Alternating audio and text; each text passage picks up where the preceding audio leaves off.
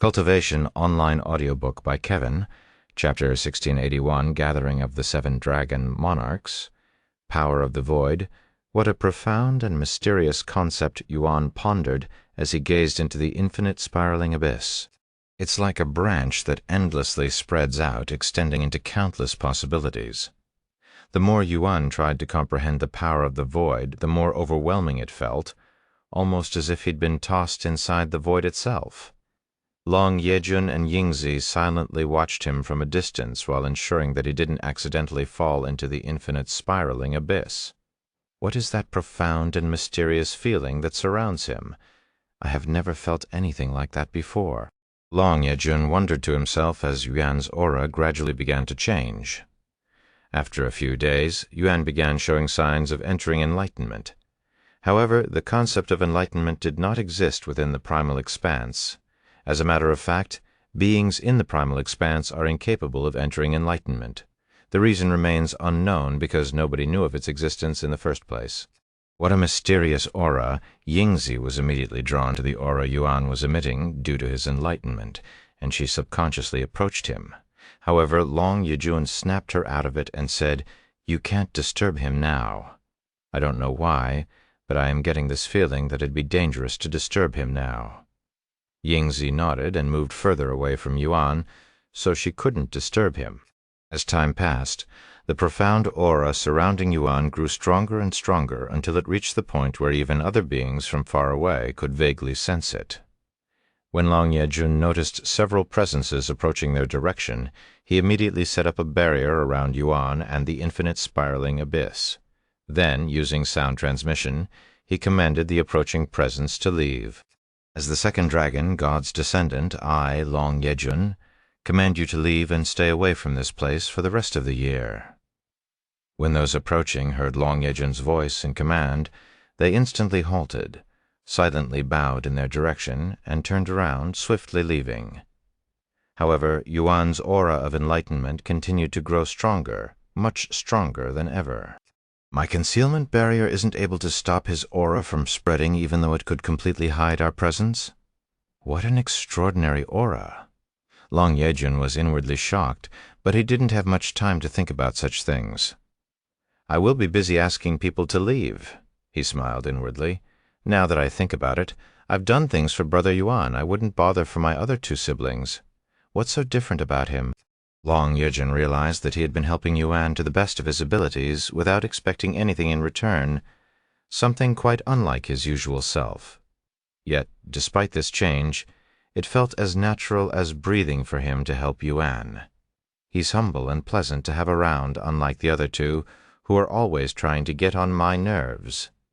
Is this what it feels like to have a younger brother? Your understanding of the power of the void has improved moderately. Your understanding of the power of the void has improved significantly.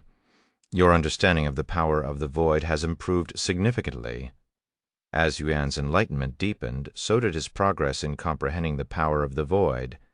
A few days later, Yuan's aura of enlightenment grew so intense that it spread throughout the entire divine dragon sanctuary. Fortunately, word of Long Yejun's order forbidding anyone from approaching had also circulated, so few dared to get too close. Most onlookers observed from a distance, respecting the boundaries set around Yuan. Of course, a few individuals still approached, mainly the dragon monarchies and the third dragon, God's descendant, Long Meihui. You're so mean, elder brother. You said you'd contact us the moment junior brother Yuan visits another training ground. Long Meihui stared at him with her cheeks puffed angrily. I didn't say anything because I didn't want any distractions near brother Yuan. I hope you understand, he explained. The infinite spiraling abyss, even I could have never imagined he'd come here after conquering my playground. The sky-splitting dragon said, "Ha ha ha, I'd expect nothing less from the monster who conquered my poison swamp." Baneful Dragon laughed out loud. You've changed, Prince Yejun. I never thought you'd be this caring toward another being, a new face said, his body naturally exuding intense heat. What do you know, Hellfire Dragon? Long Yejun sneered. The Hellfire Dragon, also known as the Fire Dragon Monarch, was a beautiful woman with long black hair and fiery eyes. As expected of Master Yuan, He's as brilliant as ever." Refined obsidian dragon sighed out loud, his gaze filled with admiration. "Rebensvel. Calm, the fourth dragon god's descendant? He's just a beginninger. Why did you allow him to cultivate here?" Another new face said. He was a middle-aged man with long, wavy black hair and pitch-black eyes. "You're here too, Abyssal Dragon?" The Abyssal Dragon was the Void Dragon monarch. "Who wouldn't want to investigate that weird aura? I came here as soon as I sensed it," said another new face. The last of the 7 dragon monarchs, the Ice Dragon monarch, Eternal Frost Dragon. She was a young lady with short white and light blue hair and silver eyes. "Well, elder sister isn't here," Long Mai-Hui said. "How odd. There's no way she wouldn't make an appearance during such a commotion. In fact, I'd expected her to be the first one to show up, too," Abyssal Dragon said. "She's probably too busy training to notice." Eternal Frost Dragon shrugged. "No way. Even if she's deep asleep, this weird aura would have instantly woken her up." Long Yejun shook his head. Meanwhile, the onlookers were abuzz with excitement as they witnessed all 7 of the 7 dragon monarchs gathered in one place, a sight so rare that it left everyone in awe. Maybe the unrivaled tyrant died without anyone knowing? The baneful dragon suddenly suggested. "Ha ha ha, great joke. Even if everyone were to suddenly die in the primal expanse, she'd still be alive and kicking." Sky-splitting dragon laughed out loud. "Yeah, no way she'd die. What could possibly kill her when even the dragon god failed to do so?" Hellfire Dragon shook her head. Chapter 1682, Basic Void Understanding. 1 month, 2 months, 3 months passed in the blink of an eye. During this time, Yuan remained fixated on the infinite spiraling abyss, his eyes staring into the darkness in a dazed manner. "Your understanding of power of the void has increased significantly." Ding. "Congratulations. You have comprehended the basics of power of the void. Due to your understanding of power of the void, you have acquired a new title. You have acquired the title Basic Void Understanding." Basic Void Understanding. Description: you grasp the fundamentals of the power of the void, allowing you to manipulate the void to a minor extent. You have learned the technique Void Manipulation. Void Manipulation Grade Mythic Mastery Level 1 Description. Allows you to manipulate the void to a certain extent. After acquiring the most basic understanding of the void, the infinite spiraling abyss looked entirely different in Yuan's eyes. It no longer seemed out of reach and incomprehensible. Once Yuan was familiar with the power of the void within the infinite spiraling abyss, his progress skyrocketed, and his aura of enlightenment became even stronger. However, despite Yuan's ever-growing understanding, he couldn't shake the feeling that he wasn't getting any closer to the next level. It was as if he had encountered an invisible bottleneck, and this feeling lingered for an entire month.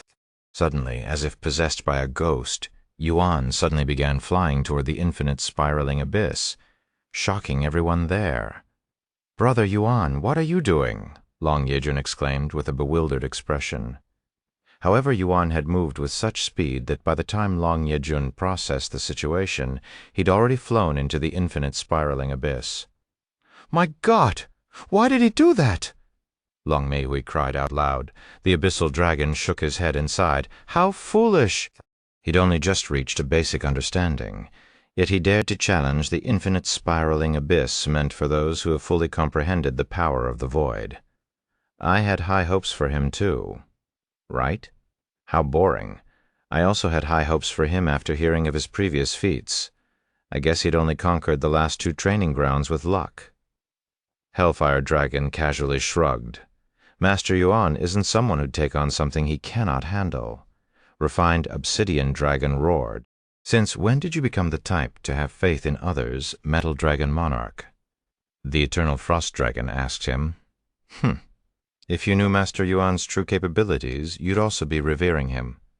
Will he be okay?" Yingzi asked Long Yejun with a worried look on her face. Since their first meeting, this was the only time she didn't have any confidence in Yuan's actions. Long Yejun clenched his fists, and he responded with a deep frown on his face. Unfortunately, even if it's Brother Yuan, I don't think he can escape the infinite spiraling abyss. If anyone can save him, it's the dragon god and possibly my elder sister if he hadn't gone too deep into the void.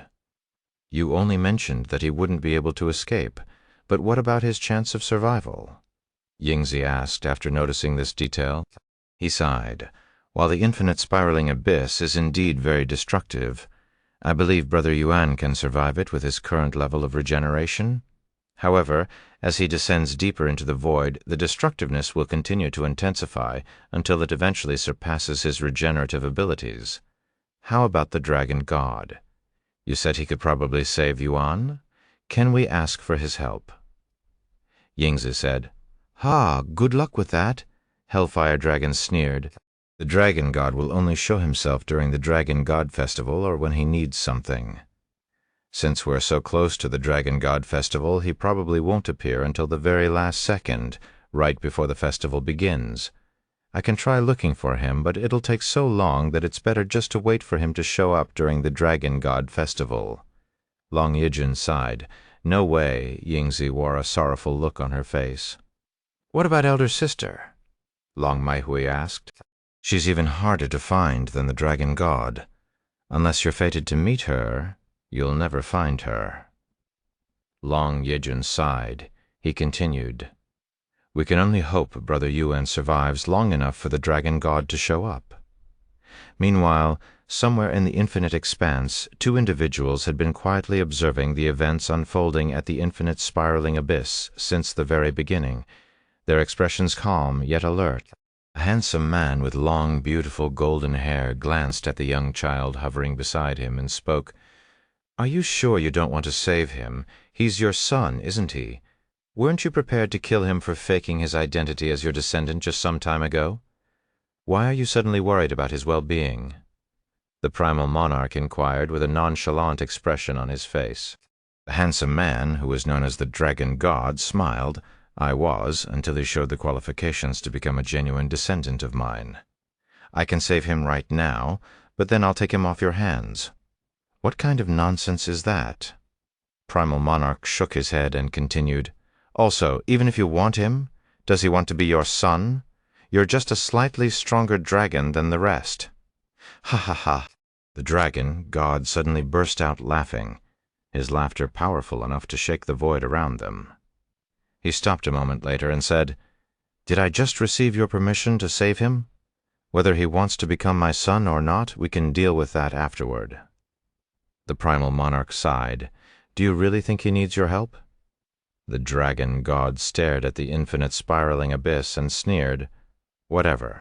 Meanwhile, after entering the infinite spiraling abyss, Yuan found himself in a pitch-black world that seemed to spiral endlessly around him as he continued to fall deeper into the void. His body was also constantly being damaged. While it wasn't enough to threaten his life, he could feel the intensity of the damage gradually increasing, becoming stronger with every passing moment. Chapter 1683. Leaving the infinite spiraling abyss. Although Yuan's consciousness was awake, he was not fully aware or in control, akin to a state of sleep paralysis, where he was conscious of his surroundings but unable to move or react. As the void continuously damaged him, his body felt like it was slowly being chipped away by countless ants. It wasn't too painful, but the gnarly sensation would drive most people mad if they had to endure it for an extended time. Free Webnevolk, came time, felt incredibly slow inside the infinite spiraling abyss, almost as if it were frozen. However, what felt like minutes to Yuan was actually days outside the void, and 2 full months had passed since he entered the infinite spiraling abyss. During this time, Yuan's comprehension of the power of the void continued to progress. Despite the constant pain throughout his body that grew more intensive as time passed, it wasn't able to disturb Yuan from his enlightenment. If anything, it sped up his cultivation, as every time the void inflicted damage on his body, he would absorb some of that damage, refining it into his own power. It has been 6 months since Yuan started training at the infinite spiraling abyss. As the Dragon God Festival drew near, more and more guests showed up at the Divine Dragon Sanctuary to participate or cheer on the participants. However, these new guests were puzzled to find the divine dragon sanctuary nearly empty. Typically, the sanctuary would be bustling with activity, filled with countless beings, but this time it was eerily quiet. Apparently, everyone went to the infinite spiraling abyss. What is going on there? No idea. I heard the 7 dragon monarchs are also there. Seriously? Let's check it out. At the infinite spiraling abyss, Long Yejun's side, there's less than half a year before the Dragon God Festival begins. Hang in there, Brother Yuan. Another 2 months have passed since Yuan entered the infinite spiraling abyss. Inside, Yuan was still half-conscious, and the void's strength has become so much that his regeneration could no longer keep up with it. However, it was just slightly below the rate his body was being destroyed, so his body was slowly being chipped away. As of this moment, Yuan's body was a mess. His limbs were missing, and only his head and upper body remained. Yu Ning tried to wake him up, but no matter how much she called for him, there was no response. After another month, only Yuan's head remained. How long has it been? Am I going to die here? If I die here and return to the 9 heavens, what about Feng Feng? Would I be leaving her behind? Your understanding of the power of the void has increased significantly. Your understanding of the power of the void has reached the next realm. You have acquired the title Moderate Void Understanding. Unfortunately, even after his void understanding had reached the next level, Yuan's condition remained unchanged, as he'd fallen too deep inside the void. However, Yuan suddenly sensed another presence nearby. What a powerful, almost tyrannical presence is that old booger finally here to save me? Yuan wondered as the presence approached him. My, what do we have here? A human inside the infinite spiraling abyss, a small silhouette stopped before Yuan, her gaze staring at Yuan's handsome face with interest. Yuan's transformation had been undone shortly after he entered the void, so he was in his human form at this moment. You've only just achieved moderate void understanding, yet you dare to enter the infinite spiraling abyss. I have never seen a being as reckless as you. But what is this weird aura you're emitting? However, Yuan couldn't respond. Seeing Yuan was unresponsive, the silhouette tapped his forehead with a finger. The next moment, the void ceased to attack him, and his body instantly regenerated fully. His connection with the void had been severed, blocked by the barrier the silhouette had cast around him, and his enlightenment also ended shortly after. Once he'd regained control over his body, Yuan looked at the silhouette and said, "Thank you for saving me. You must be the first dragon god's descendant, the unrivaled tyrant." "Oh, you recognize me?" Yuan nodded. "Long Yejun spoke of you before. He said, I'd instantly recognize you the moment I saw you. Truly, your presence is something else." The unrivaled tyrant's presence was unfathomably profound and chaotic, so much so that even the void around them was being affected by it. Yuan examined the unrivaled tyrant's appearance.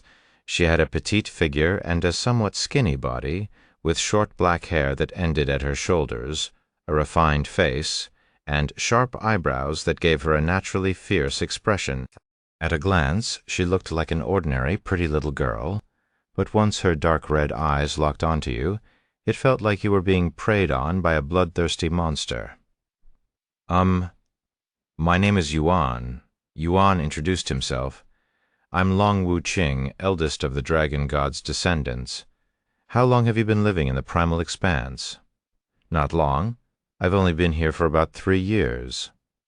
Long Wuqing narrowed her eyes and said, "Are you lying to me? Why would I do that?" Yuan quickly refuted.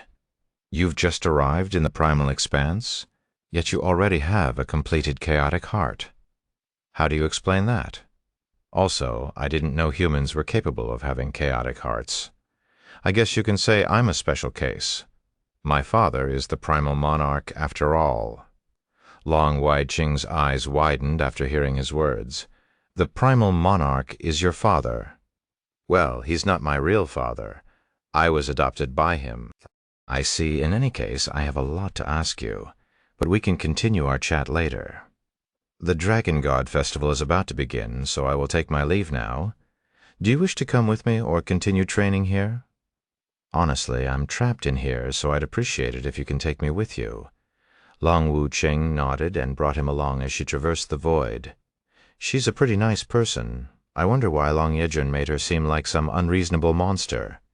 Yuan thought to himself. Ah, I cannot wait to get back and have a feast. I have been training here for the last 100 million years. Long Wu-Ching suddenly muttered out loud. Yuan looked at her and said, I happen to have some food with me. Do you want some? I am a very picky eater, she said. Yuan didn't say another word and directly retrieved several meat skewers for her. Long Wu-Ching's body trembled the moment she noticed their savory aroma. Let me see those, she hastily said in a demanding tone. Yuan handed them to her. Once the skewers were in her hand, Long Wu-Ching examined them for several minutes before putting them in her mouth. I have traversed nearly the entirety of primal expanse and savored all kinds of beings, but nothing comes close to this. After her fist bite, Long Wu-Ching wouldn't stop until all of the meat skewers were gone.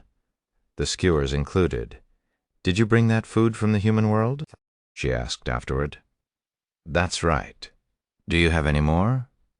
Of course. Yuan didn't hesitate to grab another handful of meat skewers for her. She did save my life after all. He smiled inwardly. Do you have more? Long Wu-Ching asked again a few minutes later. Here you go. Yuan continued taking out meat skewers for her. You're very different from the other humans I have met, she suddenly said.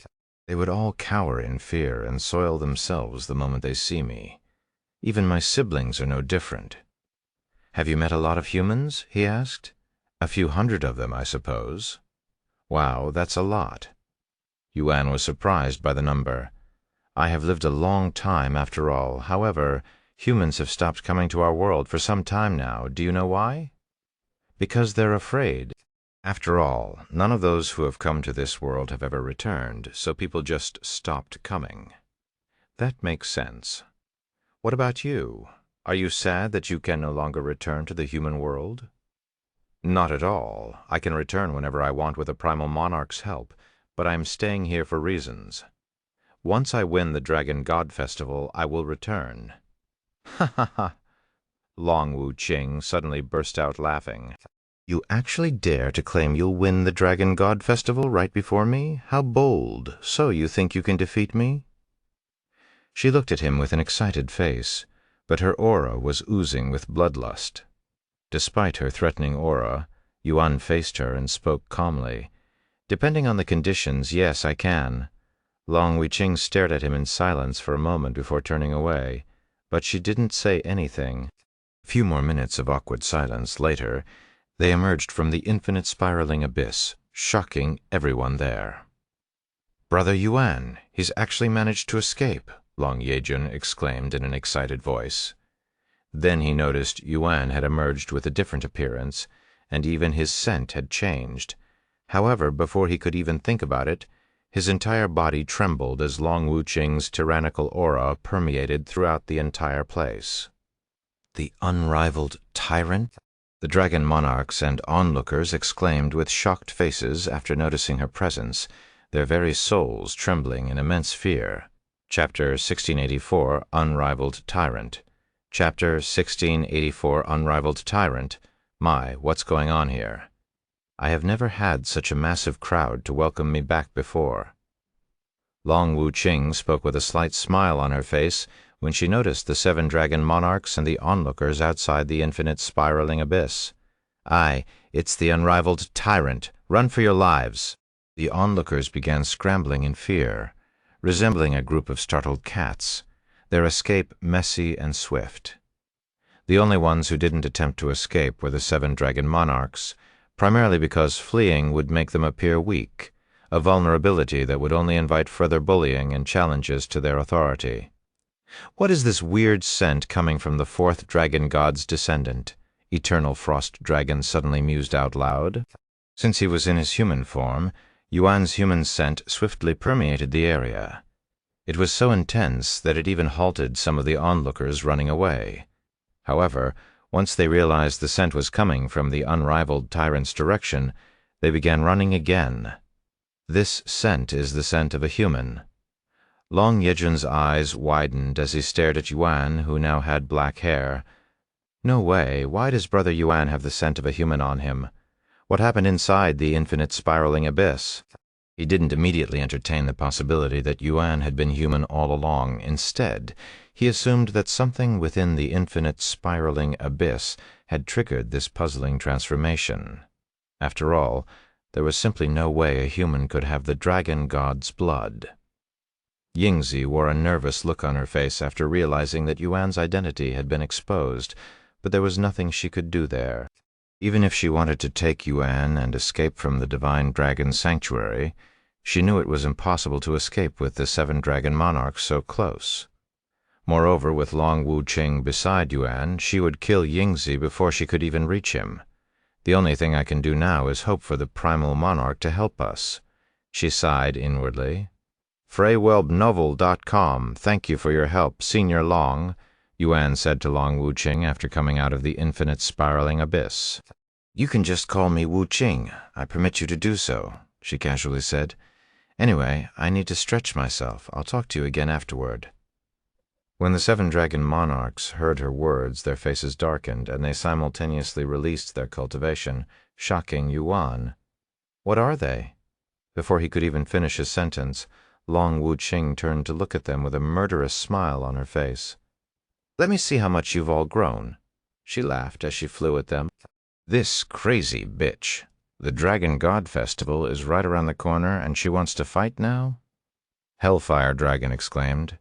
Elder sister, please wait a moment, Long Yejun shouted with a begging expression. Damn it. Why is she always like this? Sky-splitting Dragon cried out loud. I shouldn't have come here, refined Obsidian Dragon sighed. Have mercy on me. Long Mehui shed a tear. She wasn't one of the seven dragon monarchs, but she was still a target. The seven dragon monarchs attacked the incoming Long Wuqing with the intent to kill her. Boom. A powerful ripple swept the divine dragon's sanctuary when Long Wuqing collided with the seven dragon monarchs. Yingzi had instinctively escaped the moment Long Wuqing looked in her direction, and she barely made it in time, or she would have been caught up in their confrontation. Yuan was swept away like a pebble during a storm at first, but he quickly stabilized himself. A massive cloud of smoke hovered in the air, concealing the figures of the seven dragon monarchs and Long Wuqing within its dense, swirling mist. Moments later, several silhouettes could be seen coming out of the smoke. To be more precise, they appeared to have been tossed out, and their appearance was a mess with blood all over their bodies. Amongst these silhouettes were the refined Obsidian Dragon, Eternal Frost Dragon, Long Mehui, and the Baneful Dragon. After a few more moments, the cloud of smoke was forcefully removed when another powerful blast occurred, revealing Long Yejun, the Abyssal Dragon, Sky-Splitting Dragon, and Hellfire Dragon's figure. However, they were all beaten up and dripping with blood, looking as if they had been run through by several trucks. Long Wuqing was also there, but she didn't have a single scratch on her body. As Long Wuqing hovered in the air, exuding an aura of confidence and superiority, she sighed and remarked, What have you lot been doing for the last 100 million years, lying on your backs all day? She looked at Long Yejun and continued, I am especially disappointed in you, little brother. I thought you would be able to last a little longer this time, but alas, you've barely improved since we last fought. That's nonsense. I have improved a lot. You're just a damn monster who outpaces all of us significantly, so no matter how much we train, you'll always be several steps ahead of us. Long Yejun refuted, his voice full of frustration. Huh? What did you just call me? Long Wuqing's eyebrows twitched. Long Yejun's body shivered, realizing that he'd misspoke. Long Wuqing moved again, but she only targeted Long Yejun this time, beating him left and right. Long Yejun tried to fight back, but their disparity was simply too vast. Wuqing, can you stop beating him? A voice suddenly spoke, halting her movements. Long Wuqing turned to look at Yuan, who continued speaking. He's been nothing but a good friend to me ever since I arrived, and I cannot bear to see him in such a state. If you want to stretch, how about doing it with me? Ah, I would appreciate it if you can suppress your cultivation to match mine, or I'll die from a single punch from you. Chapter 1685, Sworn Brothers. A deafening silence filled the area for a good moment after Yuan spoke, with the 7 dragon monarchs staring at him with wide eyes filled with disbelief. I like your enthusiasm, Yuan, but I don't want to injure you before the Dragon God Festival. After all, I don't want to hear any excuses when you lose to me, said Long Wuching. Her words shocked the others more than Yuan's words. That crazy bitch is declining a fight. I didn't know she was even capable of that. Hellfire Dragon cried inwardly, but I can't bear to watch you beat my friend any longer. Yuan sighed. Long Wuching glanced at Long Yejun for a brief moment before releasing him. Consider yourself lucky, little brother. She approached Yuan and continued. Don't think we won't fight. We'll do it the moment the Dragon God Festival is over. I'm looking forward to it. Long Wuching left the scene shortly after. I didn't want to show you such a pathetic sight, Brother Yuan. Long Yejun approached him a moment later. Despite his resilient body, the wounds caused by Long Wuching didn't recover normally, as if there was something preventing him from healing.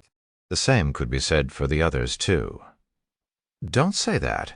Yuan shook his head. I can't believe you came out of the infinite spiraling abyss with her. My heart stopped for a second back there. She saved my life. How unexpected, Long Yejun mumbled. By the way, what happened to you inside the infinite spiraling abyss? Why do you smell like a human now? Oh. It was at this moment that Yuan realized he forgot to transform back to his dragon form. However, considering that his true identity has been revealed to Long Wuching, it would only be a matter of time before it was revealed to everyone else. Actually, I am human. Yuan decided to reveal his true identity. What? Long Yejun's eyes widened with immense shock. I apologize for deceiving you until now, but I am not one of Dragon God's descendants. Why would you? I have my reasons, he sighed. Long Yejun lowered his head and fell silent, seemingly in deep thoughts. I see, so you were human from the start. When Long Yejun lifted his head and showed his expression again, it was filled with excitement and admiration. I can't believe a human has conquered the baneful dragon's poisonous swamp, the sky-splitting dragon's tribulation, and even survived the infinite spiraling abyss. Ha ha ha, he laughed so hard tears began forming in his eyes. Hey, although we're not real brothers, can I still call you brother? I've grown accustomed to it, and it wouldn't feel right if I changed it now. Yuan nodded. Of course, the realization that Yuan was a human began to set in for the others, their faces filled with shock, some with disdain. Master Yuan is a human? That explains his godlike smithing techniques. The art of smithing was originally humans to begin with. Refined obsidian dragon muttered to himself, A human? A human conquered my playground? The baneful dragon wore a look of disbelief on his face. The sky-splitting dragon had a similar reaction.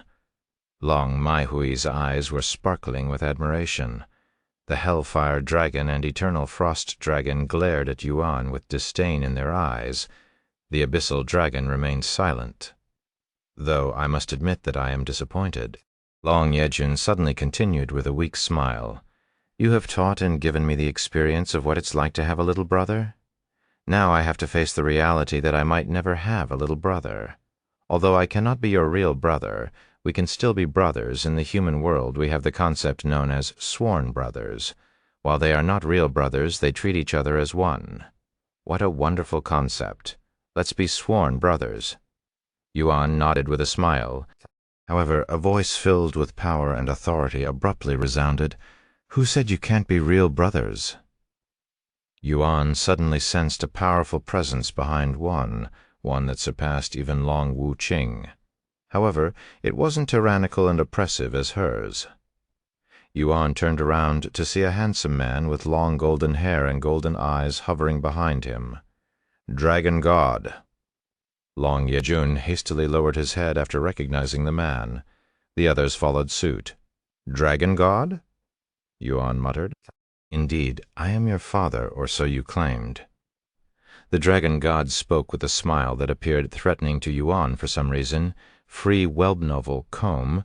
Perhaps it was because of his guilt for taking on the identity as one of the dragon god's descendants. "Father, please wait. There's a good reason that Brother Yuan, Long Ye-jun, hastily tried to come up with an excuse, but the dragon god sealed his lips with a single glance. Brother Yuan, huh? It sure has a nice ring to it." The dragon god chuckled. "Relax. I am not cruel enough to punish you for pretending to be my descendant," he continued. "Oh, really?" Suddenly, another figure appeared beside the dragon god. None of those present, except for Yuan and Yingzi, recognized him. However, they were bewildered that this young man could stand beside the dragon god as an equal. "No, he is standing even above the dragon god." Long Ye-jun noticed this. "You're not going to tell him that if I hadn't stopped you, you would have killed him." "You dwell too much on the insignificant details, primal monarch." The dragon god shook his head.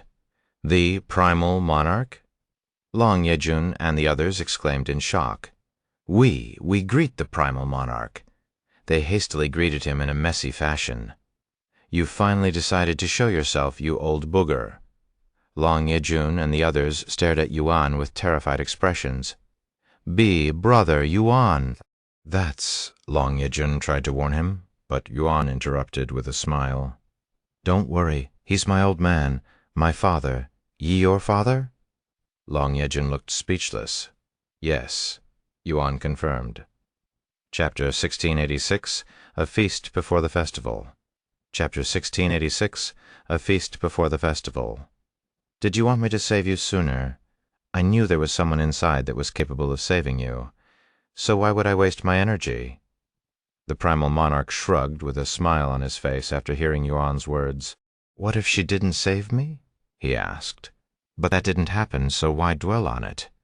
Yuan sighed and no longer tried to argue with him. "Ahem," the dragon god cleared his throat as I was saying. "If you want to become my descendant, I will make it possible. You were serious?" Yuan looked at him with wide eyes. "Of course.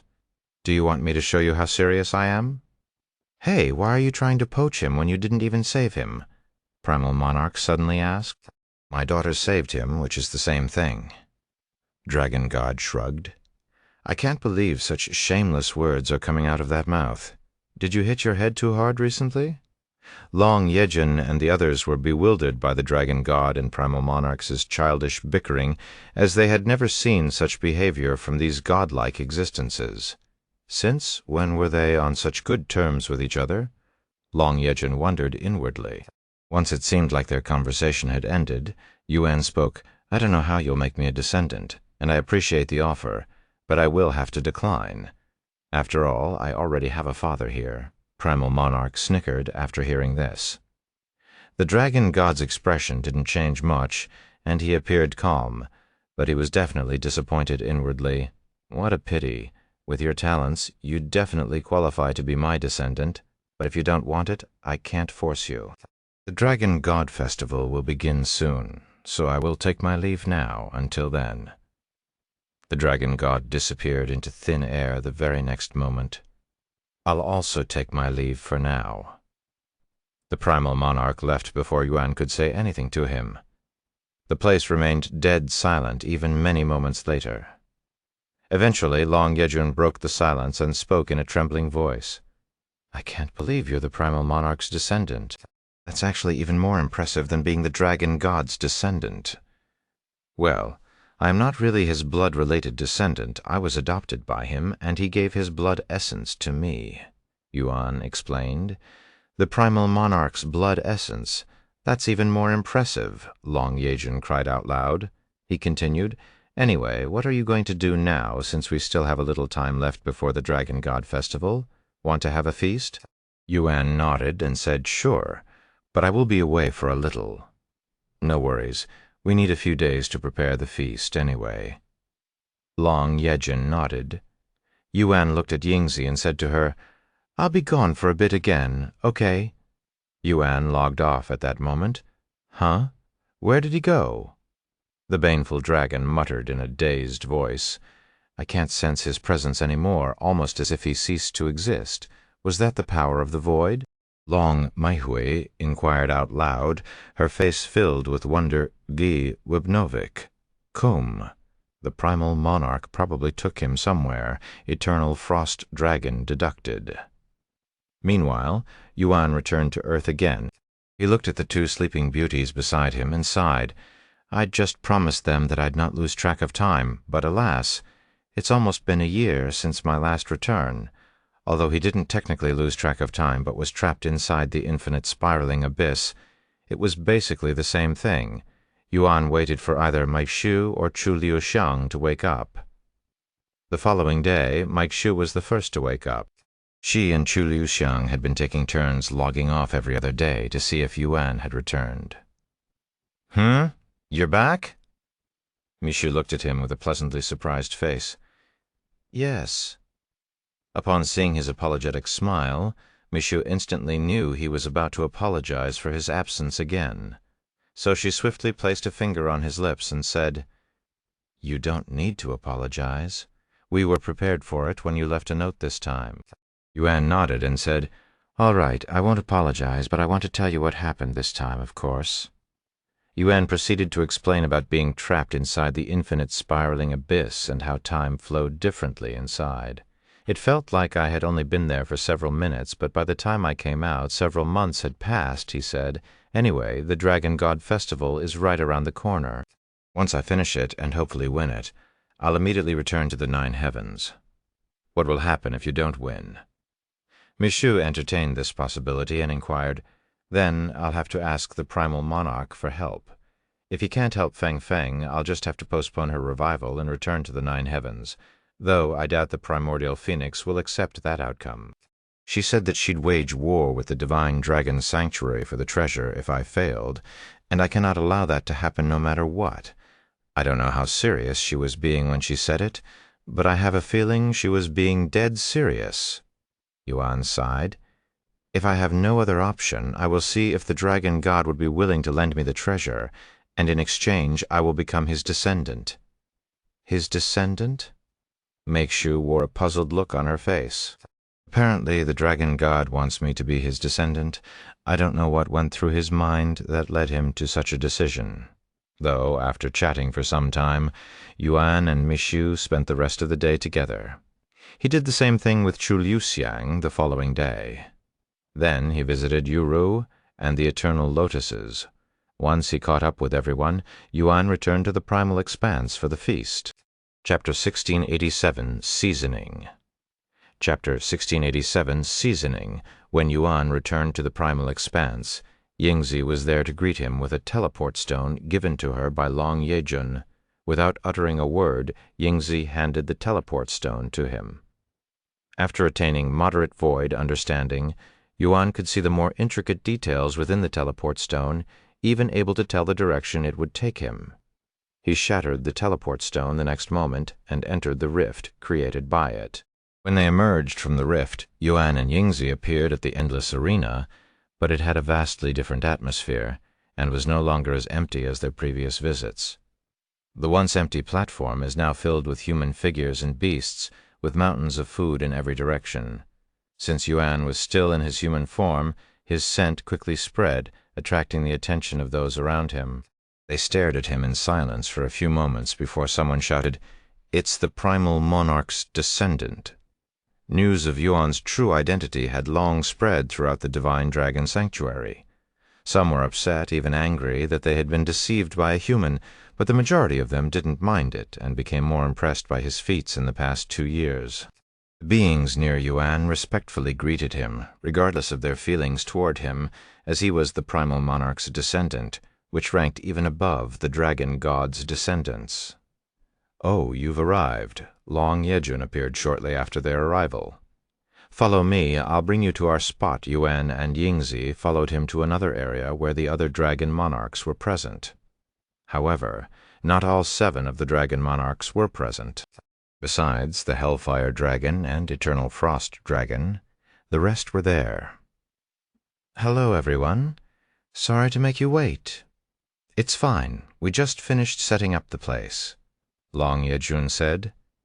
There's still 2 weeks left before the Dragon God Festival. Enjoy yourself until then. Long Yejun's voice rippled throughout the endless arena.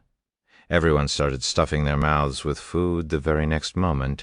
Yuan also started eating the food that had been prepared using beings that only existed in the primal expanse. Although the food had natural flavors, it lacked any seasoning, so it was very lackluster compared to the food in the human world. Realizing this, Yuan said to them, "You guys like the meat skewers, right?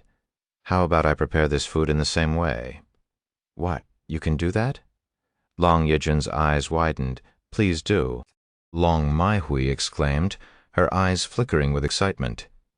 Yuan nodded and retrieved several bottles of seasoning.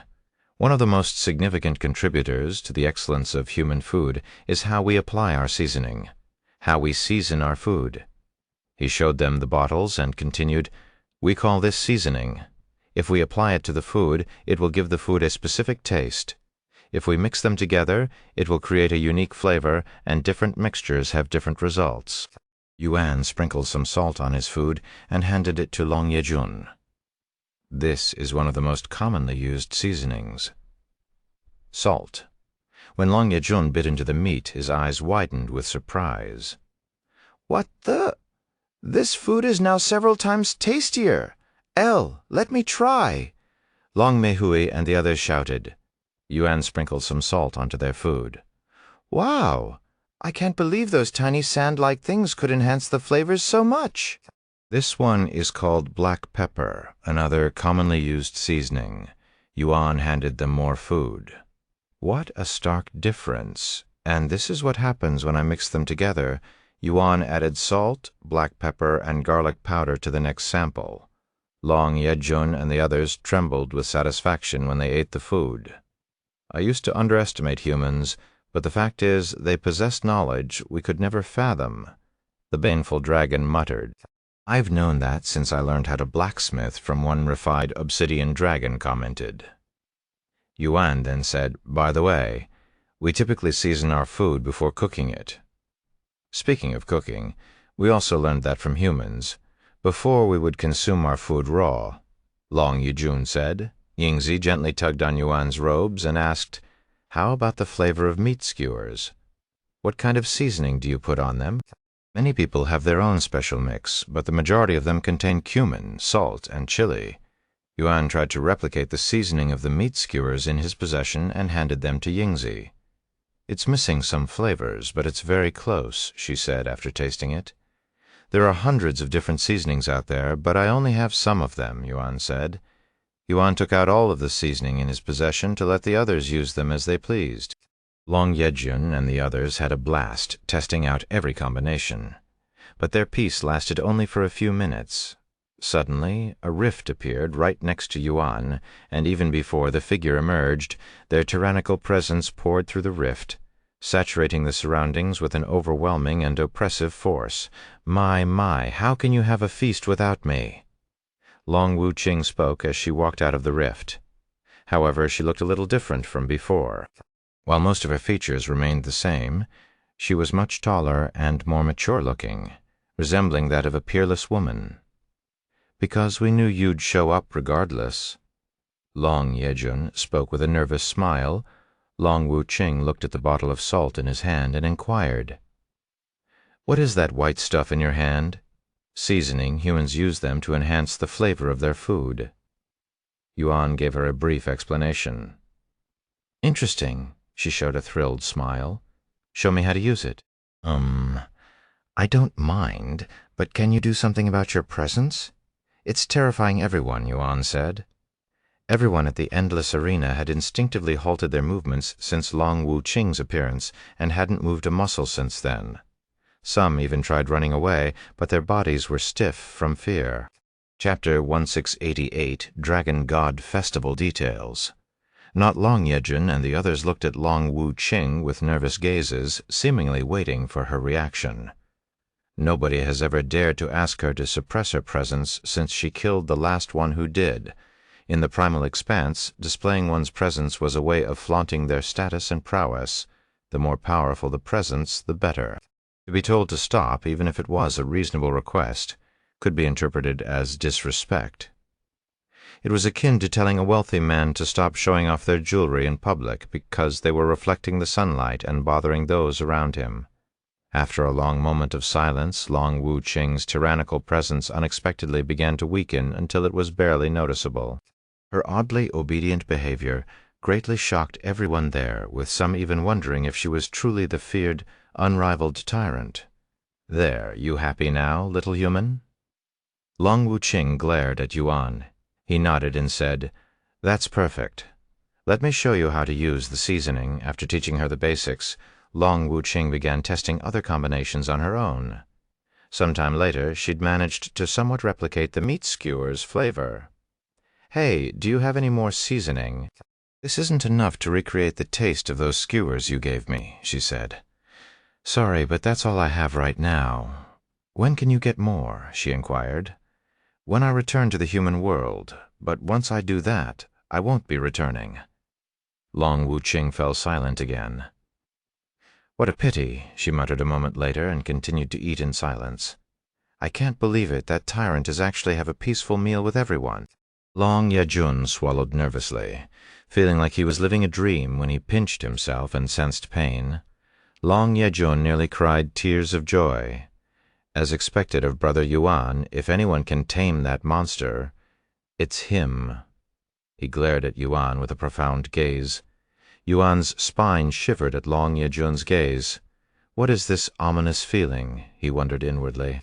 For the next few days, Yuan and the others continued to feast until all of the food was devoured, leaving not even the bones. Of course, it was the beasts who consumed all of the bones. As big as his appetite was, Yuan wouldn't eat bones. 10:46. For the next few days, Yuan and the others continued to feast until all of the food was devoured, leaving not even the bones. Of course, it was the beasts who consumed all of the bones. As big as his appetite was, Yuan wouldn't eat bones. Shortly after they finished eating, a powerful presence suddenly appeared in the endless arena, alerting everyone there, "We greet the almighty dragon god." The beings there respectfully greeted upon noticing him. Freewebens Velv, the dragon god, remained silent. A few moments later he opened his mouth and spoke, his voice resounding throughout the entire divine dragon sanctuary. "Heed my words, I will be announcing the details for this year's Dragon God Festival." The entire divine sanctuary became dead silent without a single entity making a sound. This year's Dragon God Festival will consist of 3 separate trials, each requiring the completion of the previous to participate.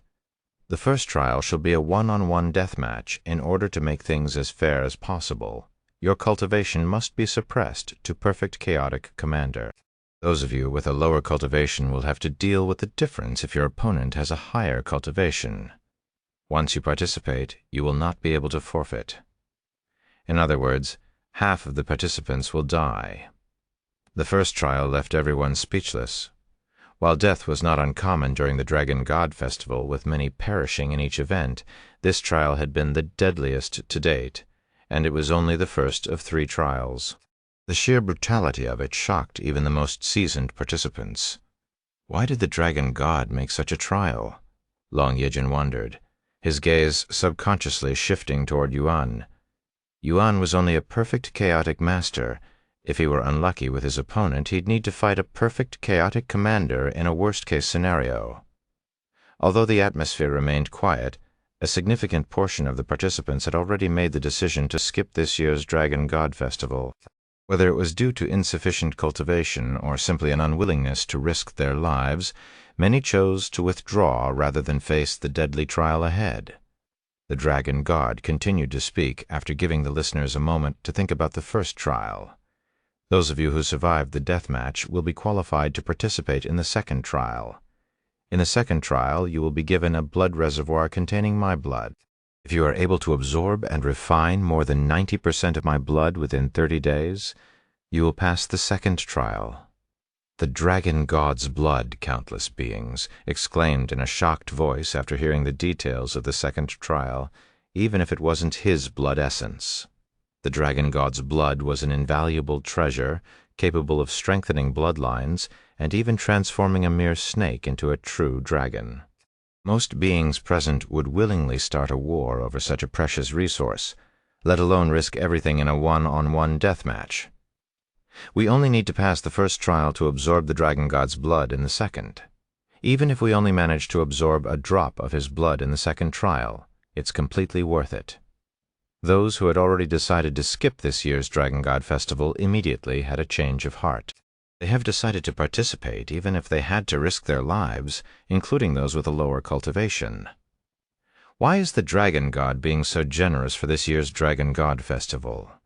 No, this is a little too generous. I doubt he'd really let so many people absorb his blood with so little risks.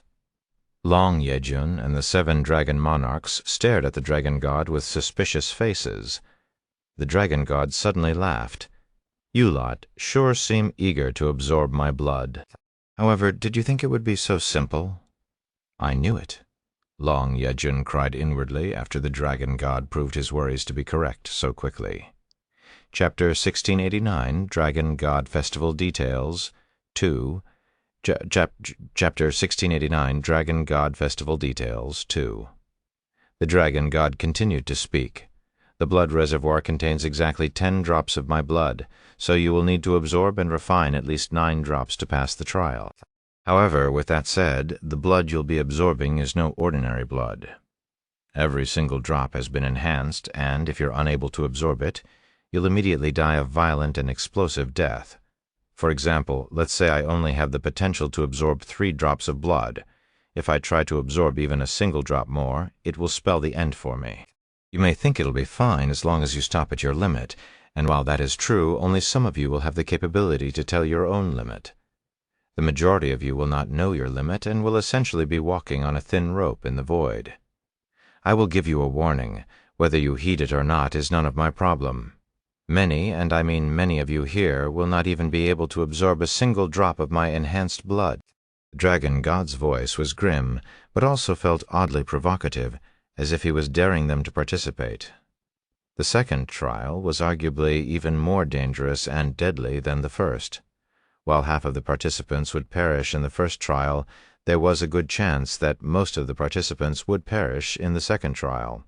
As the reality set in for those present, they began to wonder why this year's Dragon God Festival was so dangerous and different from the rest. It was as though the festival had been tailored and fine-tuned for a particular individual. Unbeknownst to those present, the Dragon God had changed the Dragon God Festival at the very last minute. While some speculated that was the case, they had no solid proof, and they were not going to question the Dragon God. Yuan silently stared at the Dragon God. Although the Dragon God wasn't looking at him, he had a weird feeling the Dragon God was somehow paying attention to him.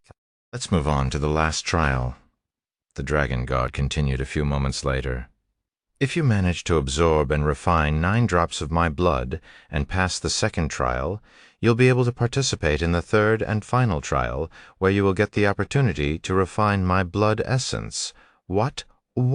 Almost everyone there exclaimed in shock, Long Wuching included. Long Yejun's eyes were so wide that his eyeballs were on the verge of falling out of their sockets. "You did not hear me incorrectly. For the third trial, you'll need to refine my blood essence to become this year's champion." Yuan was speechless.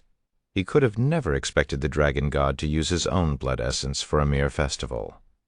However, he wasn't exactly delighted either.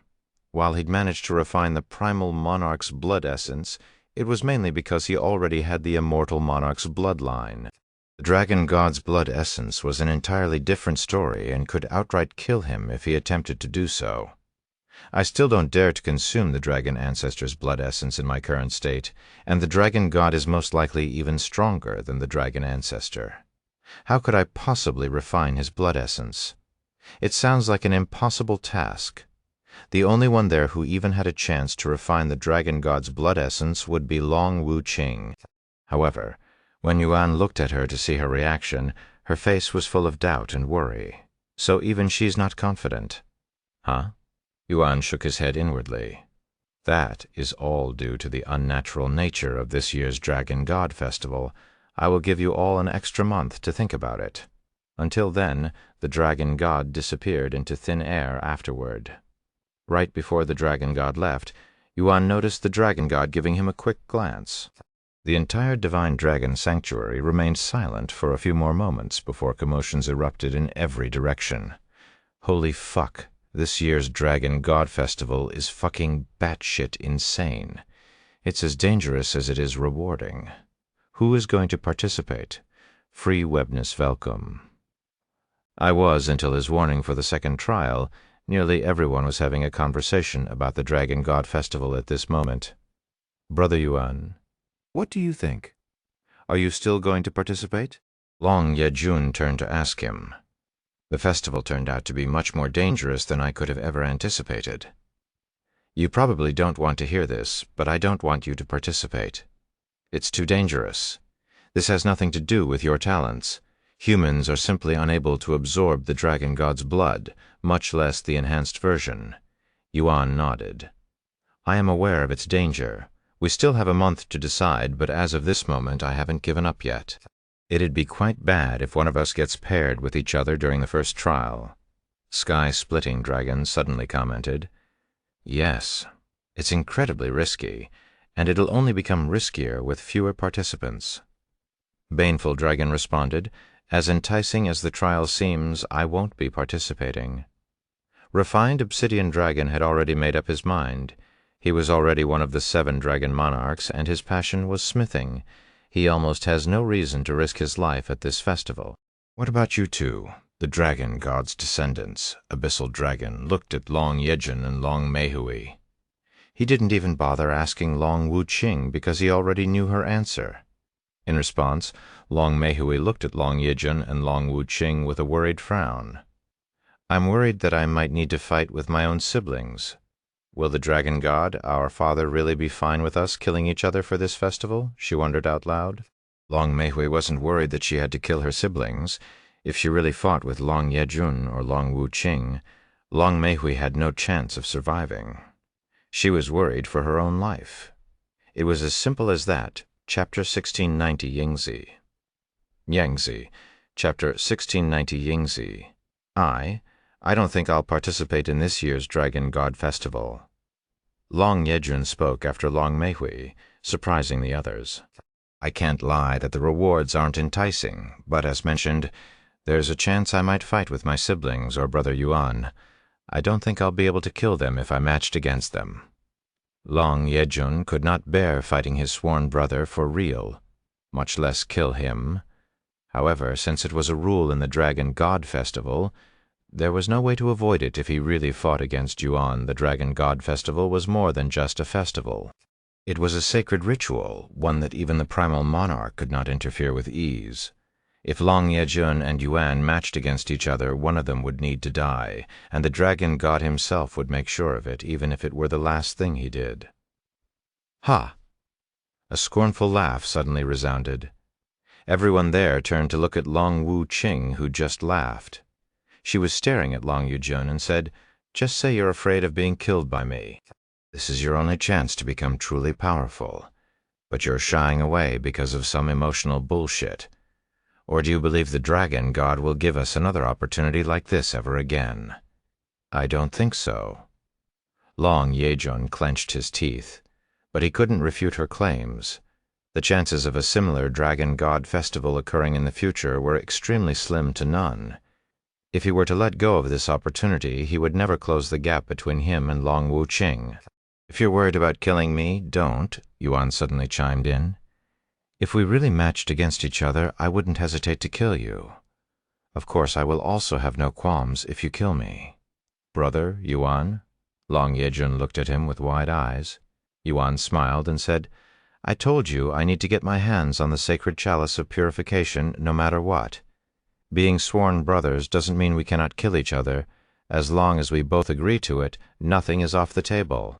"Brother Yejun, I don't mind if you kill me," Yuan confirmed with a serious expression on his face, after a moment of silence. Long Yejun smiled and said, "I also don't mind if you kill me, even if I die. It's not like I will be gone forever due to my bloodline. I'll eventually be reincarnated. However, if I let go of this opportunity, I will never have a chance like this again. Free will Novel taught me." "Then it's settled." Yuan nodded with a smile. Long Yejun turned to look at Long Wuqing and continued, Don't think you've won already. We'll both have our cultivation suppressed, so even if we fought, it's not like I don't have any chance at all to defeat you." Long Wuching laughed out loud, as if she just heard something unbelievable. What a ridiculous joke! Even if I suppressed my cultivation to perfect chaotic master, you will never defeat me. Long Wuching shifted her attention to Yuan and said, "You better not run away, little human. You claimed you'd win the Dragon God Festival. If you dare run away, I'll kill you right here and now." Yuan smiled and said, "Don't worry, I don't have any plans on running." Although he was worried about the second and third trials, he still had to do it for Feng Yucheng's sake. "No, this is no longer just about Feng Feng. If I lose here, there will be countless casualties from both the Divine Dragon Sanctuary and the Eternal Phoenix Domain," he sighed inwardly. "If he fails to acquire the sacred chalice of purification, the primordial phoenix will lead the Eternal Phoenix Domain and raid the Divine Dragon Sanctuary, resulting in countless deaths."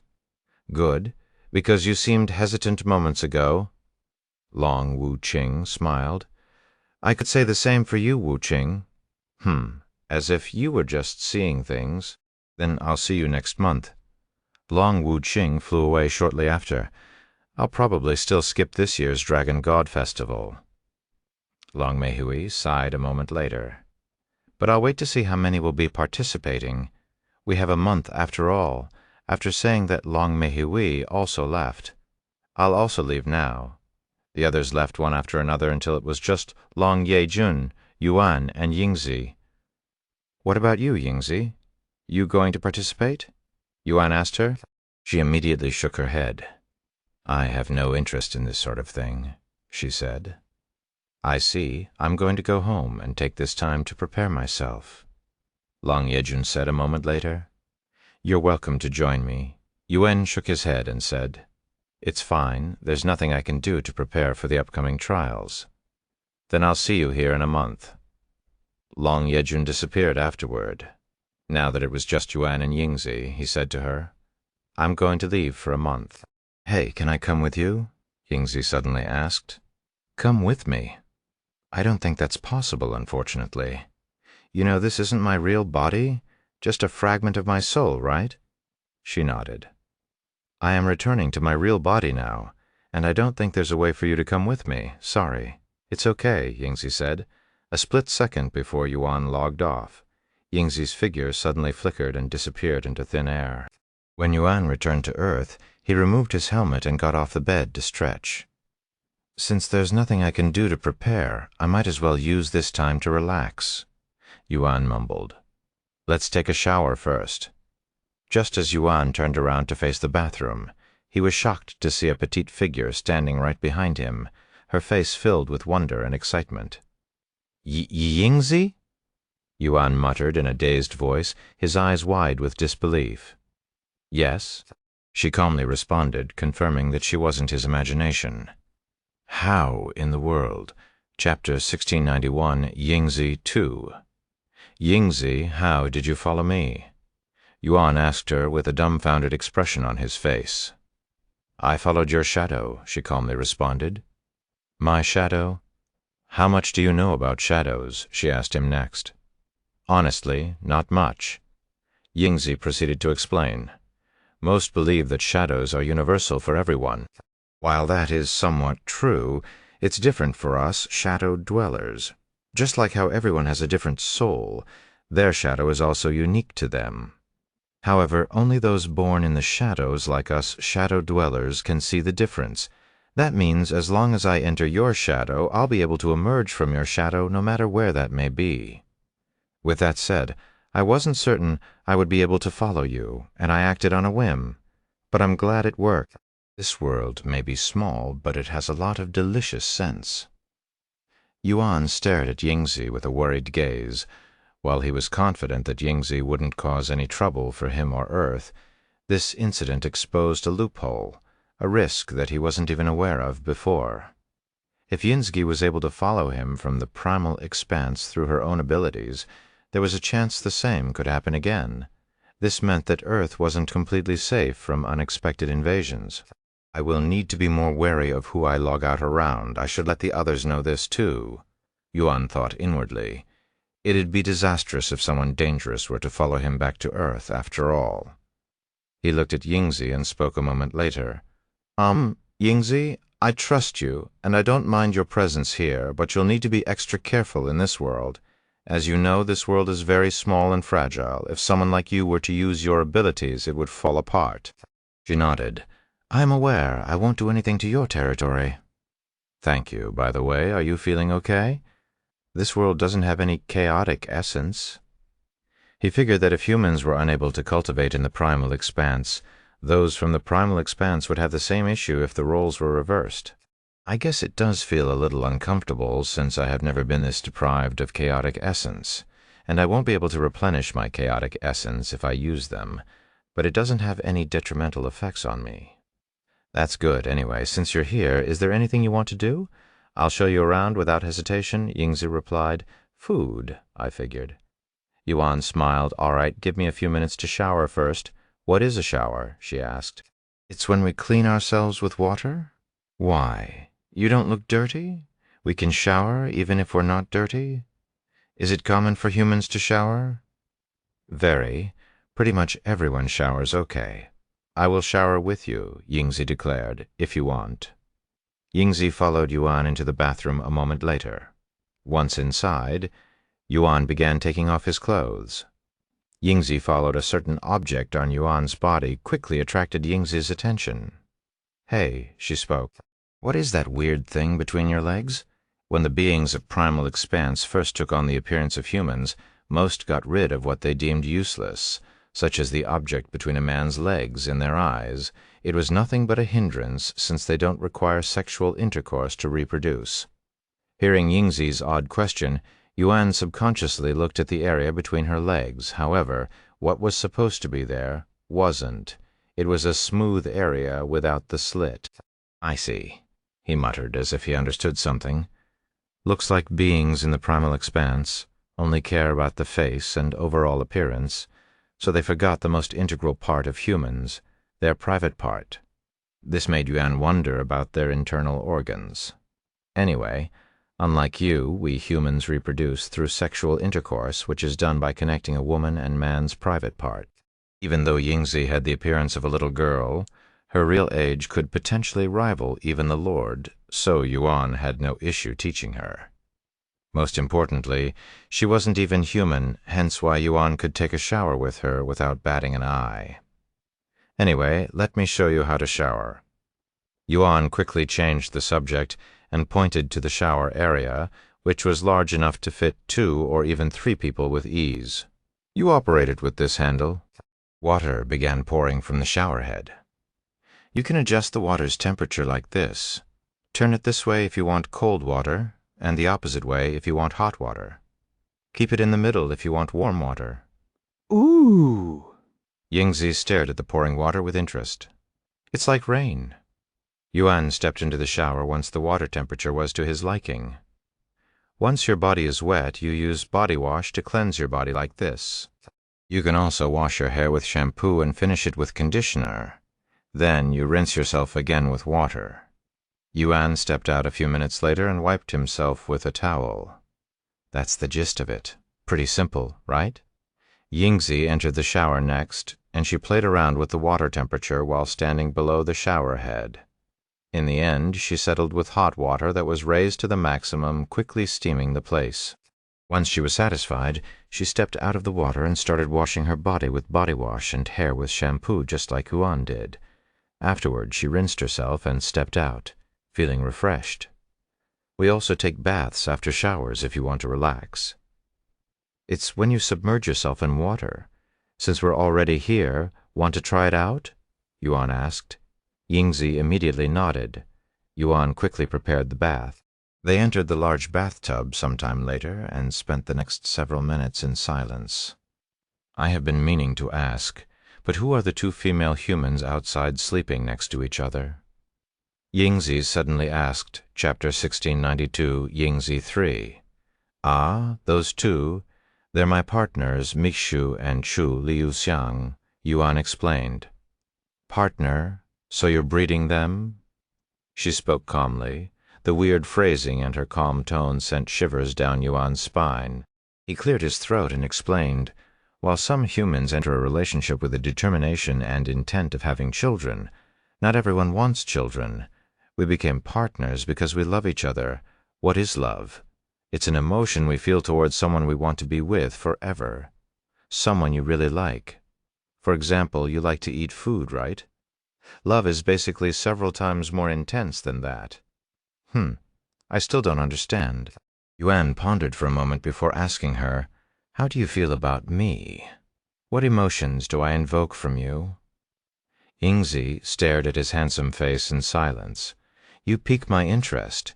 You're always full of surprises, also. When I look at you, I don't feel the desire to rip you apart, unlike others," she said a moment later.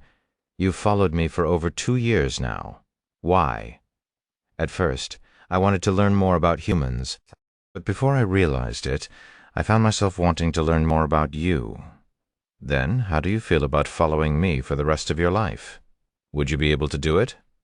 "I'm not sure what to feel, but I can't imagine following you for the rest of my life," she responded with a calm expression.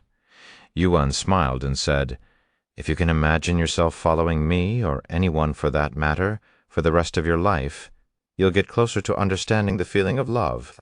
With that said, love is a very complex emotion, even for us humans, and there are many different types of love. Of course, it's also fine if you don't understand it for the rest of your life. It's just an emotion, after all. Just like how some people never feel fear, it's possible some will never experience love. "By the way, why do you want to understand humans?" Yuan suddenly asked. "I don't really have a reason. I think I'm inherently interested in them," she responded. "Is there a problem with that?" "No, that's fine. We humans often do things for no reason, too." Just as Yingzi opened her mouth, another voice interrupted. "Welcome back, Yuan. Are you taking a bath? Let me join you." A cheerful voice came from outside the bathroom. The very next moment, a naked Chu Liuxiang could be seen strolling into the bathroom with a bright smile on her face. However, her smile froze when she noticed an unfamiliar little girl resting in the same bathtub as Yuan. "Eh? Huh? Wait?" Chu Liuxiang's brain nearly overheated from trying to comprehend the situation. Chu Liuxiang had no qualms if Yuan found more partners, having already come to terms with and accepted the idea. However, the girl with Yuan appeared so young that it would instantly raise many eyebrows wherever they went, and even someone as accepting as Chu Liuxiang couldn't help but feel a sense of concern. Seeing Chu Liuxiang's panicked and perplexed expression, Yuan said, "Calm down, it's not what you're thinking." He proceeded to explain the situation in a calm but hasty manner. "First of all, she's not as young as she looks. She's actually from the primal expanse, and she somehow followed me back to Earth when I logged out." After taking a long moment to process this information, Chu Liuxiang asked, "But why are you taking a bath together?" "I am teaching her about humans and our culture." "Ah, she's also not human. So she's not the third?" she asked for clarification. Yuan calmly shook his head. Chu Liuxiang heaved a deep sigh of relief once her worries were eliminated. "Oh, I was worried for a second there." Chu Liuxiang went to take a quick shower before entering the bath with them. "Hello, I'm Chu Liuxiang," she introduced herself to Yingzi. "I'm Yingzi. We were just talking about you," Yingzi said. "Really? About what?" Chu Liuxiang's eyes flickered with curiosity. Yuan gave her a brief description of the subject. Chu Liuxiang chuckled after hearing it. "Is that so? But, Yuan, if you ever want a child, don't hesitate to ask me." Yuan silently nodded with a somewhat stiff smile. "By the way, how did she follow you from the primal expanse?" Chu Liuxiang asked a moment later. "Her race has the power to control and enter shadows. She entered my shadow right before I logged off and managed to come out through my real body." "Such a thing is possible? That's ridiculous and has some serious implications." Chu Liuxiang muttered in disbelief. "I know what you're thinking, but if Yingzi is able to come to Earth through her own powers, we cannot dismiss the possibility that others could accomplish the same." Yuan sighed. "Isn't that really dangerous for us?" she asked. "It is, however. I doubt there are many beings out there who have such capabilities. Still, we need to be careful where and who we log off around from now on in case we do meet someone similar to Yingzi Chu Liuxiang nodded with a serious face. Sometime later, the three of them left the bathroom. By the way, the Dragon God Festival was postponed for a month, and I'll be staying here for the whole duration. However, I cannot leave Yingzi unattended, so I'll be accompanying her for a bit, Yuan said. Chu Liuxiang nodded. All right, then I won't bother you for the time being. Can you let the others know the situation for me? Of course. After giving Yuan a passionate kiss on the lips, Chu Liuxiang returned to Cultivation Online. Meanwhile, Yuan went to find Maifeng. However, she was also inside Cultivation Online. I guess Yingzi can experience her food later. Yuan brought Yingzi outside. I don't know where to bring you, so let's just wander until you find something you want to eat, Yuan proposed with a casual smile. Okay, she nodded eagerly. Chapter 11693, Yingzi 4. Chapter 11693, Yingzi 4. After leaving the Dragon's Spiral Mountain, Yuan brought Yingzi to the nearest city for their first destination. Before leaving, Yuan consumed an appearance-altering pill to change his face so they don't attract unwanted attention. We're moving too slow. I'll bring you with me like usual, Yingzi complained halfway there. Yuan nodded and said, Do you see the city in that direction? That's our destination. Yingzi swiftly wrapped her chaotic essence around Yuan, and as if they'd teleported, arrived at the city instantly. Earth was simply too small for someone like Yingzi with her cultivation. She could easily circle the world a dozen times before someone could even finish blinking their eyes. Either her cultivation is too high for formation to work on her, or it has no effect on those with a chaotic heart. Yuan thought inwardly after realizing the cultivation restricting formation had no effect on Yingzi. After arriving at the city, Yingzi took a moment to savor the unique scenery of tall buildings, cars, and bustling humans. Although she'd already seen this view through her divine sense, looking at it with her own eyes and being there in person invoked a special feeling that couldn't be achieved through divine sense. A look of awe appeared on Yingzi's face as she realized the complexity of human technology. Just how did humans achieve this? She mused in a low voice. This is what happens when society focuses on technology rather than cultivation. You may find this hard to believe, but the majority of this world learned about cultivation only a few years ago, Yuan said with a slight smile. Is that why everyone's cultivation is so weak, barely noticeable? Even the weakest beings in the primal expanse would be a big shot here. Unfortunately, once she had enough of the scenery, Yingzi walked to the nearest restaurant and pointed at it from outside. I want to eat whatever is inside, she said. Yuan nodded and approached the waiter by the entrance. Table for two. Ah, can I also have your biggest table? We'll be ordering one of everything. The waiter looked at Yuan with wide eyes, seemingly in disbelief. One of everything? We have 200 different dishes, you know. Yuan silently nodded. Okay, please follow me. The waiter led them to one of the biggest tables available and asked again once they were seated. Just to confirm, one of everything? Yes. Can you pay in advance first? Yuan retrieved a black card and placed it on the table. Thank you very much, esteemed guest. The waiter's eyes flickered with excitement after seeing the card. Once the payment was confirmed, the waiter placed their order. Why is it taking so long? Yingzi complained. Not even 5 minutes later, her disappointed gaze focused on the empty table before her. Besides fast food, they only start cooking once an order is placed. This guarantees the food will come out fresh and hot. Fria make no Welt. And after waiting another 10 minutes, their first dish finally arrived, with more dishes coming out nearly every minute. The workers were initially worried they'd need several tables to accommodate all the food, but Yingzi quickly relieved them of their concerns. She devoured each meal within seconds, effortlessly keeping pace with the speed at which dishes were coming out of the kitchen. Yuan didn't touch any of the meals and allowed Yingzi to hoard all of the food. Yingzi's unfathomable ability to consume so much food with her small body left the others shocked. They took out their cell phones and began recording her. Heavens! Is she a professional eater? That already exceeds the level of pros. Where does she keep the food? Is there a black hole in her stomach? The other customers muttered to each other. Once Yingzi finished all of the dishes, she stood up and said to Yuan, "Let's head to the next place immediately." Yuan nodded with a smile as they walked to their next destination, which was right next door. Yuan asked her, "How does it compare to the meat skewers you've been eating?" With an excited expression on her face, she responded, "The flavors are much more complex, and the textures vary greatly between dishes. While some tasted better than meat skewers, others were less enjoyable. However, overall, even the least impressive dish is far superior to anything I've experienced in the primal expanse." Once they arrived at the restaurant next door, Yuan showed the waiter his black card and said, "I want to order one of everything on the menu. You can charge me in advance."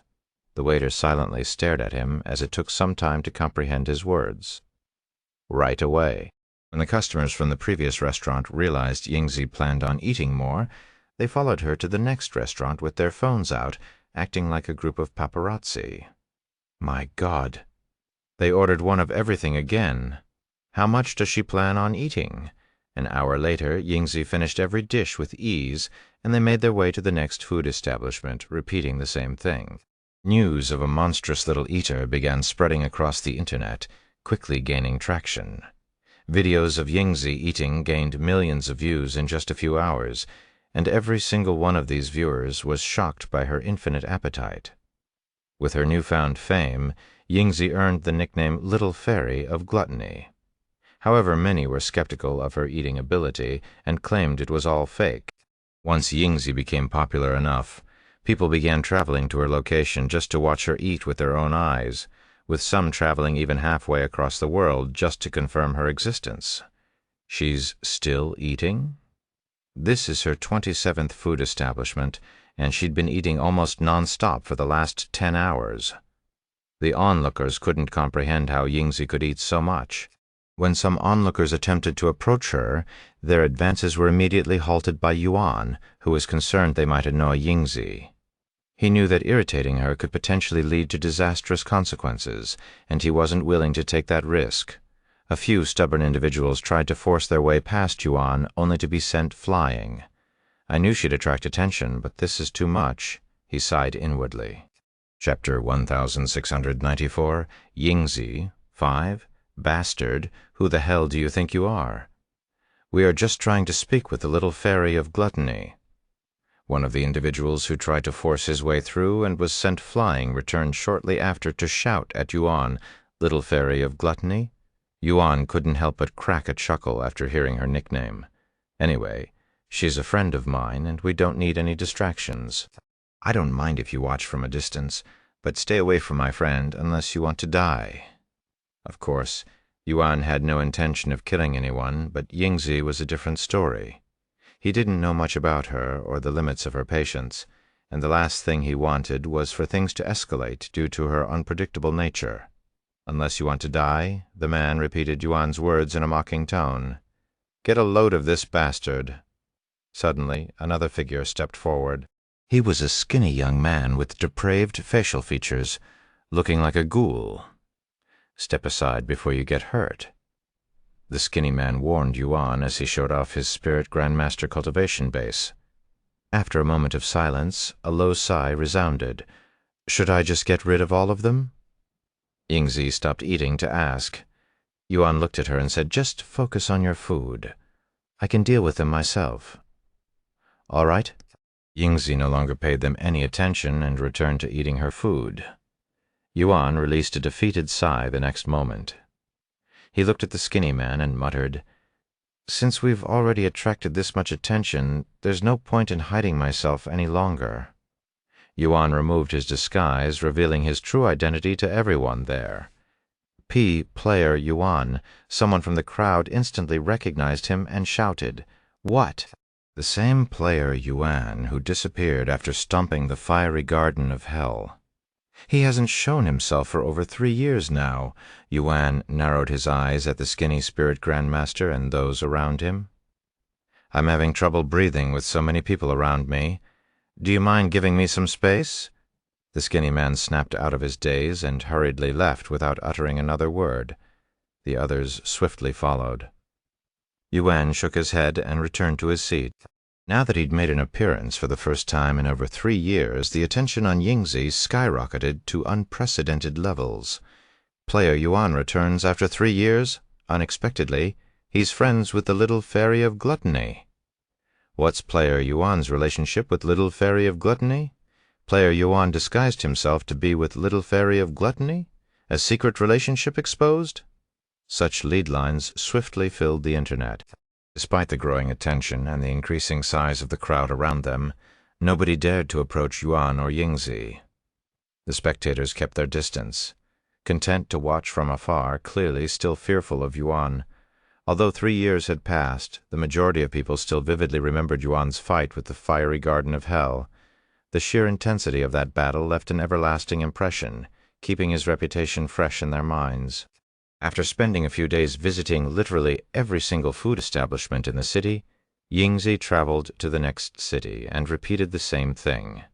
Her seemingly infinite appetite made people wonder if she had a unique physique that refines food into her own energy. Unbeknownst to them, Yingzi truly had an infinite appetite. Shadow dwellers are made entirely of shadows, so no matter how much Yingzi ate, she would never feel full. However, she doesn't feel hungry either. While unnecessary, Yingzi still enjoyed eating, just like how powerful cultivators could survive without food, but still indulge in it once in a while in the blink of an eye. 2 weeks had passed since Yingzi's visit to Earth. During that time, she had experienced a wide variety of foods and cuisines. However, there was only so much truly unique food to try. Eventually, she began encountering similar dishes with only minor differences in flavor and quality. Although she still enjoyed them, Yuan could tell that she was slowly getting bored of them. Food can vary greatly depending on our location, with some food only available in specific parts of the world. If you want to experience newer food, we should travel further, Yuan suggested. Yingzi nodded and said, "Okay, I'll let you choose the place next." After finishing her current meal, Yuan brought Yingzi to the other side of the world to experience their cuisine. They spent 1 week eating as much food as they could. Then, for the last week, Yuan bought seasoning for her to use in the primal expanse. He bought so much that they had to visit several supermarkets because he emptied all of their stock. "This month I have spent in this world has been the best of my entire life. I will remember it forever." "Thank you," Yingzi said to Yuan with sincerity as they returned to the Dragon Spiral Mountain. Yuan nodded with a smile. "You've done a lot for me in the primal expanse. This is the least I could do for you. Before we return to the primal expanse, I would like you to have one last meal." "Okay." Yuan brought her to the dining room, where a feast prepared by Meifeng was waiting. The demon-sealing faction members were also present. "So that's the famous little fairy of gluttony, huh?" Wang Ming chuckled after seeing her. "She resembles Xiaohua," Meixiu mumbled after noticing their similarity. After all, Yingzi borrowed most of her features from Xiaohua. Although you've eaten a lot of food in the past month, you ate mostly alone.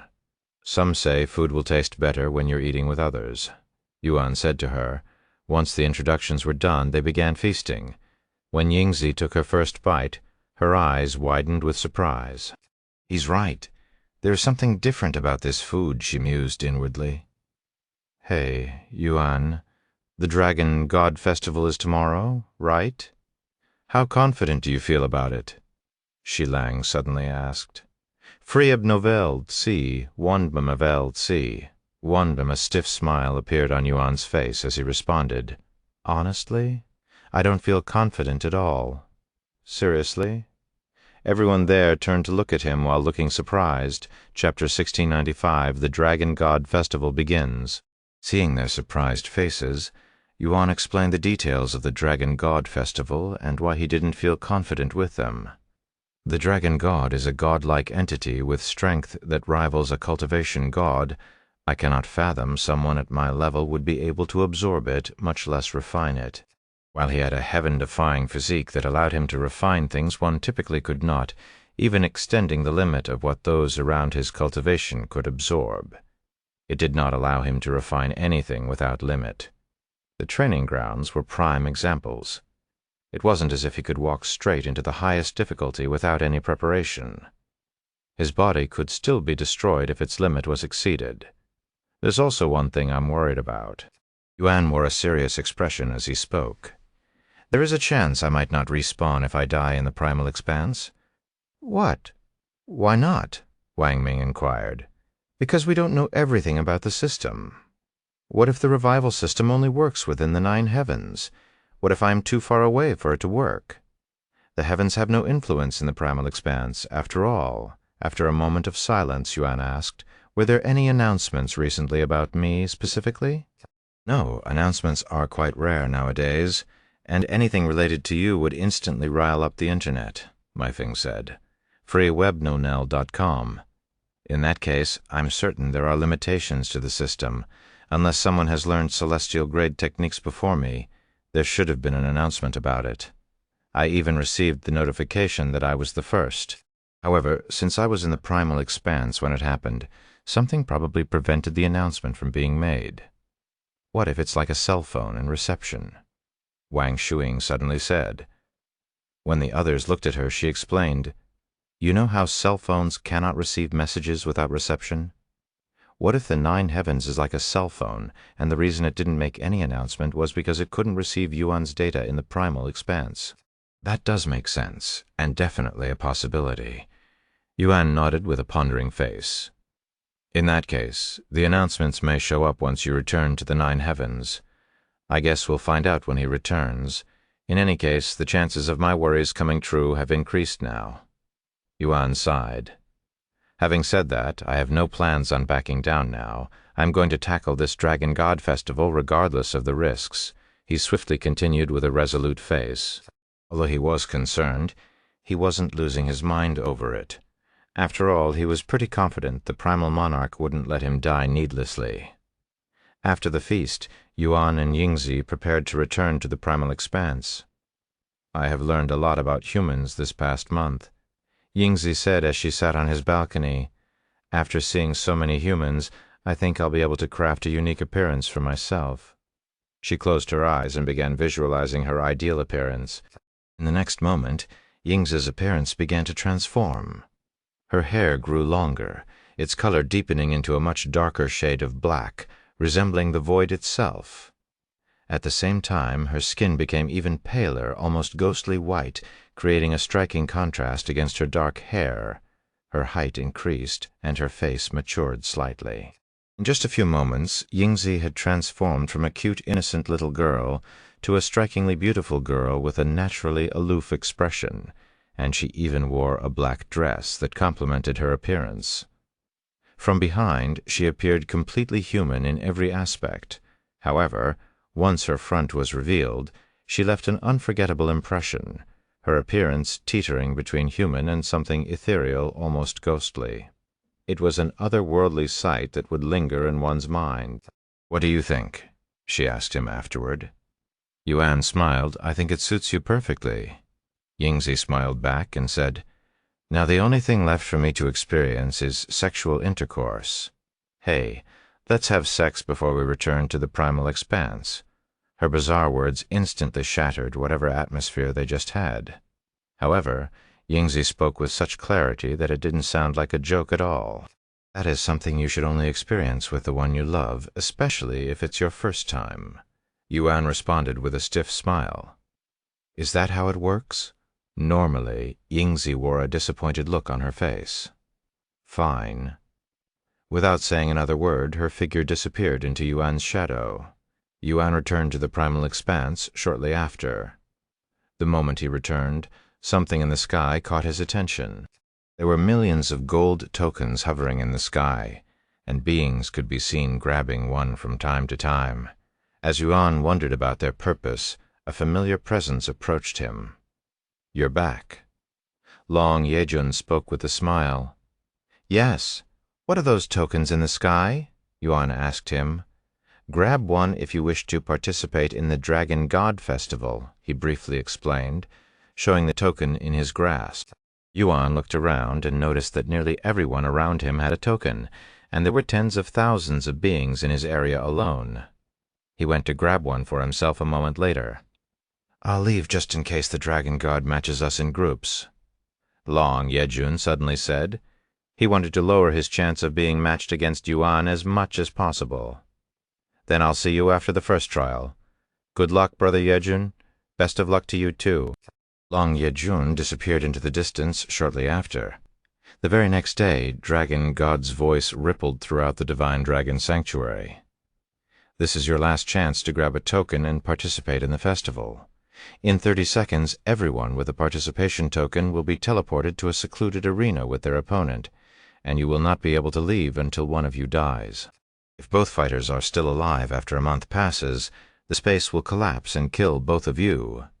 The participants were shocked by the last part, which wasn't mentioned until the last second, causing some of the participants to change their minds by tossing their tokens away.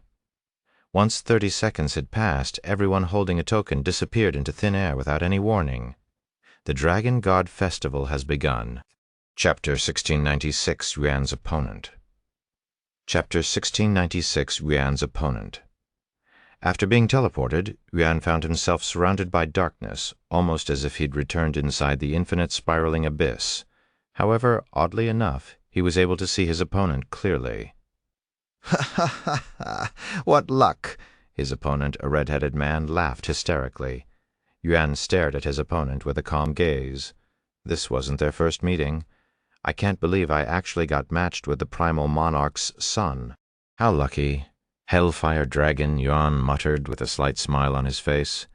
Hellfire Dragon was one of the 7 dragon monarchs as the Fire Dragon Monarch. He was someone nobody wanted as an opponent, especially for a death match. However, despite being matched with one of the strongest beings in Divine Dragon Sanctuary, Yuan wasn't even the least concerned. After all, his opponent specialized in fire. "Fortunately, I visited the Eternal Phoenix domain and acquired fire immunity before coming here." "Why are you staying silent? Are you despairing because you realize that you're doomed?" Hellfire Dragon taunted, appearing very confident. "On the other hand, you talk too much. They say when one realizes they are screwed, they often become more chatty than usual to cope with their anxiety." Yuan sneered, wiping the smile off Hellfire Dragon's now enraged face. "As I thought, I really don't like you, human." The Hellfire Dragon wasted no time transforming into his true dragon form. Shedding his human appearance, he became a massive red dragon, his scales glowing like molten lava. His aura radiated such intense heat that the air around him twisted and shimmered from the scorching energy. The Hellfire Dragon's aura was so powerful that it would have been enough to kill an ordinary chaotic commander. However, to Yuan, it was nothing more than a comfortable, lukewarm sensation, barely worth noticing. "So, what if you have godly talents? That shit will amount to nothing if you die an early death," Hellfire Dragon remarked. "You got greedy, human. If you hadn't participated in the Dragon God Festival, you would have become a powerful figure." Yuan's face remained calm as he responded to his provocation. "Where is your confidence coming from?" "Where?" Hellfire Dragon sneered. "Right here." He abruptly opened his mouth and spat a massive fireball at Yuan. Despite seeing the ball of fire hurling at him, Yuan didn't move a muscle and silently stared at it. Once the fireball was close enough to touch him, Yuan extended a finger to poke at it. The moment his finger came into contact with the fireball, its heat and energy were absorbed. "What?" Hellfire Dragon's eyes widened with shock after witnessing his fire being absorbed. "Why do you look so flabbergasted? Did you think I only had 2 types of immunities? Unfortunately for you, I'm also immune to fire." "Since when?" Hellfire Dragon roared. "Since before I came to the Divine Dragon Sanctuary, obviously." Hellfire Dragon clenched his jaws tightly, his gaze so intense it could engulf an entire world in flames. "So what if you're immune to fire? You're still just a human. I don't need my fire to kill someone like you." The Hellfire Dragon started laughing. "I heard that you almost died to Long Yejun even when he suppressed his cultivation. I'm on the same level as Long Yejun, if not a little stronger. There's nothing you can do to defeat me." Yuan chuckled and said, Brother Yejun is indeed very powerful. However, if I wanted to kill him during our spar, it wouldn't have been too difficult. Your bluffing, Hellfire Dragon did not believe Yuan's claims for a second. Not only was Yuan a mere chaotic master, but he was also human, who were inherently weaker than beasts. Don't think you can rely on the Primal Monarch's power for everything. It won't work on someone like me. I never intended on using the Primal Monarch's power anyway. Yuan suddenly retrieved a sword, a majestic sword that emitted an otherworldly aura. A sword? Hellfire Dragon raised his eyebrows, looking surprised. However, it was not because he was worried. That tiny thing won't even scratch my scales, much less. In the midst of Hellfire Dragon's speech, Yuan's arm suddenly flickered, shooting a powerful sword light made of pure enhanced sword chi at him. Sha! The sword light went right through Hellfire Dragon's right wing, cutting through his scales as if they were tofu. A moment later, the Hellfire Dragon released a deafening roar, not out of pain, but from the overwhelming shame he felt after realizing one of his wings had been severed. The humiliation of such a blow stung more than any physical injury could. I will make you suffer a fate worse than death for this humiliation. Hellfire Dragon released one last roar before charging at Yuan in his human form. Meanwhile, their fight was being spectated by the onlookers who didn't participate in the Dragon God Festival. However, it wasn't just Yuan's fight that was being broadcasted. Every single fight was displayed for everyone to see. Although Yuan's fight attracted some attention at first, they all went to watch another broadcast, one that had nearly the attention of every single onlooker at the moment. This specific broadcast displayed Long Wuqing's dominating performance as she brutally toyed with her opponent, which wasn't too surprising considering her unrivaled status. However, what truly surprised the onlookers and initially captured their attention wasn't just Long Wuqing's presence, but her opponent. What's wrong? Are you already giving up? It hasn't even been half a day since we started. Long Wuqing provoked her opponent with a cold grin on her face. Shut up. Her opponent roared, their voice filled with fury. Their entire body was drenched in blood, open wounds covering nearly every inch of their skin. Meanwhile, Long Wuqing appeared unscathed in comparison.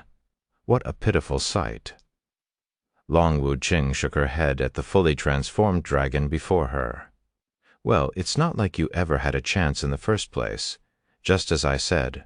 Right, little brother? Long Wuqing remarked, her voice cold and condescending as she stared at Long Yejun with an eerily calm expression, unfazed by his bloodied state.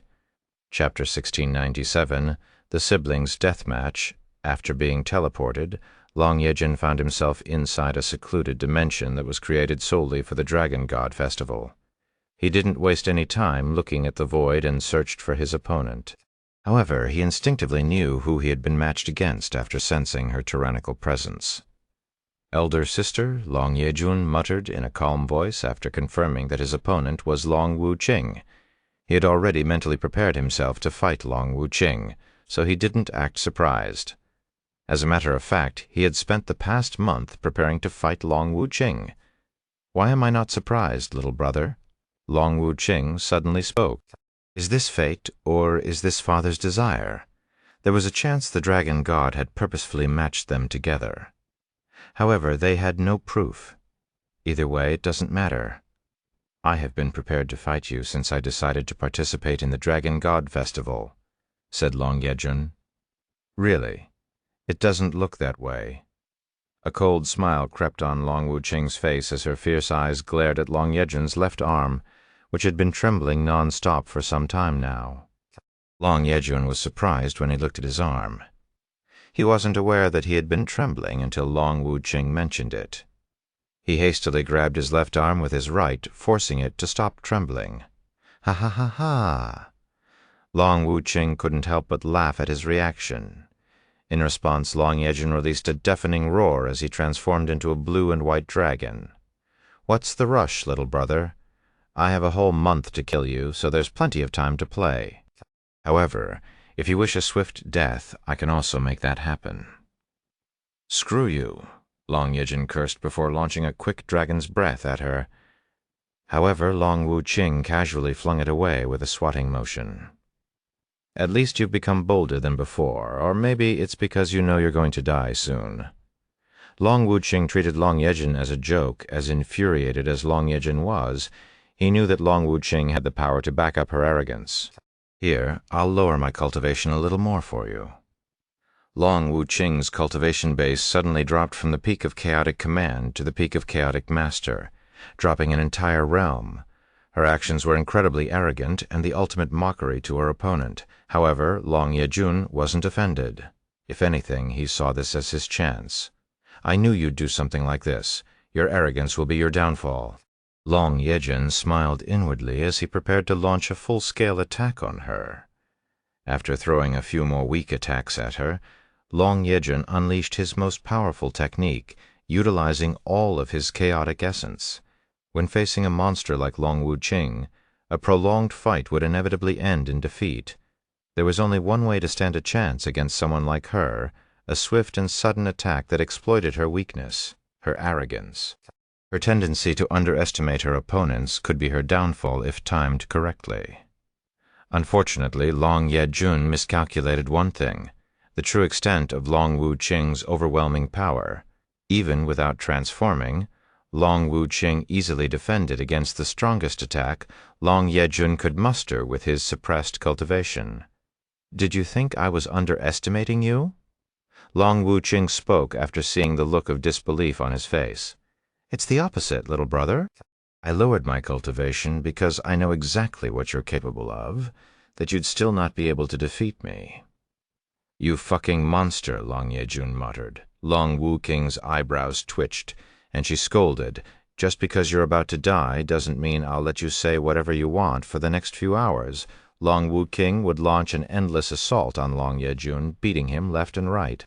Despite Long Yejun's attempt to fight back, Long Wuching was too overpowering for him to do anything. Damn it. If only our cultivation wasn't restricted this much? No, even if the limit was higher, the results would have remained the same. Long Yejun sighed inwardly, accepting the results. His defeat. "Giving up already? This is why I always mess with you." Long Wuching looked at him with a disdainful gaze after seeing his state, and she increased the intensity of her attacks. "You give up too quickly. You never push yourself past your limit, and you have a habit of running away from your problems. You're a disgrace to the Dragon God's bloodline." Long Wuching's words ignited a fire in Long Yejun's heart, and he released a vicious roar. "I know I can't defeat you, but I will survive for a month, and then the both of us will perish together." Long Wuching merely laughed at his plan, showing no signs of concern. She knew that she could defeat him whenever she wanted, after all. A few hours later, Long Wuching sighed. "Seeing you struggling like this isn't fun at all. I'd rather go watch that human's performance than beat a corpse like you any longer. Any last words?" Long Yejun didn't respond. His body hovered in the void like a lifeless corpse, but he wasn't dead just yet. "Is that so? I hope you said your goodbyes to your human friend, at the very least." "He's not a friend," Long Yejun suddenly muttered. "He's my brother." "I'll consider those your final words."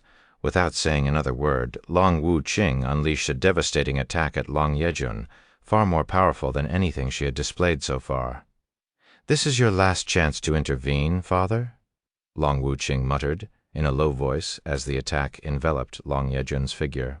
However, the Dragon God did not respond, and Long Yejun's body was obliterated, disintegrating completely under the overwhelming power of Long Wuching's attack. Long Wuching found herself back in the Divine Dragon Sanctuary shortly after Chapter 1698, Hellfire Dragon. After returning to the Divine Dragon Sanctuary, Long Wuching ignored the nearby stairs being tossed her way and looked for Yuan's fight. Once she found it, she disappeared into thin air, appearing at the location it was being broadcasted a moment later. Her sudden appearance terrified those nearby, causing them to flee as if their lives depended on it. "I see, so that's how he fights," Long Wuching muttered with a slight smile on her face as she analyzed Yuan's fight. If someone were to look at her right now, they'd never imagine she had killed her own little brother just moments ago based on her calm and nonchalant demeanor. Oh, I remember now. Yuan suddenly spoke as he dodged the Hellfire Dragon's attack. We've fought before, he continued. What the fuck are you talking about? Hellfire Dragon halted his movements to ask. He was certain they had never fought before. Well, you didn't fight the current me, but Tianyi, Yuan explained. I recall fighting you near the end of my journey. It happened quite long ago, so I don't blame you if you don't remember. You had the appearance of a female human at that time, too. Although the Hellfire Dragon had the appearance of a human man at this moment, he also had female appearances in his collection. When he first encountered Yuan, he was in his female appearance. The reason Yuan recognized him despite his new appearance was simply because of his unique presence. Just like how one could identify Long Wu Qing through her tyrannical presence, one could also identify the Hellfire Dragon through his fiery presence. While beings in the primal expanse also had genders, such as male and female, some of them tended to adopt whatever appearance they preferred. The distinction between a female human and a male human was mostly cosmetic in their eyes. The Hellfire Dragon was a male dragon, but he preferred a female human's appearance. Hell, even his male appearance was very feminine and could easily be mistaken as a female from afar. The Hellfire Dragon became silent to ponder Yuan's words. The last time I fought a human was... His eyes widened after realizing the meaning behind Yuan's words. You were that bastard human from back then? Hellfire Dragon cried out loud as he recalled some bitter memories. Now that I take a good look at your face, you definitely resemble that human. But how is that possible? You only have a single chaotic heart, not to mention your cultivation. Yuan merely smiled at his confusion, refusing to explain further. After learning that Yuan was Tianyi, the Hellfire Dragon's eyes flickered with fear. He had been badly beaten in the past by Tianyi, hence his hatred toward humans. Are you remembering that day? Yuan suddenly inquired. You should have just left me alone if you hadn't provoked me. I wouldn't have done that to you. Hellfire Dragon's entire being trembled after Yuan mentioned a certain event. A few 100 million years ago, the Hellfire Dragon encountered Tianyi and provoked him, threatening to make him a human pet. Tianyi became so enraged that he plucked every single one of Hellfire Dragon's scales, turning him into a scaleless dragon for millions of years until his scales eventually grew back. That incident had humiliated the Hellfire Dragon to such an extent that it drove him to the brink of insanity, consumed by the desire for revenge. He trained like a madman until he became a powerhouse. It could be said that Tianyi was the catalyst who shaped the Hellfire Dragon into who he is today, one of the formidable 7 dragon monarchs. However, Tianyi left the primal expanse shortly after that incident and never appeared again.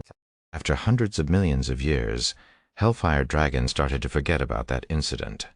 After so long, I have finally found you, Hellfire Dragon muttered in a shivering tone, his voice filled with excitement. I have trained myself to the brink of destruction countless times for this moment. The Hellfire Dragon resumed his assault, pouncing at Yuan with a ferocity unlike anything he had shown before. It was as if his power was being fueled by the immense rage he had contained within him for the past several 100 million years. Yuan remained composed. Despite the Hellfire Dragon's brief boost in power, it was not enough for him to defeat Yuan, who was immune to his fire attacks, and any physical damage dealt would also heal in the blink of an eye. The Hellfire Dragon had no real means of defeating Yuan, and as the fight dragged on, it became clear he was merely wasting his energy. Each of his attacks, though fierce, lacked the effectiveness needed to overcome Yuan's defenses. On the other hand, every time Yuan struck with enhanced sword aura, Hellfire Dragon needed to expend energy to recover from the damage. It was a fight the Hellfire Dragon was destined to lose, and he realized it. However, instead of accepting it calmly like Long Yujun, he became more and more frenzied, desperate. Eventually, Yuan had enough and decided to end the fight with heaven-splitting sword strike. He unleashed a massive beam of light that closely resembled a dragon's breath. In fact, many onlookers mistook heaven-splitting sword strike as dragon's breath. Hellfire Dragon's figure was completely engulfed by the light. Once the attack ended, he was nowhere to be seen. A few moments later, Yuan was transported back to the Divine Dragon Sanctuary. "Congratulations on your victory, Yuan." Long Wu Qing approached him shortly after his return. However, if that's the full extent of your capabilities, I'm afraid you won't qualify to be my opponent," she continued. Yuan didn't respond, but it wasn't due to a lack of words. Instead, his attention was drawn to a certain energy lingering around Long Wu Qing. "Where's Brother Yejun?" Yuan suddenly inquired with a serious expression. Long Wu Qing refused to respond, merely staring at him in a deafening silence. "Read novella calm. Did you?" Yuan's eyes narrowed. He looked at her as if he already knew the answer. "Yes, I killed him," Long Wu Qing eventually responded, her voice as calm as it could be. Chapter 1699, End of the First Trial. After hearing Ling Wu Qing's confirmation that Long Yejun had matched up against her and lost, Yuan tightly clenched his fists. Long Wu Qing paid attention to every little detail and asked, "Are you angry at me for killing him?" Yuan closed his eyes for a moment and took a deep breath before responding calmly. "No, I am not." Oh, Long Wu Qing looked genuinely surprised by his answer.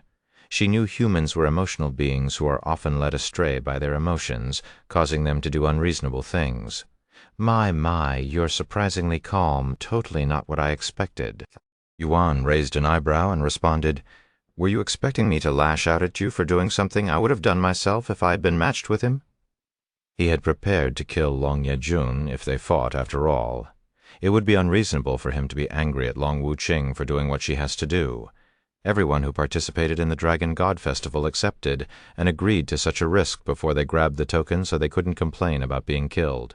"I like you even more now, but that doesn't mean I will go easy on you later," Long Wu Qing said with a smile. Yuan smiled back and said, "I may not blame you, but I'm still going to vent my anger on you, so I apologize in advance." "I thought you weren't angry?" She raised an eyebrow. "Not at you specifically, just in general," he clarified. "But you're going to take it out on me?" Long Wu Qing chuckled. "If anyone could deal with my anger, it'd be you." "I guess that's fine, since it'll make things more entertaining." She nodded with an understanding expression. After a few more days, Long Meihui defeated her opponent and returned to the Divine Dragon's Sanctuary. When she first heard the news of Long Yejun's death, she didn't believe it. However, after she found Long Wu Qing and confirmed Long Yejun's death, Long Meihui broke down in tears. "Wah! This is why I didn't want to participate. Why would the Dragon God do this? Let his own descendants die," she cried out loud. "Stop exaggerating. It's not like he's gone forever." Long Wu Qing shook her head. "As a matter of fact, this isn't his first time dying," she suddenly revealed.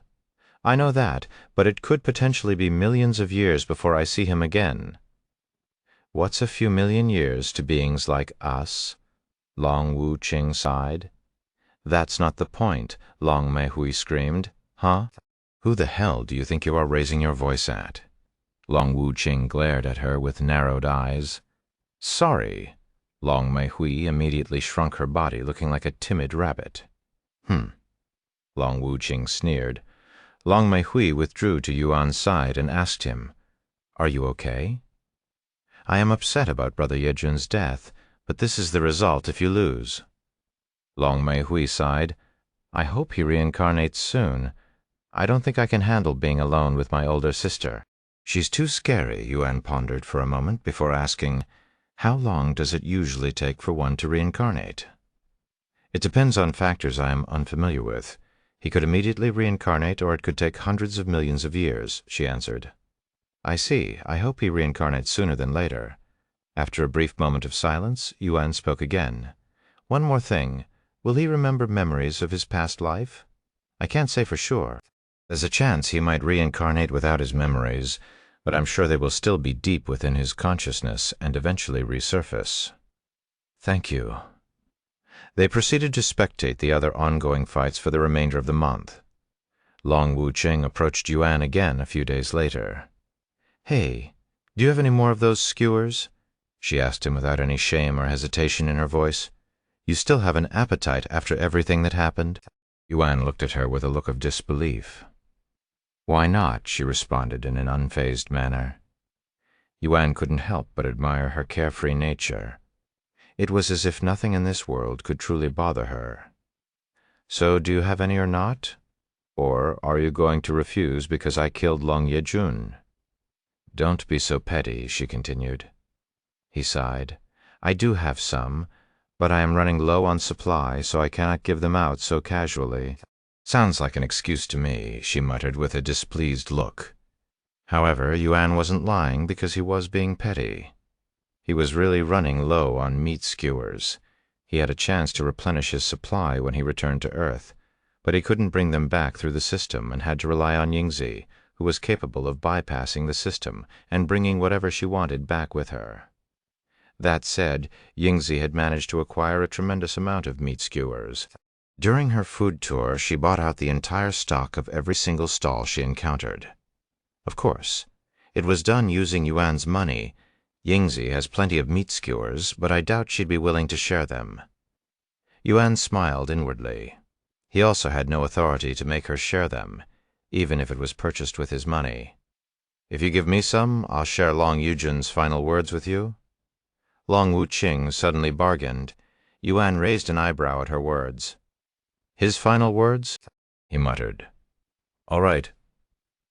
Yuan retrieved a handful of meat skewers and handed them to Long Wuqing, who immediately repeated Long Yejun's final words to him, word for word. I see a warm smile appeared on Yuan's face after hearing it. As the end of the first trial approached, more and more participants returned to the Divine Dragon Sanctuary. However, there were still plenty of matches that seemed far from being concluded. Once the time limit had been reached, all of the secluded dimensions were forcefully closed, crushing anyone who remained inside them without any warning.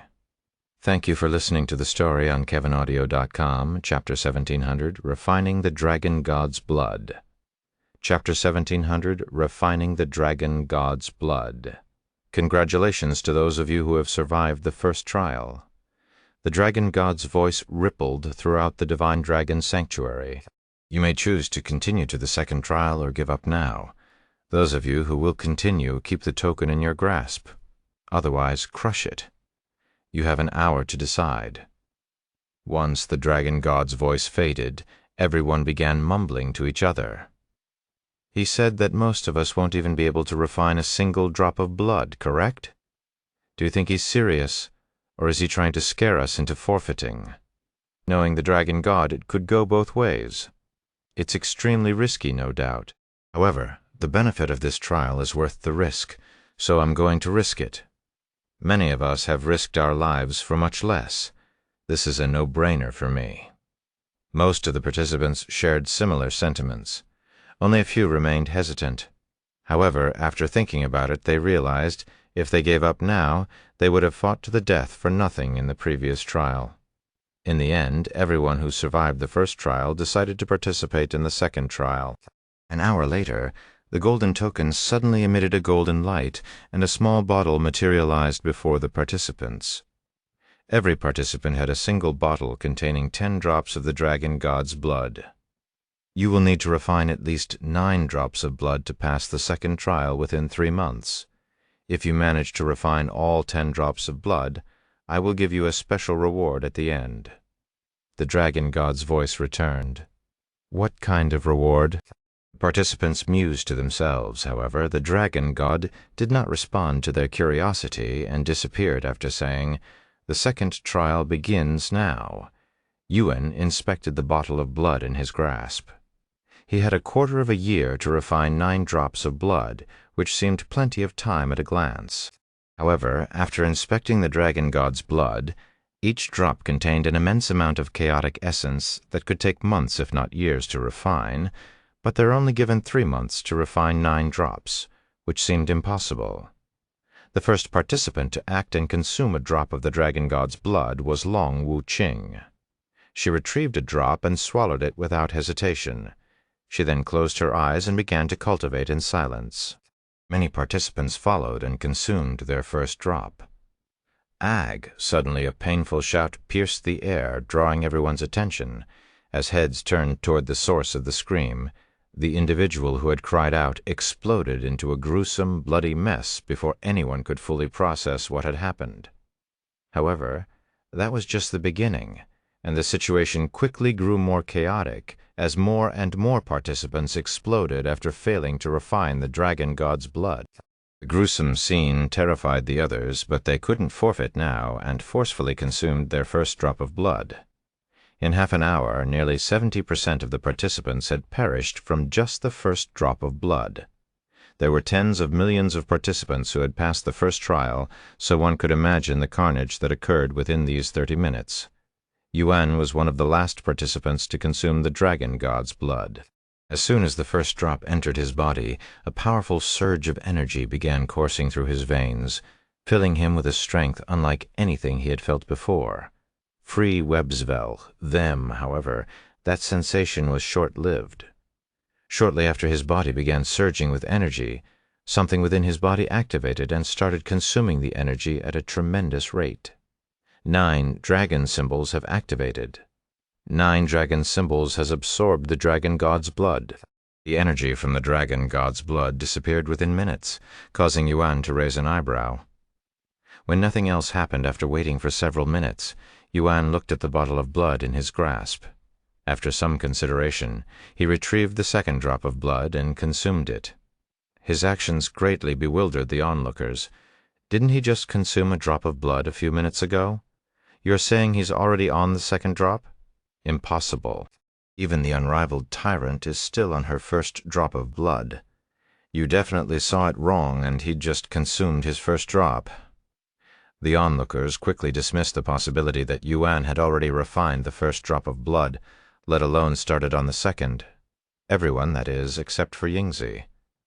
Having been watching Yuan closely from the very beginning, she was certain that he had already refined the first drop of the dragon god's blood.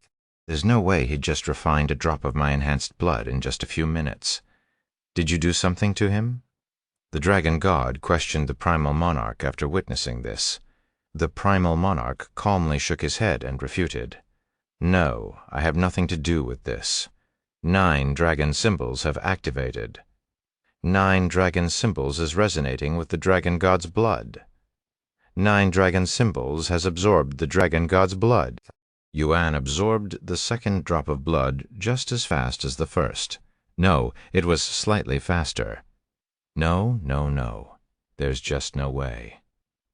The dragon god exclaimed as he watched Yuan consume the third drop of blood, his voice filled with disbelief. You must have done something to help him. I refuse to believe a human has the capability to refine my blood this quickly. The primal monarch glared at him and sneered. Why would I lie to you? If I said I have nothing to do with it, then I didn't. His tone was cold, leaving no room for doubt or further questioning. The dragon god clenched his fists as he returned to focusing on Yuan, who was already preparing to consume the fourth drop of blood. A few moments later, 9 dragon symbols have reached level 4. Chapter 1001, Dragon God Special Reward. 9 dragon symbols have reached level 4. Due to the 9 dragon symbols, you have gained the ability to use True Dragon Awakening. True Dragon Awakening grade. Description further increases your physical capabilities when transformed. Your base physical strength and physical defense will be multiplied by 10 times. Oh my God, what are we witnessing? He's already on his 4th drop of blood. The onlookers were bewildered once they confirmed that Yuan had actually managed to refine the dragon god's blood in such a short time. The unrivaled tyrant is still on her 1st drop of blood. The difference is overwhelming. What's causing this disparity? How can a human consume the dragon god's blood with such ease? The onlookers tried their hardest to comprehend the bizarre events occurring before them. Unbeknownst to them, even the dragon god was baffled by it. However, when Yuan's 9 dragon symbols reached level 4, its existence was revealed for a split second, and the dragon god did not miss it. There's a mysterious and powerful power hidden deep within his body. To be able to evade even my detection, its origin might surpass even myself. The dragon god spoke with a profound frown on his face. Primal monarch, Do you know anything about it? He's your son, after all." He turned to the primal monarch for help. "Do you know every little thing about your own children?" The primal monarch responded with a question. "If you're that curious, you can just ask him later." The dragon god sighed inwardly. "At this rate, he'll refine all of my blood," despite offering a special reward for anyone who could refine all of his blood. The dragon god never truly expected anyone to accomplish it. However, now that someone appeared to have a good chance of clearing the second trial perfectly, he found himself having to seriously consider what the reward would be.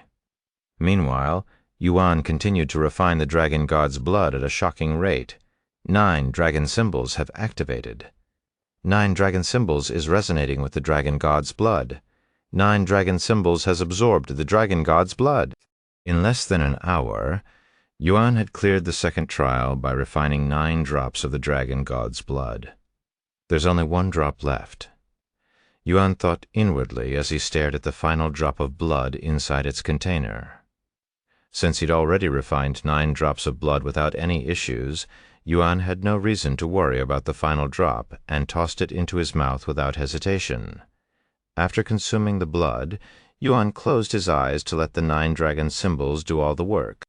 A few minutes later, Yuan opened his eyes and took a deep breath. "That should be the end of it," he muttered. However, shortly after he refined all of the dragon god's blood, Yuan was forcefully teleported to another location. "What's this?" Yuan calmly stared at the dragon god and asked. "I'm going to distribute the special reward to you right now," he said with a profound smile. "Oh?" The dragon god teleported him again. He was now standing before a massive pool of blood that was drifting somewhere in the infinite expanse. "Is this what I think it is?" Yuan swallowed nervously. The dragon god nodded and said, "Yes, this is a pool of my blood, and it is also your special reward I will give you until the end of the second trial to refine as much blood as you can from here. Seriously? That means I get to spend 3 entire months absorbing as much blood as I want?" Yuan did not expect the dragon god to be so generous. "That's exactly what it means."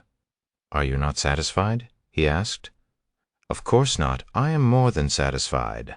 Not wanting to waste any more time, Yuan immediately jumped into the pool that was large enough to be considered an ocean. 9 dragon symbols have activated. 9 dragon symbols has absorbed the dragon god's blood. A whirlpool appeared around Yuan when he started to absorb the blood.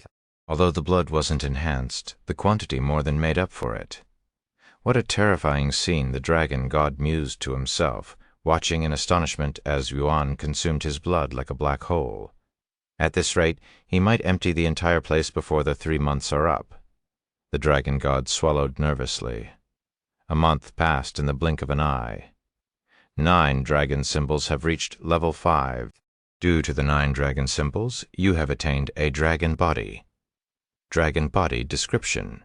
Your body now has the natural resilience and raw strength of a real dragon, even without transforming. Freeware, oval.q. After acquiring a dragon body, Yuan's physique became akin to that of a true dragon while still retaining his human form. His natural strength, resilience, and power had all drastically increased, giving him the might of a dragon in the body of a man. Dragons stood at the pinnacle of natural strength, born with immense power second to none. Even an infant true dragon could easily kill cultivators in the divine realm. In terms of innate prowess, even if Yuan had never acquired the golden immortal physique, he would still be the strongest human with his dragon body. After another 2 weeks, the dragon god started to refill the blood in order to prevent it from being sucked dry. "What a monster!" the dragon god muttered with a stiff smile. While Long Wuqing was undoubtedly stronger than Yuan at the moment, the dragon god believed that Yuan had the potential to not only catch up to her, but eventually surpass her. Time continued to pass. As the second trial neared its end, Long Wuqing barely managed to refine the 9th drop of blood with only a week left to spare. "I don't sense his presence anywhere in the Divine Dragon Sanctuary. Did he really die from trying to refine the dragon god's blood? What a pity." She shook her head in disappointment. However, she didn't linger too much on such feelings and immediately prepared for the final trial. Chapter 1702, The Final Trial. Long before Long Wuching even refined her 9th drop of blood, every other participant had already been disqualified. Some tried to refine more blood than they could handle and perished, while others gave up after refining their 1st drop of blood. The vast majority of participants perished in the 2nd trial, meaning tens of millions of participants were killed in just a few months. This level of casualty was unprecedented in the entire primal expanse, and would definitely go down in history as the most deadly dragon god festival of those few thousand participants who survived. About 95% of them only refined a single drop of blood. The rest of them only managed to absorb 2 drops of blood at most, with Long Maihui beating everyone at 5 drops of blood. What? You're telling me that Yuan, a human, had managed to refine all 10 drops of blood in less than a day? As if I'd believe that, you idiot. Long Maihui didn't dare to believe this information despite being told by many witnesses. Where is Yuan right now? I want to verify it with him. We don't know where he went. That human disappeared shortly after refining all 10 drops of blood. The dragon god probably took him away. Understandably so, too. Long Meihui scanned the entire divine dragon sanctuary for Yuan's presence, and sure enough, he had vanished completely. FreyWebNoel.com.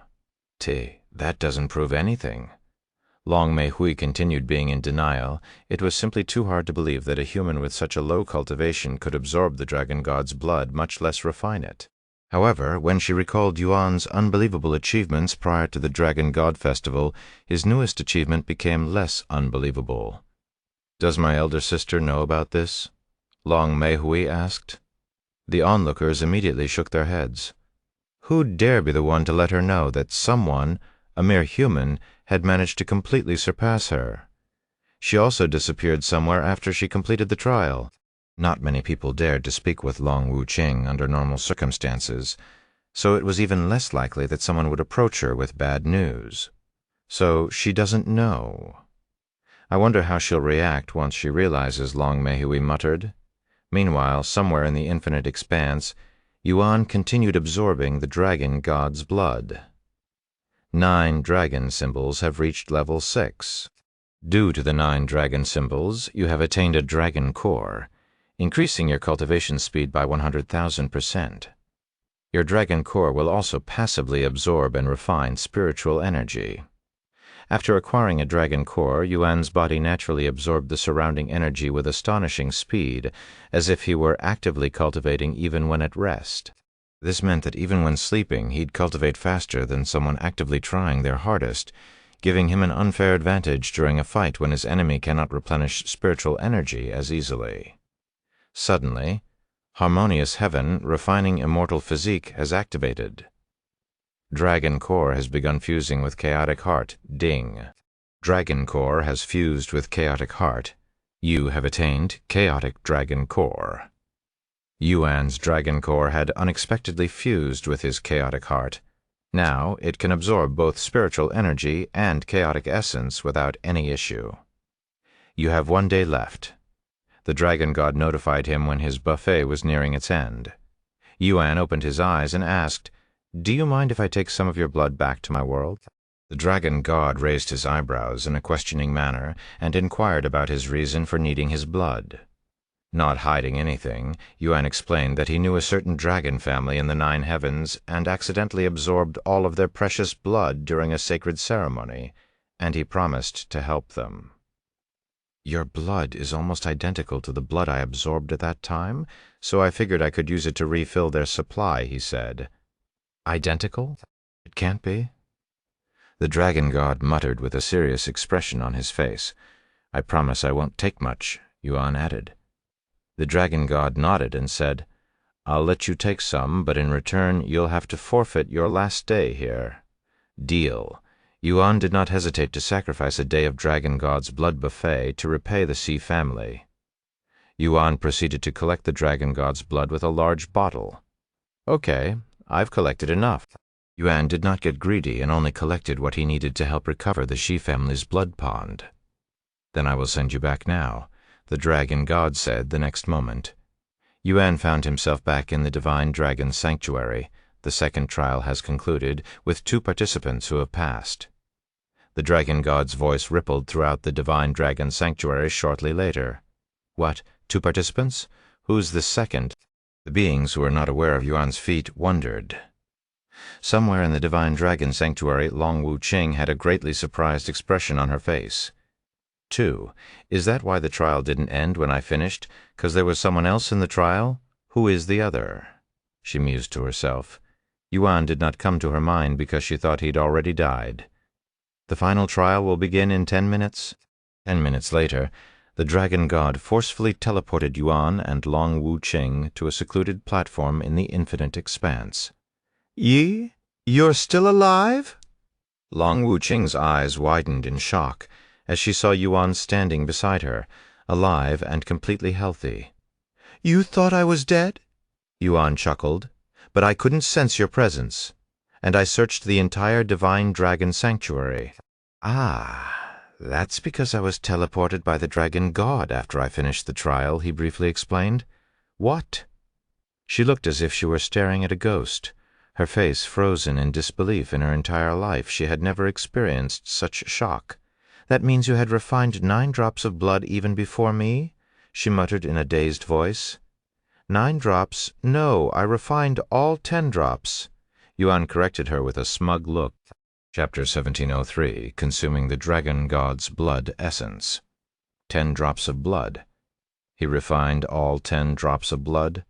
Long Wu Qing muttered to herself with a somewhat blank look on her face, looking like she was experiencing a mental breakdown. As unbelievable as it sounded, Long Wu Qing did not doubt Yuan's claim. How did you do it? She asked. That's a secret, Yuan replied with a smile. However, even Yuan didn't know the answer. While he knew it was due to the 9 dragon symbols, he was unaware of its origins.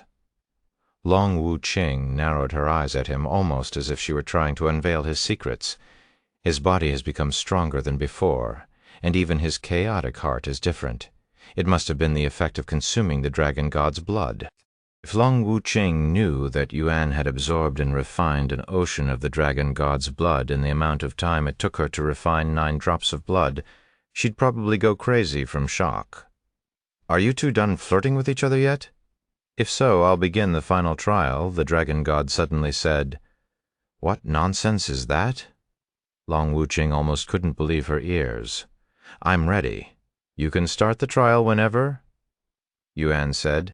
The dragon god retrieved 2 drops of his blood essence and gave a drop to Yuan and Long Wu Qing. I will give you a month to refine my blood essence. The first to successfully refine it will be the winner of this dragon god festival and have 1 wish granted by me. The dragon god explained the rules. After hearing the rules, Long Wu Qing looked at Yuan with a slight frown. If he'd managed to refine all 10 drops of the dragon god's blood faster than she could refine 9 drops, there was a good chance he'd also beat her in the 3rd trial. No? What am I even thinking? Long Wu Qing shook her head to wake herself up. I can't believe I thought I'd lose before the trial began. This is not like me at all.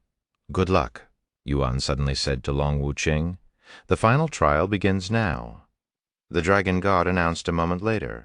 Like the first trial, the trial was broadcast to everyone in the divine dragon sanctuary, and everyone watched as Yuan and Long Wu Qing consumed the blood essence. You have consumed Dragon God's blood essence. Immortal Monarch's bloodline is reacting to Dragon God's blood essence. Ding. Due to the immense energy, you're having trouble absorbing the Dragon God's blood essence. 9 dragon symbols has activated. 9 dragon symbols has absorbed some of the Dragon God's blood essence. Harmonious Heaven, refining immortal physique, has begun refining the dragon god's blood essence. For the first time ever, all 3 of Yuan's unique traits worked together to tackle a single source of power. However, even with his immortal monarch's bloodline, Harmonious Heaven refining immortal physique, and 9 dragon symbols working together, the dragon god's blood essence was still too much for someone at Yuan's level to handle. The dragon god narrowed his eyes at Yuan and wondered, as I figured no matter how much of my blood he absorbs, they're just ordinary blood. It cannot compare to even a drop of my blood essence. Is this his limit? Yuan could feel his body swelling. He was on the verge of bursting from the overwhelming pressure building inside him, like a balloon with too much air. Ah, is this the end? Yuan sighed inwardly, unable to do anything to reverse or fix the situation. The primal monarch appeared and prepared to save him. However, the dragon god intervened, saying, "You shouldn't spoil your child too much, in case you forgot. We're still in the middle of the dragon god festival. I will not allow any intervention, even if it's from you. Get out of my way." A vicious glint flickered within the primal monarch's eyes, and his aura emitted killing intent. For the first time ever, the primal monarch displayed bloodlust. webnoviol.com. The dragon god trembled, but he was unrelenting, even prepared to fight to death. Suddenly a mythical aura appeared, captivating both the dragon god and the primal monarch. When they followed the aura's direction, it led them directly to Yuan. "What the dragon god subconsciously muttered. His eyes widened as he witnessed a golden object emerging from Yuan's chest. Once fully exposed, it was revealed to be a spear-like object. When the dragon god attempted to probe the spear with his divine sense, it was instantly and forcefully cancelled, something that could only be done by an entity of equal or stronger prowess. This unexpected resistance left him momentarily taken aback. Suddenly, the golden spear's tip aimed directly at Yuan and shot forward. It pierced through the front of his chest and exited out his back, completely penetrating his body in one swift, brutal motion. Ding! Dragon Soul has absorbed some of the dragon god's blood essence. Dragon Soul is resonating with the dragon god's blood essence. Dragon Soul has fully awakened. Dragon Soul has evolved into Dragon God's Vengeance. Dragon God's Vengeance level, max rank, soul weapon growth rate requirement. Can only be wielded by player Yuan. Description: a beautiful golden spear with an unknown origin. It is shrouded with a mysterious aura that will render all spiritual energy useless. Unique ability, requires level 19 dragon symbols to activate. When this weapon is out, it greatly enhances the strength of its wielder's dragon techniques. Unique ability 2 requires level 39 dragon symbols to activate. If a dragon is killed with this weapon, the effects of this weapon will increase based on the dragon's strength. This weapon also deals 100,000% increased damage to dragons and 10,000% increased damage to other beings. Unique ability 3 requires level 6-9 dragon symbols to activate, allows the user to use Dragon God's Vengeance's special technique, Dragon God's Suppression. If an enemy is struck by Dragon God's Suppression, their bloodline will be sealed. This effect can only be removed by the Dragon God's Vengeance. Only one bloodline can be sealed at a time. Unique ability 4 requires level 9 dragon symbols to activate. Chapter 1704, End of the Dragon God Festival. Once the Dragon God's Vengeance helped him absorb some of the Dragon God's blood essence. Yuan no longer felt like he was expanding uncontrollably. However, he was still having trouble refining it. The Dragon God stared at the Dragon God's Vengeance with a profound expression, his gaze sharp and intense, almost as if he were trying to stare a hole into it. Although he couldn't see inside the Dragon God's Vengeance, he was sure it contained a powerful soul, one strong enough to cancel out his divine sense. While the Dragon God hadn't used his full strength in his initial attempt to peer inside the spear, he had no intention of trying again. He didn't want to risk angering the being within, and he had a strong sense that even with his full power, the outcome would remain unchanged. Meanwhile, Long Wuqing also struggled to refine the Dragon God's blood essence. While she was strong enough to endure its overwhelming energy, she quickly realized that she would need far longer than a month to refine the blood essence fully. However, she didn't give up and tried her best. "Hey, isn't that considered cheating?" one of the onlookers suddenly commented after witnessing everything. "You literally just spoke my mind. Using a treasure to assist you is outright cheating." "But was there a rule that prohibited them from using treasures?" someone asked. No, and the Dragon God didn't immediately disqualify him, so it must be within the rules.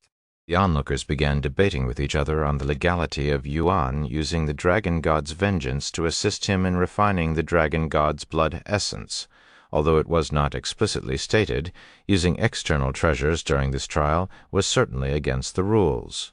However, the dragon god did not consider the dragon god's vengeance an external treasure for one simple reason, because it was directly connected to Yuan's soul. In that sense, it was more a part of his body than a separate item, making it an exception. Having said that, even if Yuan cheated a little, the dragon god wouldn't have minded. After all, it was unreasonable to expect a human at Yuan's cultivation level to refine his blood essence in the first place. 2 weeks later, you have refined the dragon god's blood essence. Immortal Monarch's blood has begun to evolve. Progress, 50%. 9 dragon symbols have reached level 7. Due to the 9 dragon symbols, you have attained a dragon heart, allowing you to learn and use dragon technique as if you're a true dragon, and your physical capabilities have improved drastically. Although the dragon god's blood essence had been completely refined, Yuan had only managed to refine a portion of it, with the dragon god's vengeance refining the majority of it. Congratulations, you have won, becoming this year's Dragon God Festival winner. The dragon god approached him shortly after he finished. Yuan pulled the dragon god's vengeance out of his chest and looked at it with a pondering face before asking, "Doesn't this count as cheating, since I didn't technically refine your blood essence myself?"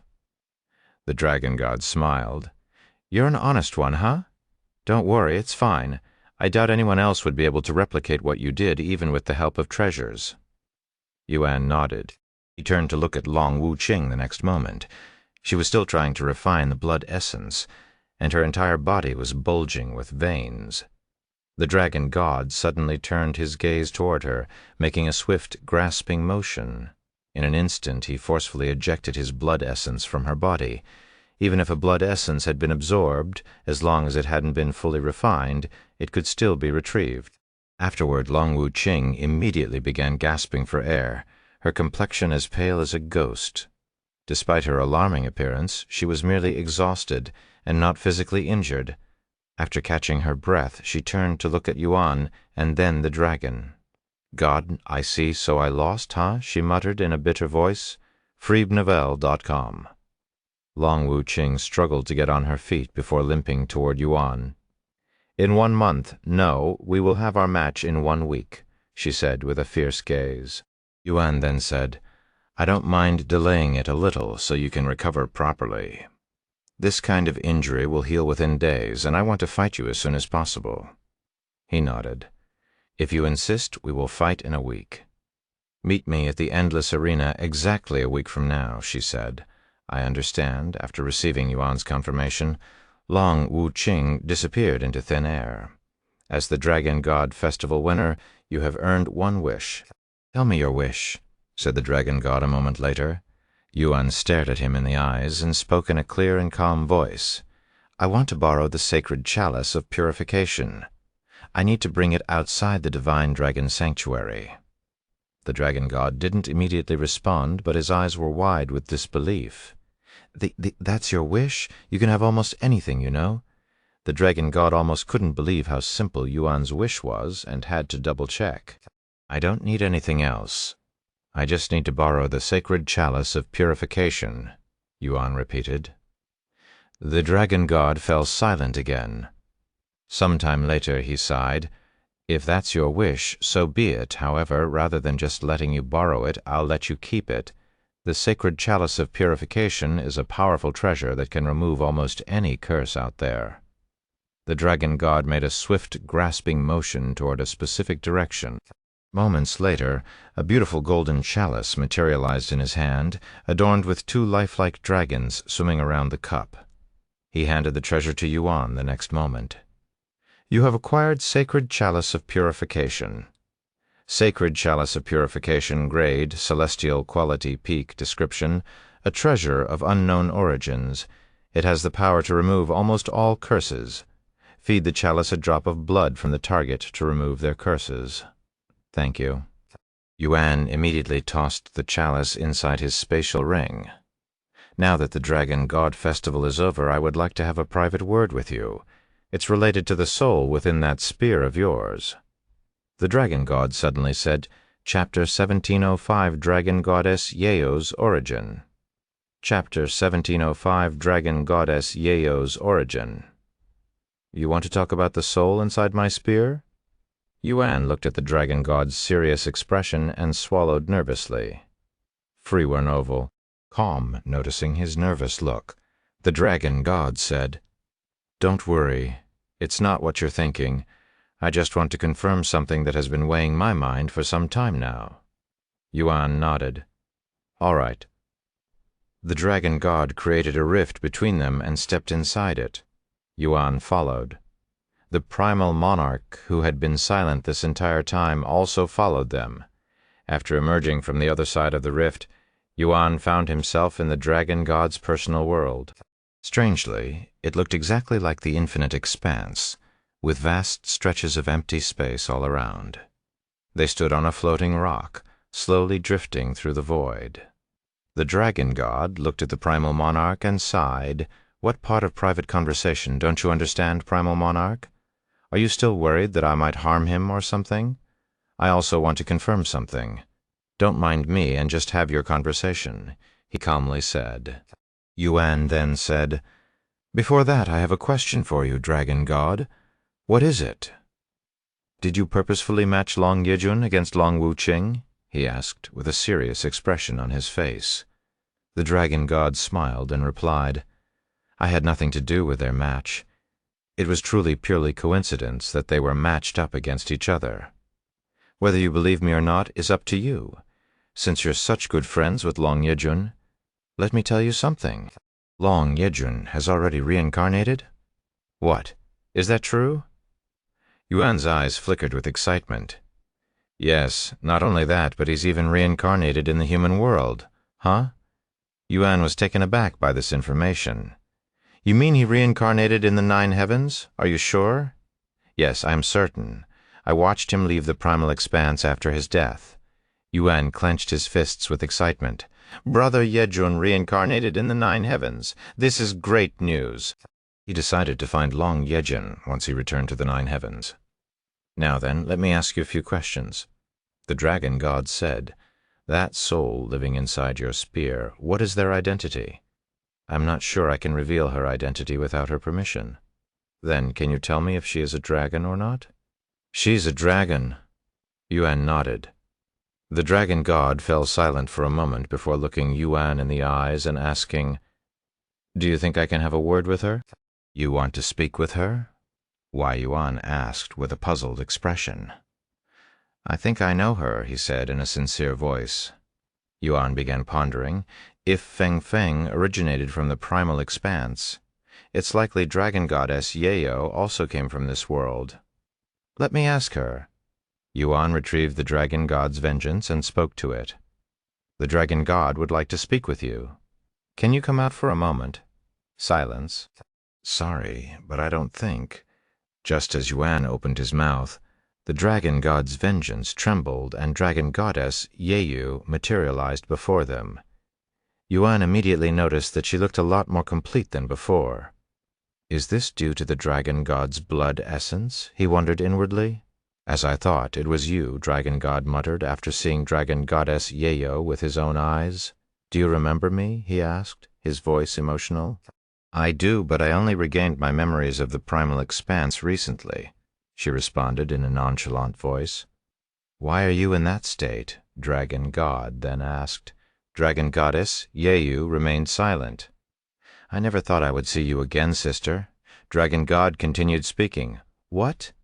Yuan's eyes widened with shock after hearing the word sister come out of the dragon god's mouth. Dragon god looked at him and smiled. Yes, that's right. She's my sister, my twin sister. However, having said that, we were originally one being. Yuan wore a puzzled look on his face.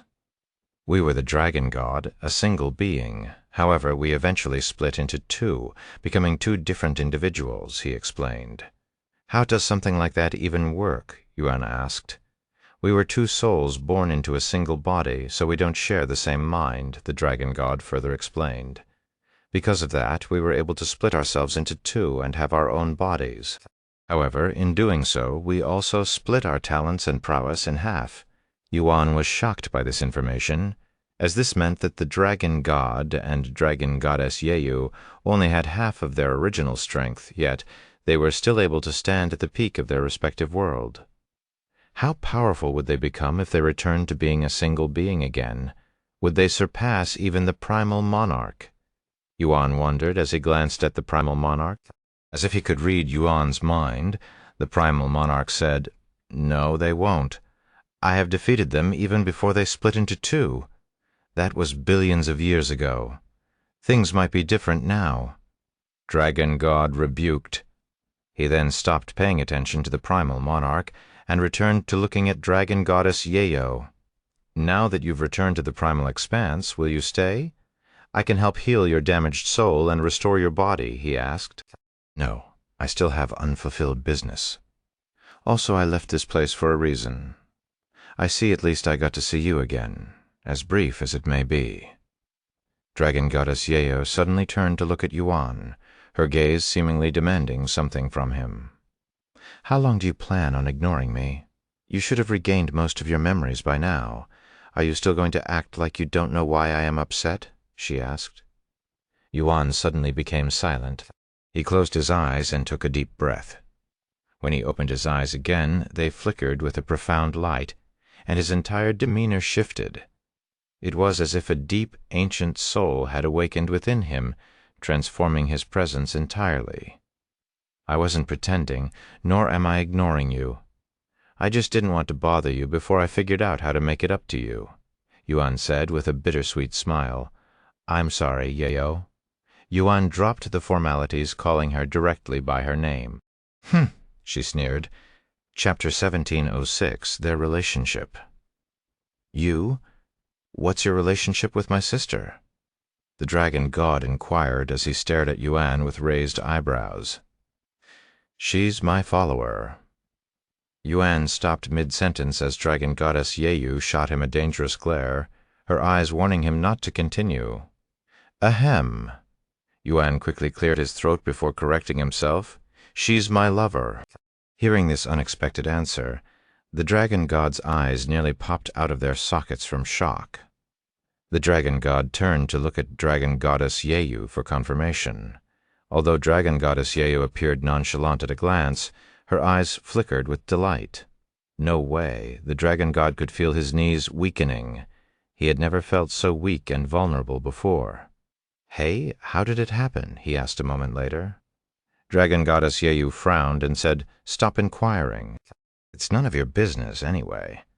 How can you say that to your twin brother? What if the two of you produce another dragon god's descendant? We may have split, but we're both still considered dragon god." Dragon goddess Yeyu sneered. "Even if we do, it's still none of your business." The dragon god wore a shocked look on his face before asking in a trembling voice, "You don't tell me you already have a child?"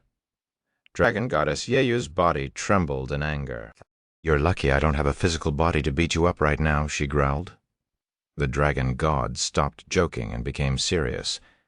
"Speaking of your condition, what happened?" Dragon goddess Yeyu ignored him and looked at Yuan instead. "Do you remember your last moments? How you died?"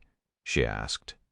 Yuan closed his eyes and responded, "Not everything. It's still a little fuzzy, but I can make out the silhouette of several inhuman figures, and I was engaged in a fight with them. Then forget it. We can talk about this once you remember. You can't just tell me. If you want to risk your soul shattering, I don't mind telling you." Yuan's eyes widened at her words. "Why would telling me have such a dangerous risk? There exists forbidden knowledge which could trigger something akin to a curse or heavenly law if you reveal them to someone who doesn't have the authority or capability to hear it," she explained. "It's like teaching a mortal an immortal technique so profound that it overwhelms and collapses their mind." "I see," Yuan muttered with a look of understanding. "Well, I'll eventually remember. By the way, Yeyo, what are you doing inside this soul weapon?" he asked her next. "And do you know what happened to the others? We were with you when you died. Some of us perished alongside you, but some survived." I barely survived with my soul. After escaping, I met with a dragon ancestor who placed me inside this unoccupied soul weapon." Yuan clenched his fists after hearing that some of the 9 divine supremes had perished. "Do you know who died and who survived?" he asked. Dragon goddess Yeyu pondered for a moment before responding. "As far as I know, Crimson Terror, Heavenly White Tiger God, Divine Yin-Yang Crane, and the Shadow Dweller all perished. Right, that dumb pigeon, Feng Yuming, also died." Yuan's heart felt a squeezing pain after hearing that 5 of the 9 divine supremes had perished. Although Feng Yuming died, she'll eventually reincarnate. As for the others, I'm not so sure. It might be possible if their souls weren't destroyed during that battle. As for the Shadow Dweller, their race is a little unique, so I don't know what happened to her. FreyaWebNovel.com. About Xingrui, I know that she is currently drifting somewhere out there in the starry sky, probably starving and consuming stars like before. I need to find her as soon as possible. Yuan revealed what he knew about the Eater of Stars situation. "If you can restore my body, I can look for her," Dragon Goddess Yeyo said. Yuan turned to look at the Dragon God and spoke. "You said you can help her restore her body? How?" "I can create another body from scratch for her. But that will take time, especially if she wants it to be as strong as before," he said. "How long exactly?" "Hard to say, but it'll definitely take at least 100 million years." Yuan fell silent. There was no way he could wait that long. "Do you have another idea?" Yuan looked at Dragon Goddess Yeyo. "If you bring me back to my world, I will be able to create another body using the resources there, and it won't take more than a few years," she said. "Where is your world, and why didn't you ask the dragon ancestor to bring you there before?" "Because he cannot access it. Only you and I have access. However, I am unable to access it in my current condition." "Are you sure I'll be able to access it?" "I have been reincarnated, I'm sure. The key to my world is the 9 dragon symbols within your body." "You have it? No?" Yuan's eyes widened at her words and muttered, "So you're the source of the 9 dragon symbols?" Dragon Goddess Yeyo suddenly frowned and angrily said, "You don't remember? So you have no idea what the 9 dragon symbols represent?" "Sorry, I'm still missing bits and pieces of my memories." "Unbelievable, truly unbelievable." After shouting bewilderedly, Dragon Goddess Yeyo abruptly returned to the Dragon God's vengeance. Wait! What about your world? Where can I find it? I don't remember." Yuan hastily asked. No response. Dragon Goddess Yeyo has returned to ignoring him. "She's a handful, am I right? She was like that when we were a single being. I couldn't handle it, so I suggested we have our own bodies." The Dragon God chuckled. Yuan merely showed a bittersweet smile. He didn't dare to respond to the Dragon God, fearing it'd anger Dragon Goddess Yeyo even more. "Anyway, it's about time I leave," Yuan said a moment later. "What about your match with my eldest daughter?" he inquired with raised eyebrows. "I'll return for it once I deal with my business," Yuan said. "Make sure you do. I don't want to see her going on a rampage when you don't show up," he said with a stiff smile. Chapter 1707, Returning to the Eternal Phoenix Domain. "Can you bring me back to the Eternal Phoenix Domain now?" Yuan looked at the Primal Monarch. "Eternal Phoenix Domain? How are you related to those annoying birds?" Dragon God inquired with a raised eyebrow. "My companion is waiting for me there," he said. "Does it have something to do with your wish?" "Yes. I need the treasure to get rid of her curse." "Ah. Can you bring me back to the Divine Dragon Sanctuary first?" "I also have a friend waiting for me there," Yuan quickly said, nearly forgetting about Yingzi. The Dragon God nodded. While he had problems with the Eternal Phoenix Domain and Primordial Phoenix, he wasn't unreasonable enough to cause trouble for someone purely because they had connections to the Phoenixes. There Yuan returned to the Divine Dragon Sanctuary shortly after. He was teleported directly to Yingzi's location. "Congratulations on winning the Dragon God Festival," Yingzi said to him. "Thank you, FreeWebNovel.com. Look, it's the Primal Monarch's descendant." The nearby beings quickly noticed him and began gathering around him. "We're going to return now," Yuan said to Yingzi. A rift appeared before them the next moment. Yuan and Yingzi stepped inside it, disappearing from the divine dragon sanctuary. The others tried to follow, but the rift closed before anyone else could enter it. Meanwhile, when Yuan emerged from the other side, he was already inside the primordial phoenix's world. The place was initially empty, but a bewildered voice resounded shortly after they appeared. "Seriously? You're just going to waltz into my personal world like that?" The primordial phoenix appeared before them the next moment with a displeased expression on her face. That old booger sent me here when I told him I wanted to return. I never specified where, too." Yuan immediately expressed his innocence. However, the primordial phoenix was silent, and she was staring at him with a somewhat dumbfounded expression. What have you been doing for the last 2 years?" the primordial phoenix asked, as she was greatly shocked by how much stronger he'd gotten in such a short time. "He's essentially a different person, and he reeks of dragon scent even while in his human form. A lot has happened, but I will not get into it. Here, this is what you asked for." Yuan retrieved the sacred chalice of purification and showed it to her. "Wow, you actually managed to acquire it? How did you do it? Do you know of the Dragon God Festival?" "I have heard about it. Something about the winner will have their wish granted by the Dragon God." "Well, I won it and wished for the sacred chalice of purification." He gave her a brief explanation of how he acquired the treasure. "Is that so?" The primordial phoenix wasn't familiar with the specifics of the Dragon God Festival, but she had heard of its notorious difficulty. "I heard that almost any wish could be granted. To think he'd use such a precious opportunity just to save my daughter." Primordial Phoenix looked at Yuan in a different light. She accepted the sacred chalice of purification and said, "Give me a week, a month at most, to remove the curse." Yuan nodded and said, "I'll return to the divine dragon sanctuary. In the meantime, I still have some business left there. I'll be back after a week or so. Do whatever you want." Yuan returned to the divine dragon sanctuary shortly after and waited for his appointment with Long Wu Qing to arrive. As the days passed, beings from all over the divine dragon sanctuary gathered around the endless arena to witness Yuan's fight with Long Wu Qing. The dragon god even decided to broadcast it throughout the territory. Who do you think will win? Although the human has won the Dragon God Festival, he has almost no chance to defeat the unrivaled tyrant in an actual fight. The unrivaled tyrant is too overpowered. There's no way she'll lose to a human. I don't know about that. If you watched how he dealt with Hellfire Dragon, you wouldn't say that with such confidence. Even 100 Hellfire Dragons cannot compare to a single unrivaled tyrant. Time passed swiftly, and the moment for Yuan and Long Wu Qing's highly anticipated match had finally arrived. Long Wu Qing arrived in her petite human form, the one she saved Yuan in. "Have you recovered?" Yuan asked her. "Yes, I have made a complete recovery," she calmly nodded. "So, any rules before we begin?" he continued. "Since this is only a spar, I don't think we should seriously aim for each other's throat.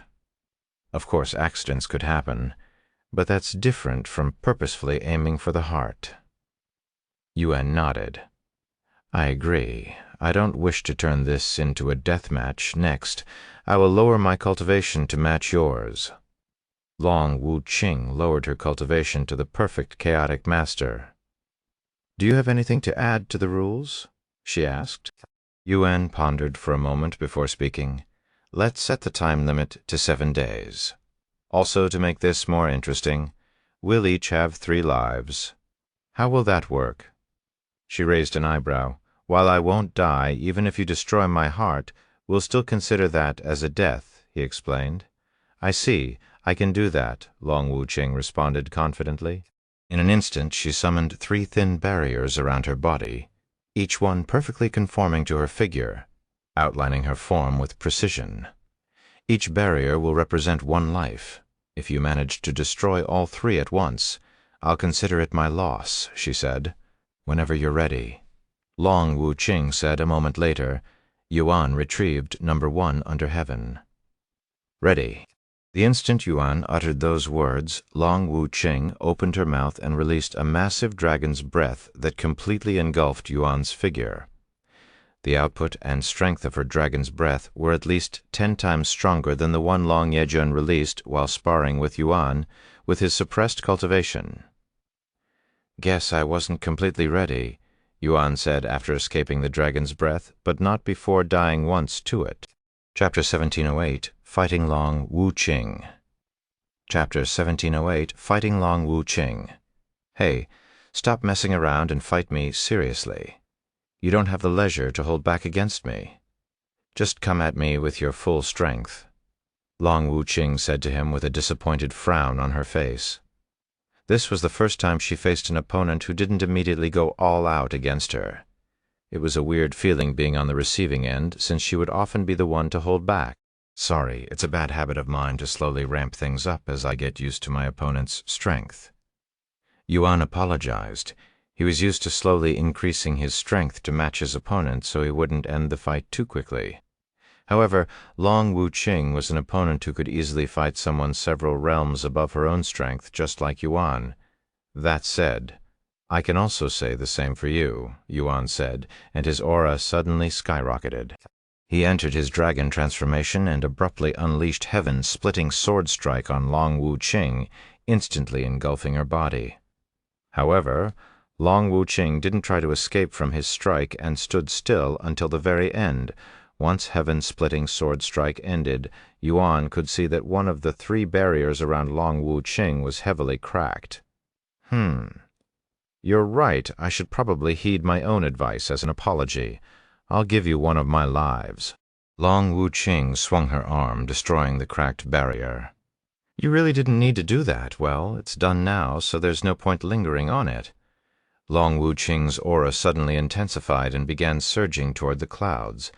Not only did she release her full presence, but she also transformed, causing iridescent rainbow-colored scales to appear across her body, shimmering with powerful and otherworldly energy. "Allow me to introduce myself again. I am Long Wuqing, a sublime elemental dragon, the eldest of the dragon god's descendants. I am Yuan, a human, after their greeting." Yuan and Long Wuqing clashed with each other, their collusion sending powerful shockwaves in every direction.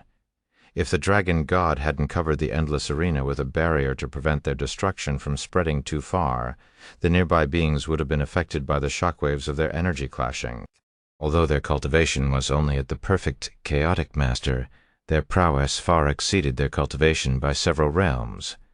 In reality, they were displaying the strength of a perfect chaotic king, a power comparable to the divine ancestor realm in human cultivation, 9 supreme swords, 9 dragons' purgatory, immortal rending sword strike, tyrant's grand sunder. Yuan and Long Wuqing continued exchanging techniques for several hours without pause. Each move met with equal skill and power, with neither gaining an advantage over the other. The onlookers were absolutely gobsmacked by the spectacle.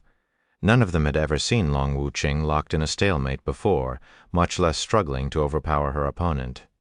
However, Yuan and Long Wuqing suddenly stopped moving after half a day of fighting. "Hey, what do you think?" Long Wuqing asked him with a suggestive smile on her face. "I think neither of us will be able to truly go all out because we don't want to kill each other." "That's obvious." "I'm asking what you think about tossing that rule out of the window and we fight each other to the death without actually fighting to the death." "I don't mind," he said. Then Long Wuqing removed the barriers around her and transformed again, entering her true dragon form, an iridescent-colored dragon with 6 beautiful wings on her back. To match her increased size, Yuan activated God of War's astral arts, enhancing its prowess with chaotic essence. "This is more like it." "Ha ha ha ha!" Long Wuqing laughed out loud as they resumed their fight. However, Yuan was not done yet, and he retrieved Dragon God's Vengeance, wielding it in his left hand while using number 1 under heaven in his right. Long Wuqing narrowed her eyes at the Dragon God's Vengeance, her instincts sensing something unpleasant about it. Yuan's eyes flickered viciously, and he suddenly lunged the Dragon God's Vengeance at Long Wuqing. Long Wuqing's instincts warned her not to touch the spear, so she avoided it. Not giving her any time to breathe, Yuan attacked with number 1 under heaven. Next, Long Wuqing used her claws to block the strike, but even with her durable scales, Yuan was able to leave behind somewhat deep scratches on them. Unfortunately, that was the extent of the damage he could inflict on her, even with enhanced sword aura, as the fight continued. Long Wuqing began pushing Yuan back, slowly but surely. If he hadn't received a boost in power from the Dragon God Festival, he wouldn't have been able to last more than 10 minutes against Long Wuqing. Suddenly, Yuan's eyes flickered. Dragon's gaze, however, he didn't stop there and also used Immortal Monarch's Dominion at the same time. Halt. Although Yuan's efforts didn't stop Long Wuqing for even a second, they weren't in vain. He managed to make her flinch, distracting her for a split second. In that brief moment, he seized the opportunity and controlled the Dragon God's vengeance to strike her from behind. The Dragon God's vengeance barely penetrated her scales and drew a drop of blood from her. Dragon God's suppression has activated. Target: Long Wuqing has been sealed. Long Wuqing instantly felt something had changed within her, but she wasn't sure what. "What did you do just now?" she inquired. "It's nothing much."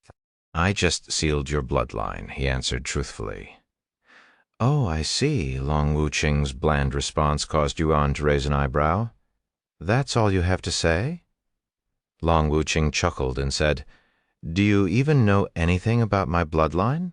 It only helps my training, allowing me to master all elements with ease. Even if you seal it, it won't have any effect on my ability to fight, as my prowess does not come from my bloodline." "Seriously?" Yuan was dumbfounded by this revelation. Chapter 1709, True Dragon Awakening. "Honestly, even though I've suppressed my cultivation to match your cultivation, I still have a major advantage against you. Unlike others, I can only weaken my physique so much, not to mention the vast amount of chaotic essence within my body. Suppressing my cultivation doesn't make my chaotic essence magically disappear either," Long Wuqing said. However, Yuan smiled and said, "To be honest, I'm still not going all out. It's hard to get rid of habits, unfortunately." As he finished his sentence, immense killing intent began oozing from Yuan's body, forming 2 beautiful red and black wings on his back.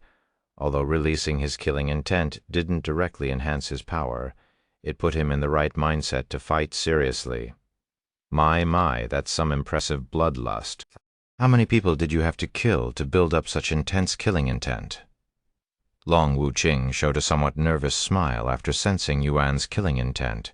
Despite her experience, she'd never felt such intense killing intent before. "Who knows? Do you count every single ant you accidentally stepped on?"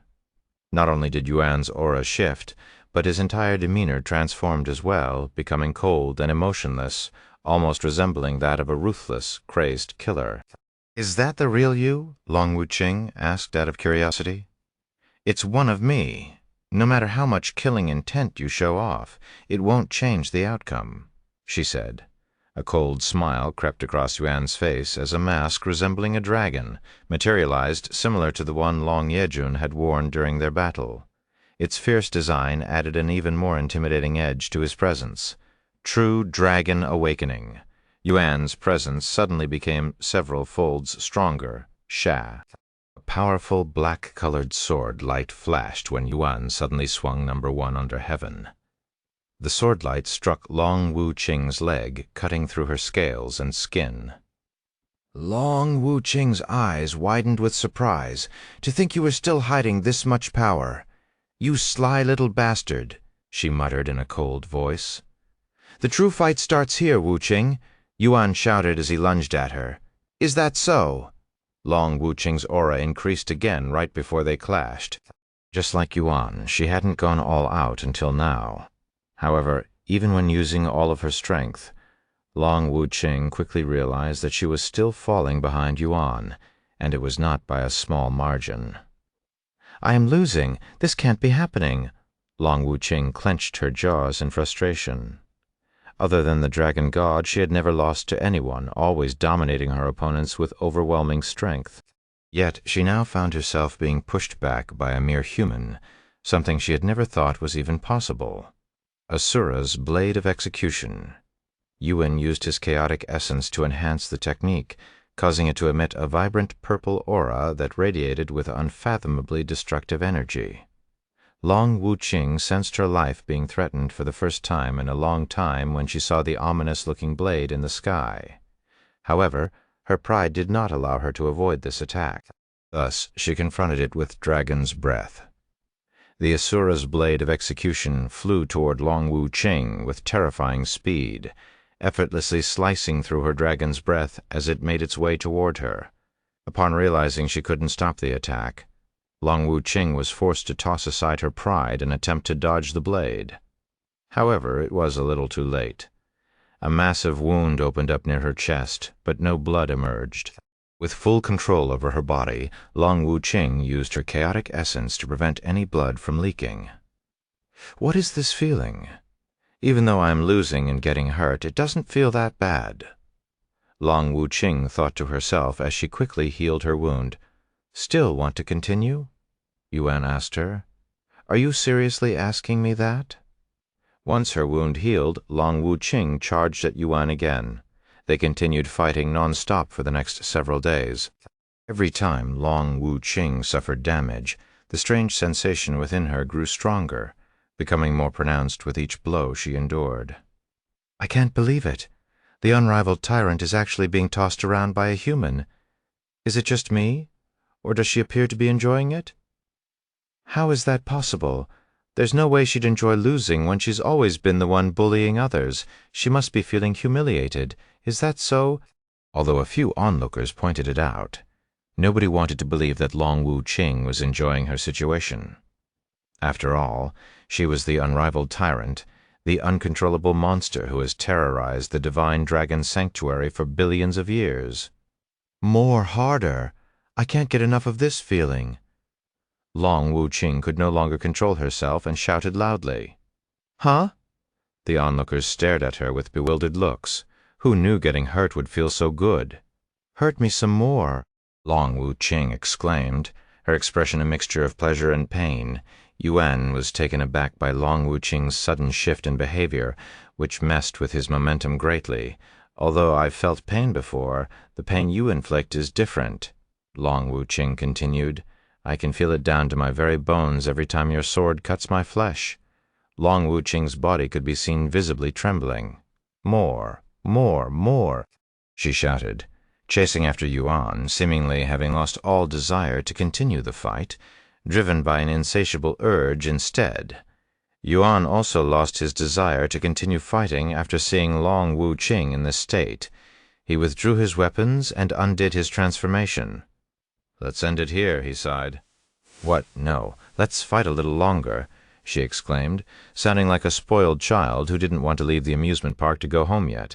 Yuan rubbed his eyes and said, We've been fighting for 9 days, so we already went over the time limit by 2 whole days. If you want to continue, you can find somebody else. I have other business to attend to. Chapter 1710, Long Wuqing's Mark. Chapter 1710, Long Wuqing's Mark. No, the others aren't capable of injuring me even if I matched their cultivation, and I am not the type to purposefully let someone beat me, Long Wuqing said, responding to his suggestion. Come on, let's fight for another week. Even another day will be enough. Yuan shook his head and said, I have already lost all desire to fight. If you want to fight, we can do it another time. You promise? Yuan nodded, but he wasn't sure he would be able to fulfill this promise any time soon. After all, he will be returning to the 9 heavens soon, and it might be a really long time before he visits the primal expanse again. Moreover, there was the possibility that he might never return. However, he had no intention of letting Long Wuqing know of this. She's someone who's lived for billions of years. I'm sure a few thousand or even a few million years mean nothing to her, Yuan thought. As if to acknowledge their promise, Long Wuqing returned to her human form and stopped suppressing her cultivation. Right after she entered her human form, Long Wuqing approached Yuan and abruptly grasped his neck with her hand. What are you? Just as Yuan opened his mouth to speak, Long Wuqing suddenly pulled him toward her, pressing her lips firmly against his in a bold, unexpected move. Yuan didn't even bother trying to escape and accepted his fate because he knew that he wouldn't be able to escape Long Wuqing with her full cultivation, even if he had access to heaven's supremacy. "You have been marked by Long Wuqing. Marked? What is this?" Yuan wondered inwardly after seeing this notification. "I've just placed a mark on you so I will know where you are at all times," she said after releasing him. "Why do you want to know where I am at all times?" he asked with raised eyebrows. "Just in case," she calmly said. "In case of what?" "Who knows?" she shrugged. "But why a kiss? I thought humans liked that sort of thing." No, no, no, no, no,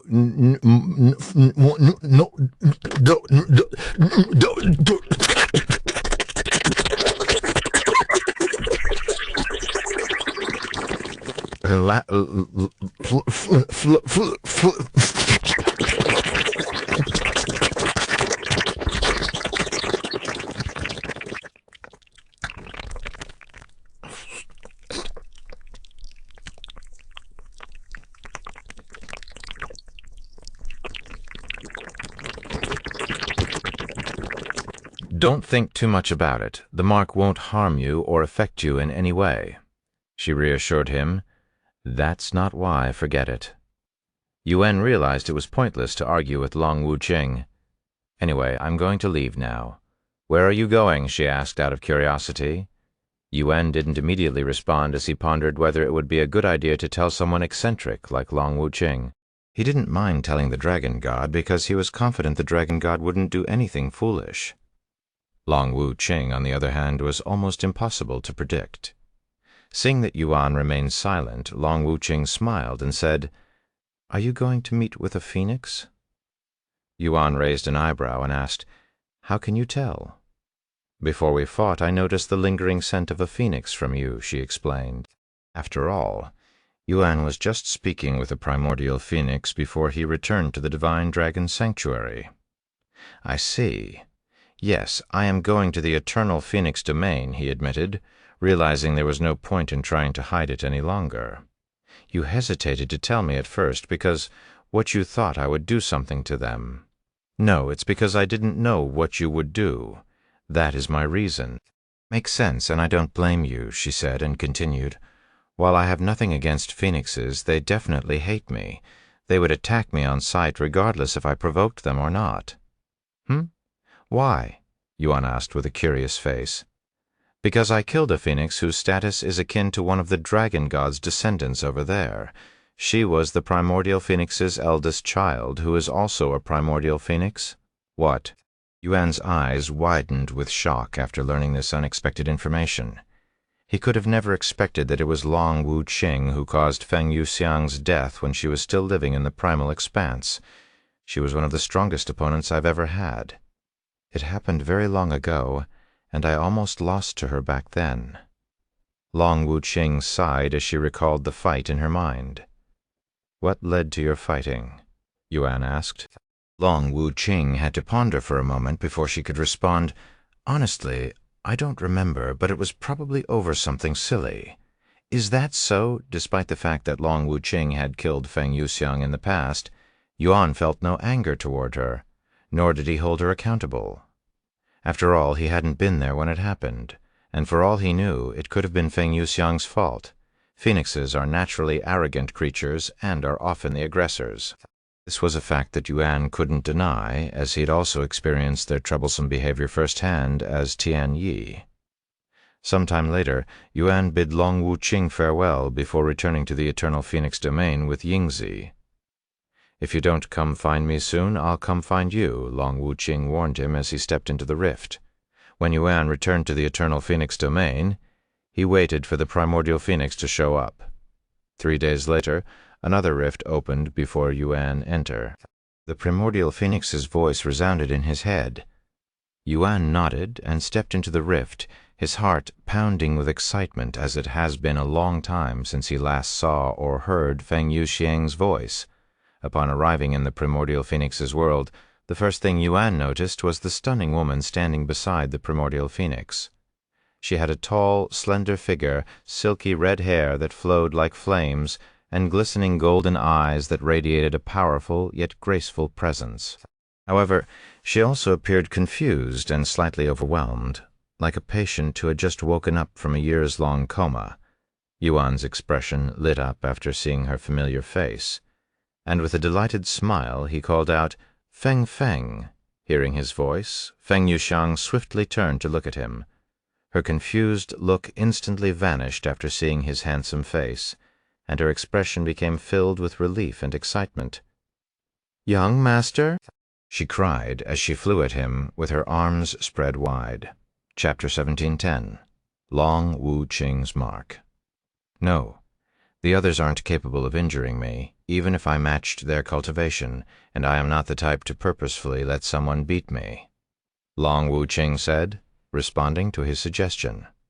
"Come on, let's fight for another week. Even another day will be enough." Yuan shook his head and said, "I have already lost all desire to fight. If you want to fight, we can do it another time." "You promise?" Yuan nodded, but he wasn't sure he would be able to fulfill this promise any time soon. After all, he will be returning to the Nine Heavens soon, and it might be a really long time before he visits the primal expanse again. Moreover, there was the possibility that he might never return. However, he had no intention of letting Long Wu Qing know of this. She's someone who's lived for billions of years. I'm sure a few thousand or even a few million years mean nothing to her, Yuan thought. As if to acknowledge their promise, Long Wu Qing returned to her human form and stopped suppressing her cultivation. Right after she entered her human form, Long Wu Qing approached Yuan and abruptly grasped his neck with her hand. "What are you?" Just as Yuan opened his mouth to speak, Long Wu Qing suddenly pulled him toward her, pressing her lips firmly against his in a bold, unexpected move. Yuan didn't even bother trying to escape and accepted his fate because he knew that he wouldn't be able to escape Long Wu Qing with her full cultivation, even if he had access to heaven's supremacy. "You have been marked by Long Wu Qing, marked." "What is this?" Yuan wondered inwardly after seeing this notification. "I've just placed a mark on you, so I will know where you are at all times," she said after releasing him. "Why do you want to know where I am at all times?" he asked with raised eyebrows. "Just in case," she calmly said. "In case of what? Sear Thew Avulfire.net website on Google to access chapters of novels early and in the highest quality." "Who knows?" she shrugged. "But why a kiss? I thought humans liked that sort of thing." "Don't think too much about it. The mark won't harm you or affect you in any way," she reassured him. "That's not why. Forget it." Yuan realized it was pointless to argue with Long Wu Qing. "Anyway, I'm going to leave now. Where are you going?" she asked out of curiosity. Yuan didn't immediately respond as he pondered whether it would be a good idea to tell someone eccentric like Long Wu Qing. He didn't mind telling the Dragon God because he was confident the Dragon God wouldn't do anything foolish. Long Wu Qing, on the other hand, was almost impossible to predict. Seeing that Yuan remained silent, Long Wu Qing smiled and said, "Are you going to meet with a phoenix?" Yuan raised an eyebrow and asked, "How can you tell?" "Before we fought, I noticed the lingering scent of a phoenix from you," she explained. After all, Yuan was just speaking with the primordial phoenix before he returned to the divine dragon sanctuary. "I see, yes, I am going to the eternal phoenix domain," he admitted, realizing there was no point in trying to hide it any longer. "You hesitated to tell me at first because, what? You thought I would do something to them? No, it's because I didn't know what you would do. That is my reason." "Makes sense, and I don't blame you," she said, and continued, "While I have nothing against phoenixes, they definitely hate me. They would attack me on sight, regardless if I provoked them or not." "Why?" Yuan asked with a curious face. "Because I killed a phoenix whose status is akin to one of the dragon god's descendants over there. She was the primordial phoenix's eldest child, who is also a primordial phoenix. What?" Yuan's eyes widened with shock after learning this unexpected information. He could have never expected that it was Long Wu Qing who caused Feng Yuxiang's death when she was still living in the primal expanse. "She was one of the strongest opponents I've ever had. It happened very long ago, and I almost lost to her back then." Long Wu Qing sighed as she recalled the fight in her mind. "What led to your fighting?" Yuan asked. Long Wu-Ching had to ponder for a moment before she could respond. "Honestly, I don't remember, but it was probably over something silly." "Is that so?" Despite the fact that Long Wu-Ching had killed Feng Yuxiang in the past, Yuan felt no anger toward her, nor did he hold her accountable. After all, he hadn't been there when it happened, and for all he knew, it could have been Feng Yuxiang's fault. Phoenixes are naturally arrogant creatures and are often the aggressors. This was a fact that Yuan couldn't deny, as he'd also experienced their troublesome behavior firsthand as Tian Yi. Sometime later, Yuan bid Long Wu-Ching farewell before returning to the eternal Phoenix domain with Yingzi. "If you don't come find me soon, I'll come find you," Long Wu-Ching warned him as he stepped into the rift. When Yuan returned to the eternal Phoenix domain, he waited for the primordial Phoenix to show up. 3 days later, another rift opened before Yuan. "Enter." The primordial Phoenix's voice resounded in his head.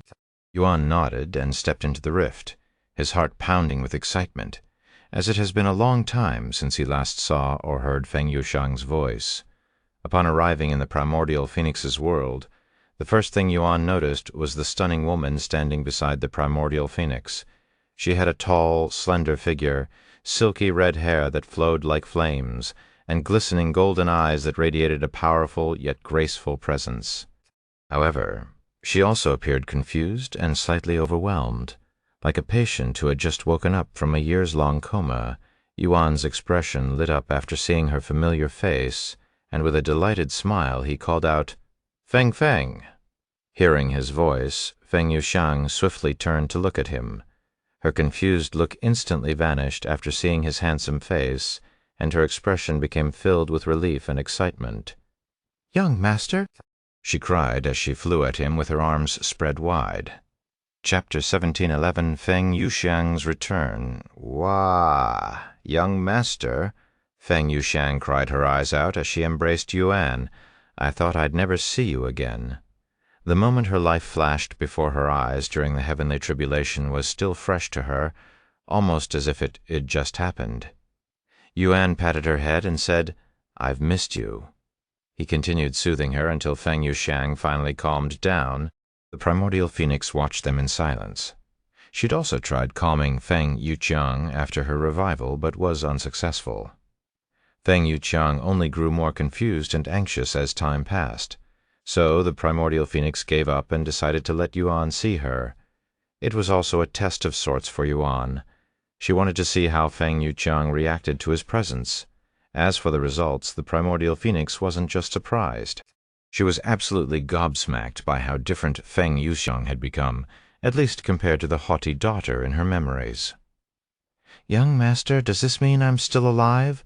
I thought I woke up in the underworld," Feng Yuxiang said after calming down. "Yes, you're still alive. It's going to take some time, but I'll explain the whole situation to you." Thus, Yuan began explaining to Feng Yuxiang about the primal expanse and how he'd got there. Once Feng Yuxiang understood the existence of the primal expanse, Yuan proceeded to explain the Nine Heavens' connection to the primal expanse, and how some of the beasts from the Nine Heavens originated from the primal expanse. Next, he spoke of the eternal Phoenix domain, and how the primordial Phoenix before them was her mother. "My mother?" Feng Yuxiang looked at the primordial Phoenix with wide eyes. She'd always thought she came into existence naturally, so the sudden appearance of her mother came as a great shock to her. "So you don't have your memories? When did your last rebirth occur? When were you born?" the primordial Phoenix asked. "A little over 100,000 years ago, I suppose? So recently?" Primordial Phoenix sighed. Most phoenixes who have the ability to reincarnate tend to regain all of their memories after they reach 1,000,000 years old when they become adults, if not immediately after their rebirth. "Give me some of your blood," the primordial Phoenix requested a moment later. Feng Yuxiang turned to look at Yuan, almost as if asking for his permission or approval. Yuan nodded with a gentle smile. Feng Yuxiang proceeded to give several drops of her blood to the primordial Phoenix, who immediately began examining her blood. "Although we have lifted your curse, it still has some lingering effects due to how long it affected you. However, it should completely resolve itself soon. When that happens, you'll regain your strength, and your true bloodline will reveal itself. I see. Thank you for removing my curse. Feng Yuxiang bowed to her respectfully. However, the primordial phoenix shook her head and said, I may have removed your curse, but it was mostly with the assistance of this treasure which was obtained by your human friend there. Young master? Feng Yuxiang looked at him with sparkling eyes. He smiled and said, I'll tell you about it later since it's a long story. She nodded and then looked at the primordial phoenix. By the way, he's not a friend. He's my master, and I am his #1 loyal servant. The primordial phoenix's eyebrows began twitching uncontrollably after hearing such words. A servant? She muttered in a trembling voice, almost as if she was trying to suppress her anger. Ultimately she failed, and after a moment of silence the primordial phoenix erupted. Unacceptable! No child of mine will be lowered to the status of a mere servant. That's not for you to decide. Feng Yuxiang rebuked Jie Yuan, then spoke. Are you sure, Feng Feng? Now that your curse has been lifted, you are essentially free to go as we had initially agreed. I already told you that I want to follow you even after my curse is lifted. My mind hasn't changed even in the slightest. I will follow you until the end of time. Feng Yuxiang spoke in a stubborn voice, her face resolute. The primordial phoenix narrowed her eyes at Feng Yuxiang. Whatever. You'll definitely change your mind once you recover your memories. So it's only a matter of time anyway, she said a moment later. Feng Yuxiang didn't respond to the primordial phoenix's words. Instead, she looked at Yuan and asked, By the way, how long have I been asleep? It's been about 3 years, I guess. Seer, tonnovelfero.net website on Google to access chapters of novels early and in the highest quality. 3 years? Feng Yuxiang cried out loud. Where are you currently in the 9 heavens? Knowing how fast Yuan progressed, she wouldn't be surprised if he'd already reached the 7th heaven or above. We're only in the 4th heaven. I have spent the last 3 years in the primal expanse. While I could have left sooner, 2 years ago I couldn't leave, knowing you could be healed here. Young master, Feng Yuxiang began tearing up again. I'm so sorry. Because of my uselessness, I have become a burden and set you back 3 whole years. I've wasted 3 years of your precious life. Yuan wiped the tears off her face and smiled. That's nonsense. I'd spent 10 years here for you, let alone 3. Also, none of my time here was wasted. As a matter of fact, I think I have grown more here than I would have in the 9 heavens. There are many beings here that rival the Great One and the Dragon Ancestor, who are probably only found in the 9th heaven, and I am still a long way from reaching them. 3 years may seem like a lot at a glance, but considering how much Yuan has grown in the primal expanse, he'd probably need tens, if not hundreds of years to achieve the same results in the 9 heavens. If you say so, Feng Yuxiang nodded, feeling much better knowing she didn't hinder Yuan's growth. By the way, how's Jimeli? Did anything happen to her? She inquired a moment later. Join privilege for adv chaps. Search thenovelfire.net. Website on Google to access chapters of novels early and in the highest quality, Chapter 1712, Sleepy Xiao Hua. Don't worry. Nothing happened to Jimeli. She endured her heavenly tribulation well, Yuan said. So I was the only one who ended up in such a pathetic state, huh? She sighed. Don't put yourself down so much. Your case is special? By the way, I met with Bei Shutao. Yuan suddenly said, You did? You didn't kill him, did you? She asked in a somewhat nervous tone. No, but I did punish him a little. I'll kill him later when I visit the Heavenly White Tiger clan. Feng Yuxiang began pondering in silence. A moment later she spoke. Young master, if it's not too much to ask, can you let me deal with Bei Shutao? I want to be the one to punish him properly. Yuan nodded without hesitation. If that's what you want, I won't touch him then. Thank you, young master. By the way, didn't Xiaohua come with you to the primal expanse?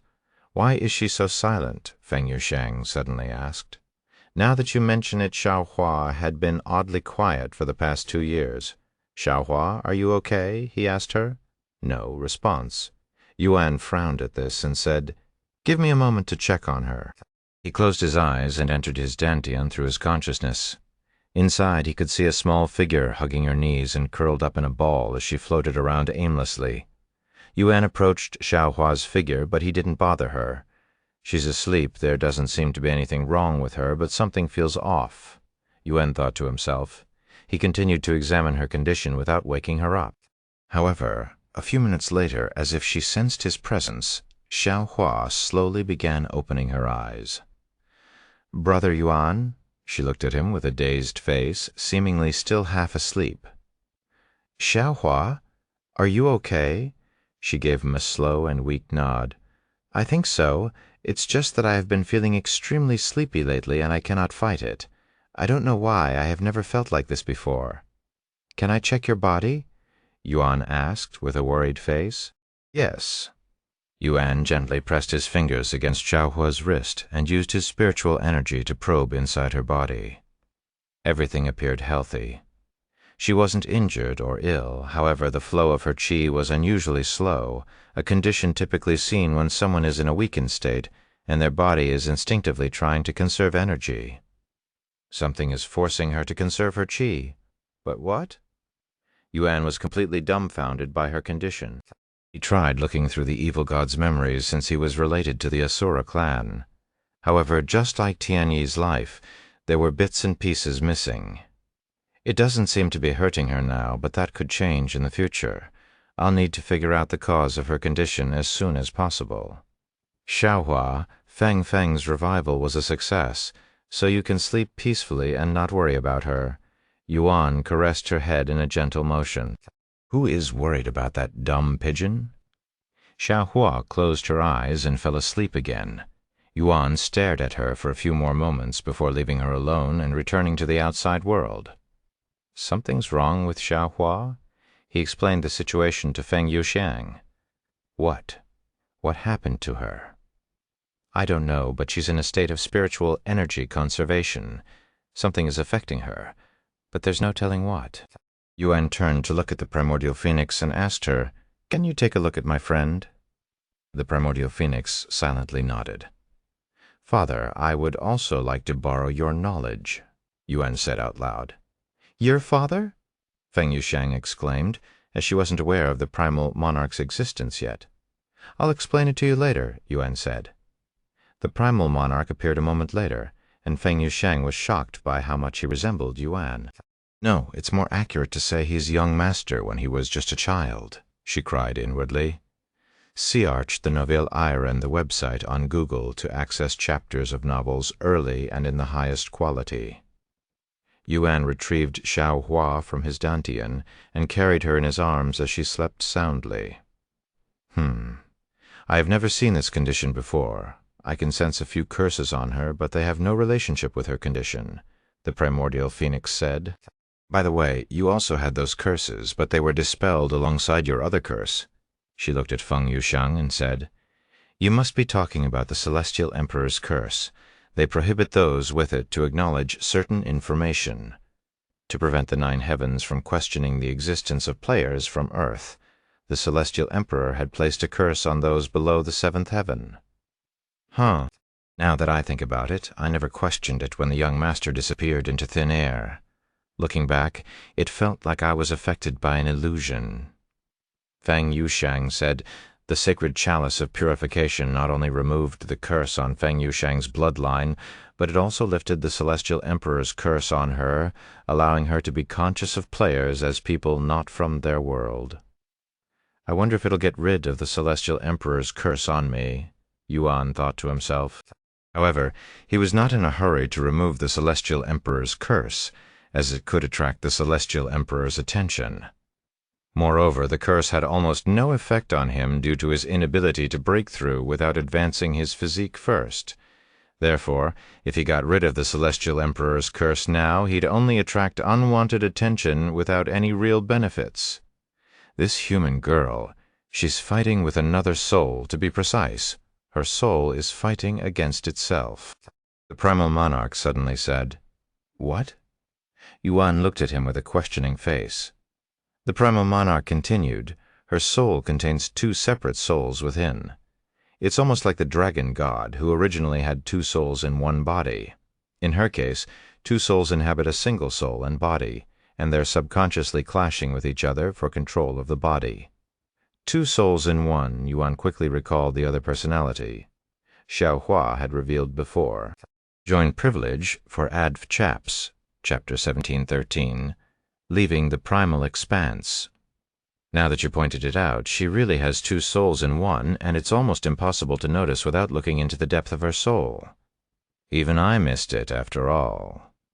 The primordial phoenix muttered in a slightly surprised voice, as she had never seen such a phenomenon before.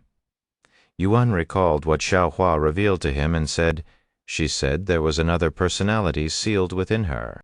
Can a soul be sealed inside another soul? I don't know too much about humans, so I cannot tell you with certainty," Primal Monarch said. The primordial phoenix then said, "This little human, I can sense the power of reincarnation from her, but it's not the natural kind." Yuan looked at her with raised eyebrows and asked, "What does that mean?" "For us, phoenixes, we can reincarnate naturally without any external help, and will always remain as phoenixes no matter how many times we reincarnate.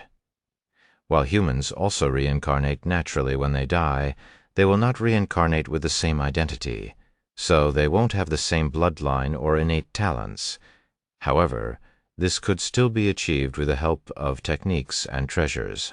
As for this little human, her reincarnation was forced, meaning she forcefully went through the process of reincarnation before her soul reached the river of rebirth, where all souls must enter before they can be reincarnated." "Is that a bad thing?" Yuan asked. "The process itself may be unnatural, but there's nothing inherently negative about it. However, the same cannot be said about the techniques or treasures involved with her reincarnation. Such powerful treasures and techniques tend to have negative effects that could affect the individual in the future. Of course, I'm not saying that this little human experienced something like that. I'm just speaking in general." "I see, then. Is there a way to stop them from fighting each other?" The Primal Monarch then spoke. "There are two ways. Since both souls are active, you can seal or completely destroy one of them. If there's only one soul, there won't be any fighting." "No, that's out of the question." Yuan instantly refused that proposal. "Then you can only separate the two souls and replicate what the dragon god did." "That sounds good. Do you know how I can separate their souls?" "That is that tricky part. Their souls are so intertwined with each other that it'll be incredibly difficult to separate them perfectly, and any mistakes could lead to the destruction of one or both souls." Yuan frowned. "I can't accept such risks. I have another option. If you find the source of her reincarnation, you might find some clues. If you cannot figure it out alone, you can bring her back here, and I might be able to do something about it," the primordial phoenix said. The source of her reincarnation, the Asura clan primordial realm, Yuan muttered to himself, Seer, thonovelfiro.net website on Google to access chapters of novels early and in the highest quality. He already planned on visiting the primordial realm, but Xiaohua's condition made it a little more urgent. Yuan placed Xiaohua back inside his dantian shortly later.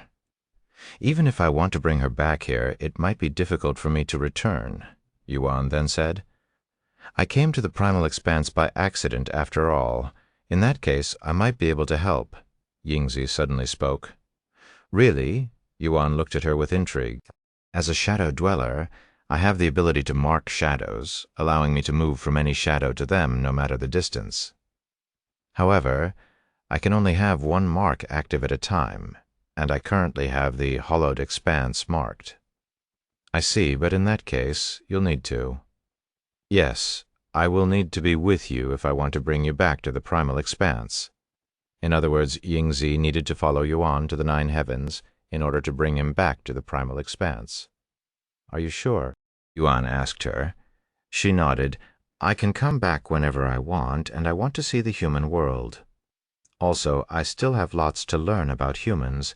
That world lacks chaotic essence, so you won't be able to cultivate or replenish the energy you exhaust." "I don't mind. It's not like I'm going to stay there forever," she said. "Is that so? If that's your decision, I won't say anything else." Yuan nodded. Without saying another word, Yingzi turned into a black silhouette and entered Yuan's shadow, temporarily joining his team. Now that I have a method of returning to the primal expanse, I need to visit the primordial realm. Yuan clenched his fists with determination. Are you ready to return to your world? The primal monarch asked him. Yuan looked at Feng Yuxiang, who turned to look at the primordial phoenix. Let's have a proper conversation next time, Mother, Feng Yuxiang said to her. The primordial phoenix calmly nodded, but her eyes flickered with joy. Feng Yuxiang entered Yuan's body the next moment. I am ready to return now, Yuan said a moment later. The primal monarch nodded and created a rift. Before you leave... The primal monarch stopped him as he took a step forward. However, the primal monarch didn't continue speaking, seemingly pondering about something. What is it? Yuan asked. Never mind. I will tell you when you return next time. It's still too early for you to know now, he eventually said. Yuan narrowed his eyes suspiciously. All right, then. Until next time, Father. Yuan stepped into the rift and disappeared from the primal expanse. What were you trying to tell him? The primordial phoenix asked afterward. The primal monarch merely gave her a cold glance before disappearing without uttering a word. Finally back to his usual self, huh? The primordial phoenix shook her head, not minding the primal monarch. After returning to the 9 heavens, Yuan found himself in an unfamiliar scenery. However, with the abundance of spiritual energy, he was, without doubt, back in the 9 heavens. Search the novelfire.net website on Google to access chapters of novels early and in the highest quality. Chapter 1714, Rishara's System, End of Primal Expanse Arc. Where am I? Yuan mumbled as he surveyed his surroundings. However, before he could really pay much attention to his surroundings, he noticed several announcements appearing in the sky almost simultaneously. Congratulations, player Yuan has become the first player to learn a celestial rank technique. Congratulations, player Yuan has become the first player to craft an Empyrean-grade treasure. Congratulations, player Yuan has become the first player to become a divine blacksmith. Congratulations, player Yuan has become the first player to craft a celestial-grade treasure. Congratulations, player Yuan has become the first player to become a true divine blacksmith. The sky was bombarded with announcements related to the achievements Yuan had achieved in the primal expanse, just as Wang Xuing speculated. Nearly every player in the 9 heavens was staring at the sky in shock at this moment, their eyes and mouths wide with disbelief and awe. Over 3 years have passed since Yuan disappeared from the 9 heavens, and the players have gotten used to playing Cultivation online in peace without any commotions. In fact, except for a few players, the presence of player Yuan had diminished from their minds, becoming something akin to an urban legend. Due to his lack of presence, some even wondered if player Yuan had retired from Cultivation online. However, this was just the beginning of the players' shock. Once they finally got past the name player Yuan and began reading the rest of the announcement, their eyes popped out of their sockets and their jaws fell to the ground. Celestial rank techniques? Crafting celestial grade treasures? How in the world? The top players have only just begun crafting Earth grade treasures. What the fuck has player Yuan been up to? He disappears for 3 years and comes back with this bombshell. Wait a second. We've only progressed to the 4th heaven. How did he even acquire an endgame technique, much less craft them? Why did these announcements show up almost simultaneously? There's no way he achieved all of them back to back in such a short amount of time. The players were filled with questions. Some players were so shocked and distracted by these announcements that they died because they were in the middle of a battle when it happened. However, no matter how much they wanted answers, they realized they might never find out. Cultivation Online was a mysterious game with a ghost publisher. Unlike other games, nobody could get any help from the administration, so they were all on their own. Some players have tried seeking help from powerful cultivators because they believed the admins were disguised as NPCs. Unfortunately, none of their efforts resulted in anything. Most players have already accepted the phenomenon behind Cultivation Online and stopped questioning it, just like how the people of 9 heavens don't question the existence of players. However, unbeknownst to the players and even Yuan, the announcements only appeared between the first heaven and sixth heaven, so the people in the seventh heaven and above were not aware of the players' activity. That being said, a single being above the seventh heaven was aware of their activity. Inside his private quarters, the Celestial Emperor stared at the recently made announcements with a profound expression on his face, and his brows furrowed in a worried manner. "Player Yuan, I knew there was something different about you. To think you'd reincarnated in that abandoned world, I would have never guessed," he mumbled to himself. After a moment of silence, he shook his head and sighed. "No, this isn't enough proof. There's a slim chance this player is not related to him. Who am I kidding? Not even the most talented blacksmiths in the 9 heavens could become a true divine blacksmith in such a short time. There's only one person who could achieve such a feat." The Celestial Emperor stood from his throne and walked to one of the open windows, staring at the world beneath him. "You finally returned, sure as Apostle Heaven Refiner and the Calamity who will destroy this world. The others may have failed, but I will stop you once and for all, for this is my duty as the Celestial Emperor." The Celestial Emperor clenched his fists. His eyes filled with rage and determination. The Celestial Emperor proceeded to summon the system and configure it. Block player Yuan from accessing the system. Confirm. Player Yuan has been blocked from accessing the system. If you cannot access Cultivation Online, you will be stuck in that world and won't be able to cause any trouble for me. The Celestial Emperor showed a satisfied smile on his face. "However, just in case I should send a few people to make sure he's gone from this world." The Celestial Emperor's figure disappeared the next moment. Meanwhile, in the 4th heaven, Yuan received several notifications that made him feel several emotions in quick succession. You have been blocked from the system. You no longer have access to Cultivation Online. Search the Noveller in ETH website on Google to access chapters of novels early and in the highest quality. Logging off. Ding. The Shura's system has detected unusual activities. Shura's system has been activated. You have been granted access to Shura's system. Shura's system has overridden Rashara's system attempting to log off. You are unable to log off. Yuan wore a bewildered expression on his face as he tried to comprehend the situation. My access to the system has been blocked? And Shura's system, isn't that Yuan swiftly comprehended the situation? The original system, the one used by every other player, was called the Rashara's system. However, his access to that system had been blocked. It was probably done by the Celestial Emperor because he saw my announcements, noticing the Shura's system, which was obviously related to Shura, the unknown entity who gave him the power of heaven's supremacy activated, preventing him from losing access to Cultivation Online. However, log off. Yuan tried to log off.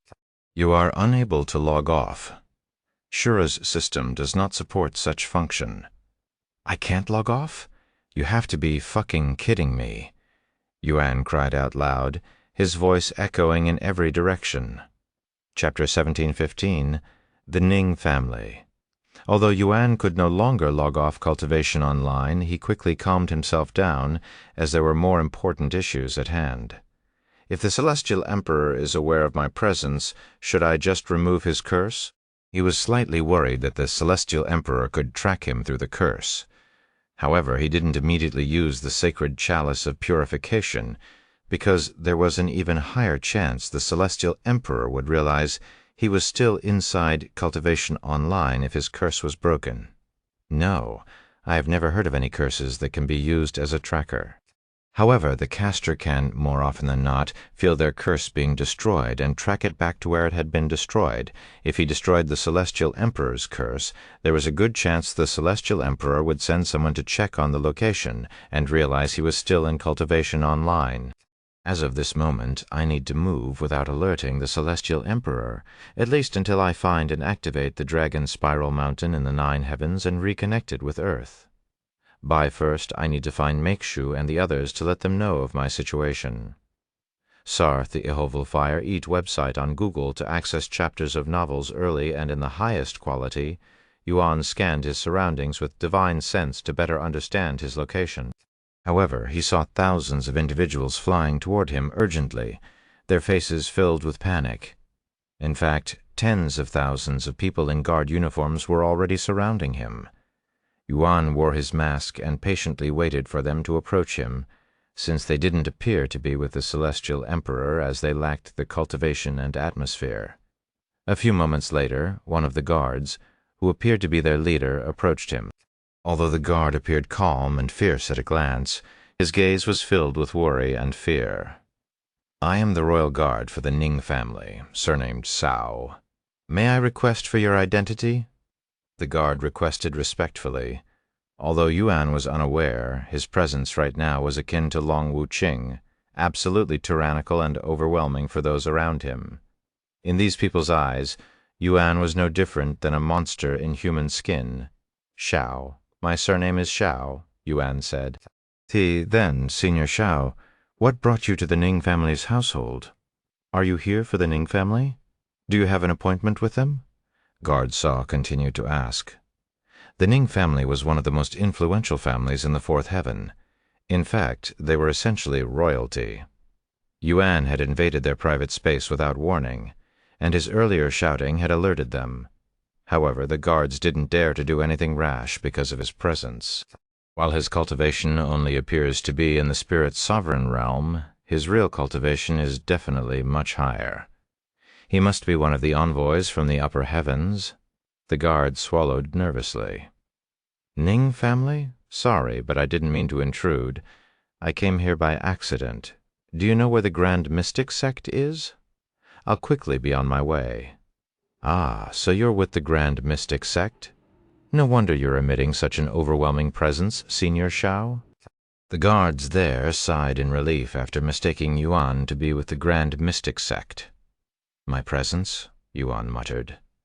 "Young Master, your presence right now is very overwhelming, strong enough to make those guards faint if they get any closer." Feng Yuxiang revealed his situation to him.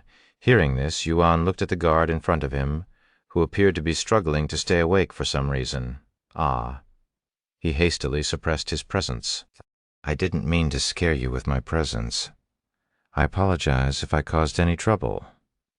"No, it wasn't any trouble at all. We were just slightly alarmed by an unknown presence." "That's all, Senior Shao." Guard Cao bowed. "Anyways, about the direction of the Grand Mystic sect. The Grand Mystic sect is located on the other side of this world.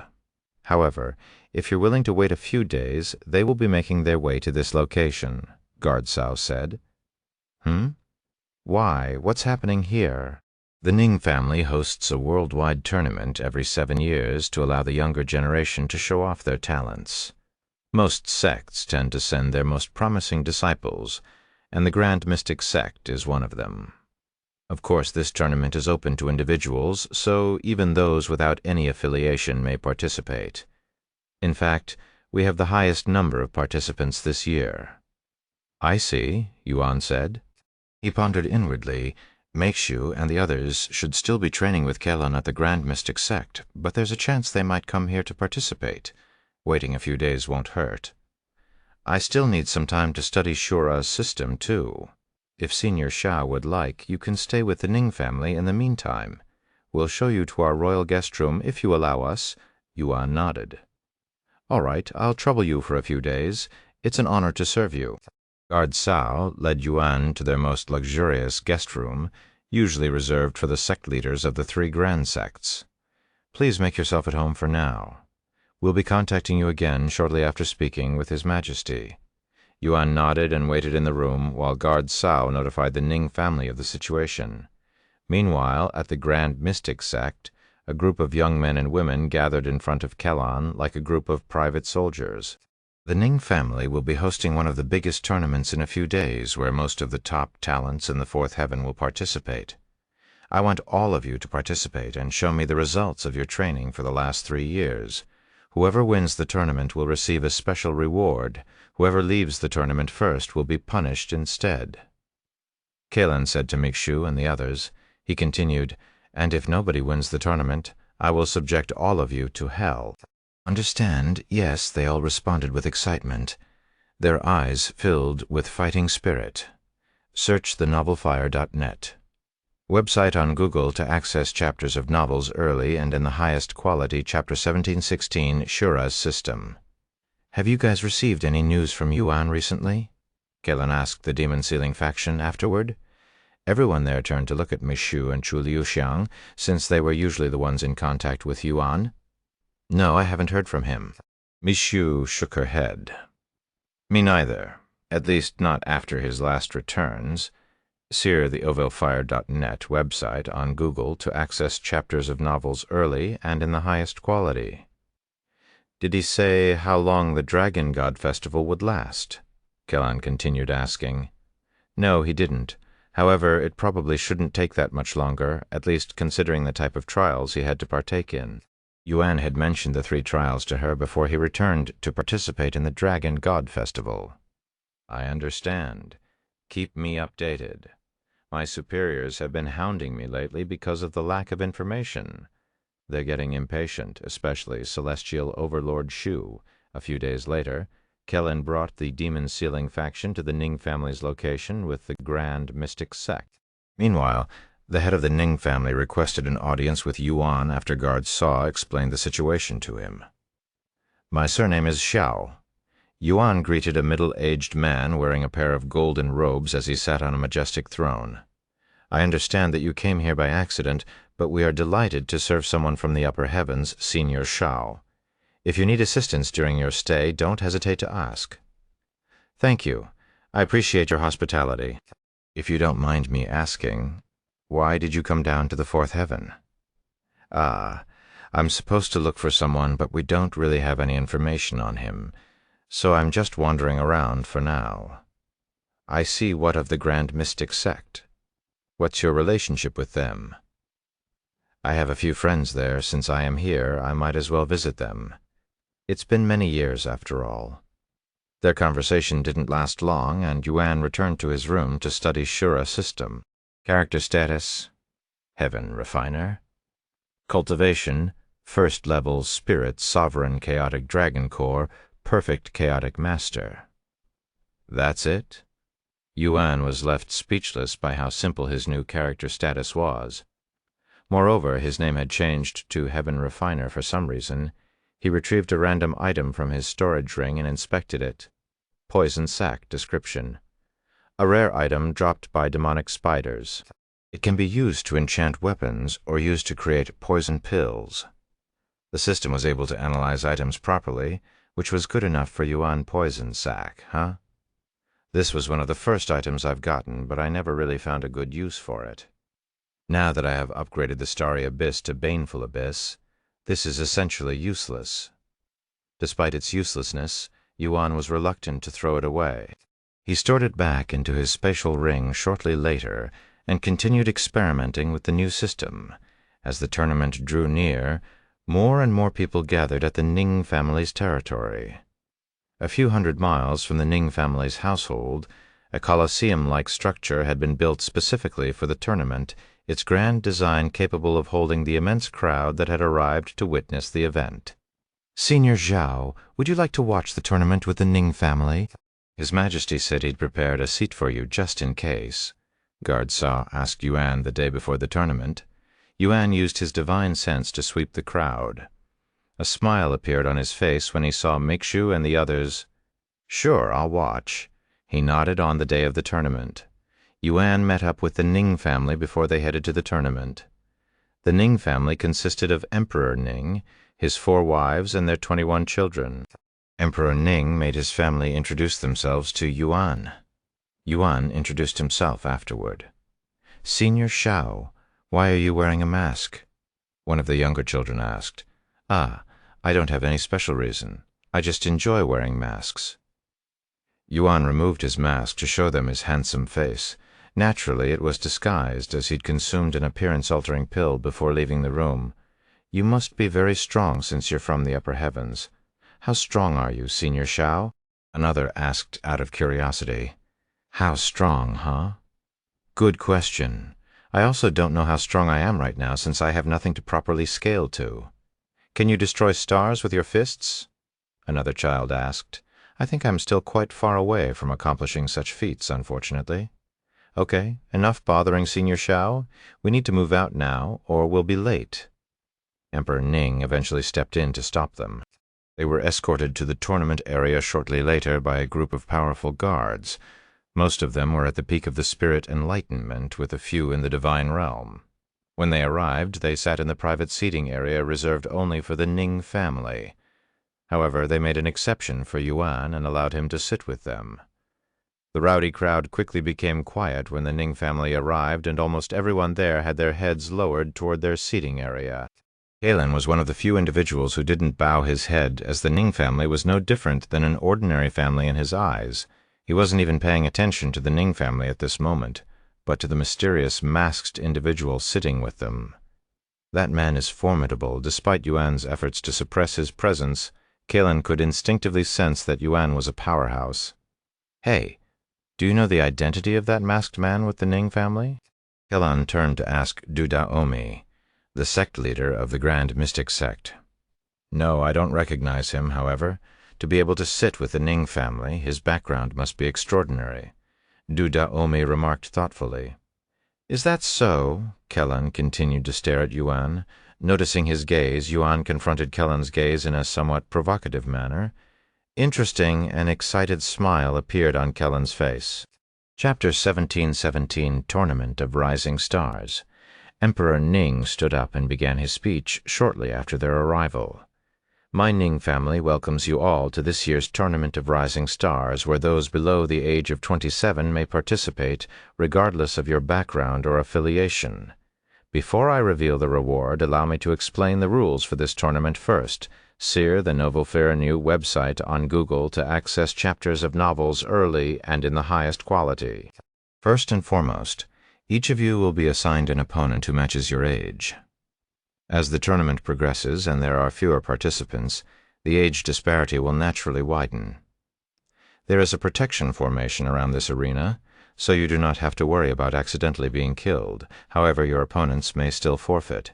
Once they forfeit, you are prohibited from attacking. If you damage your opponent after they forfeit, you will also be disqualified. Martial techniques that directly damage the soul are also strictly forbidden. If caught, you could be punished with death. Several rules later, Emperor Ning revealed the rewards. The winner of this year's tournament will be given an innate miracle pill. The onlookers and the participants gasped in shock after hearing the reward. An innate miracle pill could boost one's innate talents greatly, and could turn an ordinary cultivator into a talented one. However, they are incredibly rare and priceless due to the exceedingly rare materials required to concoct them. Afterward, Emperor Ning said, Before we begin the tournament, I would like to take a moment to introduce an esteemed guest to you all today. This is Senior Shao, an envoy from the upper heavens. An envoy from the upper heavens? Kilan muttered to himself. Would you like to share a few words before we begin the tournament, Senior Shao? Emperor Ning asked him. Yuan pondered for a moment before responding with a question. Do you mind if I make this year's tournament a little more exciting? Oh, what do you have in mind? Emperor Ning's eyes flickered, his interest piqued. If you would allow me, I would like to give the top participants an opportunity to fight me. If they can defeat me, I'll give them a separate reward. But with your cultivation. Emperor Ning hesitated to let someone as powerful as Yuan participate in a tournament meant for the younger generation. Yuan chuckled and said, You probably won't believe me, but I actually qualify to participate in this tournament. What? You're that young? Emperor Ning's eyes widened with shock. He'd sensed Yuan's presence before, and it was absolutely terrifying. It was not something someone so young should have. For this young man to be this talented, he's most likely from the 9th heaven. Emperor Ning swallowed nervously. Don't worry, I won't go too hard on them, and I'll put several restrictions upon myself, Yuan assured him. Emperor Ning pondered for a moment before nodding. All right, let's do it. It sounds entertaining, too. After receiving Emperor Ning's approval, Yuan stepped forward and spoke in a voice loud enough for everyone to hear. Naturally, he disguised his voice so Kellen and the others couldn't recognize him. During this tournament, any participant in the top 20 may challenge me. My cultivation will be suppressed to the peak of Spirit Grand Master. In fact, I qualify to participate in this tournament since I am under the age of 27. If you can defeat me, I will give you a Supreme Rank Technique or an Empyrean Grade Treasure. Supreme Rank Technique and Empyrean Grade Treasures are typically only acquirable within the 7th heaven and above, so for it to be given as a reward in the 4th heaven was a once-in-a-life opportunity. Even Emperor Ning was shocked by the generous reward. However, despite the immense reward, every participant understood the challenge ahead. Simply making it into the top 20 was already an incredibly difficult journey, but defeating someone capable of casually offering such valuable rewards would be exponentially harder, even if that person suppressed his cultivation to the peak of Spirit Grand Master. Ha! Spirit Grand Master, underestimating us, will be his downfall. That reward will be mine. Wang Ming rubbed his hands like he had already won. Seeing this, Kellen glanced at him and sneered, "You're the one who's underestimating him. That man is formidable and unfathomably dangerous. If I were to suppress my cultivation to his level, even I don't dare say I am confident in beating him." What? Seriously? The Demon Sealing faction members looked at him with wide eyes. They couldn't imagine Kellen losing to anyone, not even to Yuan. What about his cultivation of Spirit Sovereign? Is it his real cultivation? Wang Bingbing asked.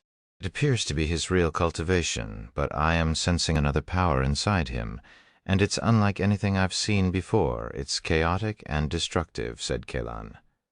I guess there's always a bigger fish, especially in the upper heavens. Yuan might finally have some competition later. Shi Lang chuckled. All right, I have decided, Kellen suddenly said. All of you will challenge that man from the upper heavens. If any of you win, I will give you a special reward that would make even my own disciples jealous. What about the tournament? Hong Xiuquan asked. Forget about it. I brought you here to evaluate your progress and limitations, but after seeing the participants, I have no doubt you'll rise to the top with ease. However, that man is a different story. You'll be able to truly test your limits with him. Sometime later, the tournament officially began. I'll be right back, Meishu said, shortly after the tournament began. Checking on Yuan? Chu Liuxiang asked. She nodded. He appeared in the announcements, so I thought he came back. However, he hasn't logged off yet, so maybe he's still in the primal expanse. The announcements were probably just delayed because he's so far away. Probably. It won't take long. She logged off the next moment. Once she returned to Earth and saw Yuan sleeping peacefully, she caressed his face and gave him a gentle kiss before returning to cultivation online. Not yet? Chu Liuxiang asked. No. Meixiu shook her head. Chapter 1718, Tournament of Rising Stars 2. Once the tournament officially began, 100 pairs of participants entered their individual platform. Since there were tens of thousands of participants, it'd take weeks, if not months, to finish the tournament if they did one match at a time.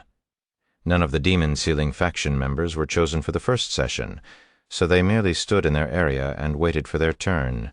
A few of them were staring at Yuan, trying to analyze him. Li Jinshi had the most intense gaze, but it was not because she recognized Yuan. Why am I getting this weird feeling in my gut when looking at that person? She wondered inwardly. It was an inexplicable feeling she was not familiar with. She wondered if this feeling was a natural desire to battle someone strong or something else entirely different. Search the Novelier.net website on Google to access chapters of novels early and in the highest quality. Burning Lotus Sword Art. A handsome young man with black and red hair unleashed a powerful and dazzling sword technique, instantly catching the spectator's attention. That must be Xing Chen, the #1 disciple of the Burning Lotus Sword sect. His sword art is as grand and powerful as they claim. He definitely deserves the title Sword That Burns All. Several platforms away, a beautiful young lady wielded a green fan as she leaped around the platform with graceful movements resembling a dancer. Fairy Ling is as beautiful as ever. I'd climb 1,000 mountains just to have a glance of her beauty. Although many participants were disciples of sects, the majority hailed from prominent clans and families that spanned across the fourth heaven. While these individuals might also be disciples of various sects, they were here primarily representing their families, promoting the strength and pride of their bloodlines. The rest of the participants were rogue cultivators, and a sizable portion of them stood out from the rest, mostly because of their demeanor and attitude towards the tournament. "Damn, this event is too difficult. Who could possibly win this?" a specific individual shouted after losing to his opponent. There were other players besides the demon-sealing faction present at the tournament. Whether they were qualified to even participate or not was a different story. 3 years may not seem like a significant amount of time to those born in the cultivation world, but for those from Earth, 3 years was a substantial period. In that time, the entire Cultivation online player base made remarkable progress in their cultivation, advancing far beyond what even talented people born in the 9 heavens could achieve. While not every player had made significant progress, this was largely because not everyone pursued advancement with the same level of effort or determination. However, those who did dedicate themselves to improving had risen far beyond what individuals of the same caliber, born in the 9 heavens, could typically achieve. In other words, even those players with average talents were able to surpass the talented natives of the 9 heavens thanks to the system's assistance. The system provided the players with advantages that allowed for faster growth and cultivation progress in ways that natural talent alone could not. However, in the eyes of the natives of the 9 heavens, the players simply appeared to be extraordinary geniuses. Even if some sensed that something was unusual, the Celestial Emperor's curse worked its magic, making the players' presence and achievements seem completely normal. As for the participants present at the tournament, they ranged in age significantly. There were competitors as young as 10 years old, and others as old as 27, just barely hitting the upper age limit for participation. That said, none of the younger participants expected to win.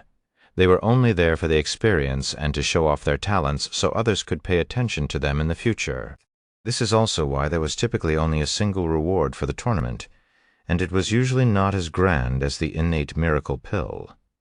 This made Emperor Ning's announcement all the more shocking to the participants, as such a valuable prize far exceeded their expectations. "Winner, Xing Chen," one of the judges there suddenly announced. Once a match ended, the winner was granted a recovery pill to help them recover their exhausted cultivation for the next fight. But they wouldn't fight immediately. Whenever a stage is available, the next pair would immediately be called to it. Since the platforms were protected by restoration formations, any damage done to them would repair itself. An hour later, Shi Murong was the first member of the demon-sealing faction to be called onto the stage. "I'll be right back," he said to them before walking to the stage in calm steps. Shi Murong's opponent had arrived on the stage before him. 7th level Spirit Emperor, huh? Shi Murong smiled inwardly. "I'll give you a chance to forfeit." Shi Murong said to his opponent as he released his cultivation at the 3rd level of Spirit Enlightenment. In just 3 short years, Shi Murong had progressed all the way to Spirit Enlightenment. It wasn't just Shi Murong, however. Every member of the demon-sealing faction had managed to enter Spirit Enlightenment. As a matter of fact, it didn't even take them 3 years. They'd spent the first 2 years improving their foundations and the last year increasing their cultivation. Naturally, this wasn't solely due to the system. Kalen had also provided them with numerous treasures that, while priceless in the 4th heaven, were abundant in his realm. This is one of the many reasons people seek favor with those from the upper heavens, as what is considered trash in the higher realms is often regarded as treasure in the lower heavens. Spirit Enlightenment? Who could have anticipated such a genius would show up in this tournament? That senior from the upper heavens must be kicking himself now? There's no way he could bridge the gap between Spirit Grandmaster and Spirit Enlightenment, regardless of where he's from. The spectators were shocked by the presence of a Spirit Enlightenment cultivator, since the majority of the other participants were below Spirit King, with a few at Spirit Sovereign Chapter 1719 Tournament of Rising Stars, 3. Spirit Enlightenment, huh? They're grown. Yuan muttered with a smile behind his mask. The demon-sealing faction had not only caught up to his cultivation, but even surpassed him. Naturally, whether they could hold a candle against him in prowess was an entirely different story. Jimurong's opponent swallowed nervously after realizing he was at spirit enlightenment. However, the young man didn't forfeit and stepped forward. So what if you're at spirit enlightenment? I'd never forfeit. Is that so? Jimurong muttered as he retrieved a spirit-grade dagger. One of the rules in the tournament forbade the participants from using treasures above spirit grade, as that would defeat the purpose of the tournament. They were supposed to show off their talents, not their wealth, after all. The only reason there was no restriction on their cultivation was simply because one's cultivation was considered a talent. Jimurong's opponent retrieved a spirit-grade sword, and they started fighting shortly after. The spectators expected Jimurong to completely dominate his opponent right as the fight began, but he diverted their expectations when he started messing around with his opponent. However, that is not to say he was playing around. Instead, he was purposefully matching his opponent's speed and strength. Who is that young man at the Spirit Enlightenment? I don't recognize him, Emperor Ning asked Guard Saw, who was guarding their area with several other powerful guards. Guard Saw retrieved a jade slip that had the information on all participants and said, "His name is Jimurong. We don't have much information on him, but he's been training with a high-ranking member of the Celestial Overlords at the Grand Mystic Sect for the past few years." What? Someone from the Celestial Overlords is in the fourth heaven. Are they here right now? Emperor Ning stood up in shock after hearing this information. The Celestial Overlords are big shots in the upper heavens, much less the fourth heaven. Even royalty like Emperor Ning have to lower their head when speaking to them. Yes, he came here with the sect leader of the Grand Mystic Sect. You idiot! Why didn't anyone notify me? We should have invited them to sit with us the moment we learned of their presence. Do you have any idea how bad this looks on us? Emperor Ning shouted angrily, causing heads to turn in their direction. I also wasn't aware until I saw the information just now. I'll go invite him right now. Guard Saw lowered his head and left the next moment. Once Guard Saw left, Emperor Ning looked at Yuan and sighed. I apologize for that. Senior Zhao, do you know of the Celestial Overlords? Of course I do. Who hasn't heard of them in the upper heavens? He calmly replied. Ah, I just realized how foolish my question was. Emperor Ning rubbed his chin in an embarrassed manner. Meanwhile, Guard Saw approached the sect leader of the Grand Mystic Sect and asked him, Senior Du, we've just received news that a member of the Celestial Overlords came to the tournament with your Grand Mystic Sect. Do you know where this esteemed guest is right now? Without uttering a word, Du Daomi shifted his gaze to look at Kelan, who was standing right beside him. Seeing this, Guard Saw immediately understood the situation and recognized Kelan as someone from the Celestial Overlords. While Kelan's presence was suppressed, there was no way to conceal the immense aura his body naturally exuded. Even an ignorant child could tell he was a powerful expert at a glance. Esteemed guest from the Celestial Overlords, His Majesty Emperor Ning respectfully requested your presence at his humble booth with his family, if you don't mind. Keelan looked at the location where the Ning family was spectating from, but his gaze wasn't directed at Emperor Ning. Instead, they were staring at Yuan. Sure, he said with an excited smile. Thank you. Please follow me. Keelan looked at the others and said, I'll be gone for a bit. He followed Guard Saw to the Ning family's booth. When Kelan arrived, Emperor Ning got back on his feet and immediately apologized. I would like to extend my deepest apology for the late invitation, esteemed guest. I wasn't notified of your presence until just now.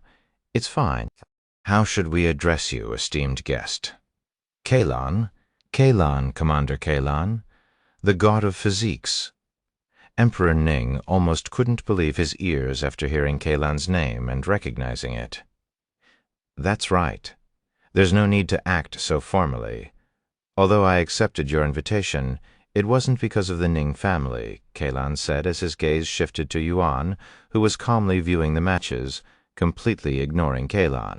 Not a single reaction, even after learning of my identity. Huh? Kelan smiled inwardly.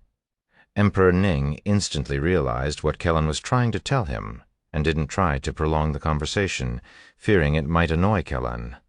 I understand. Then I won't bother you. If you need anything, just let me know.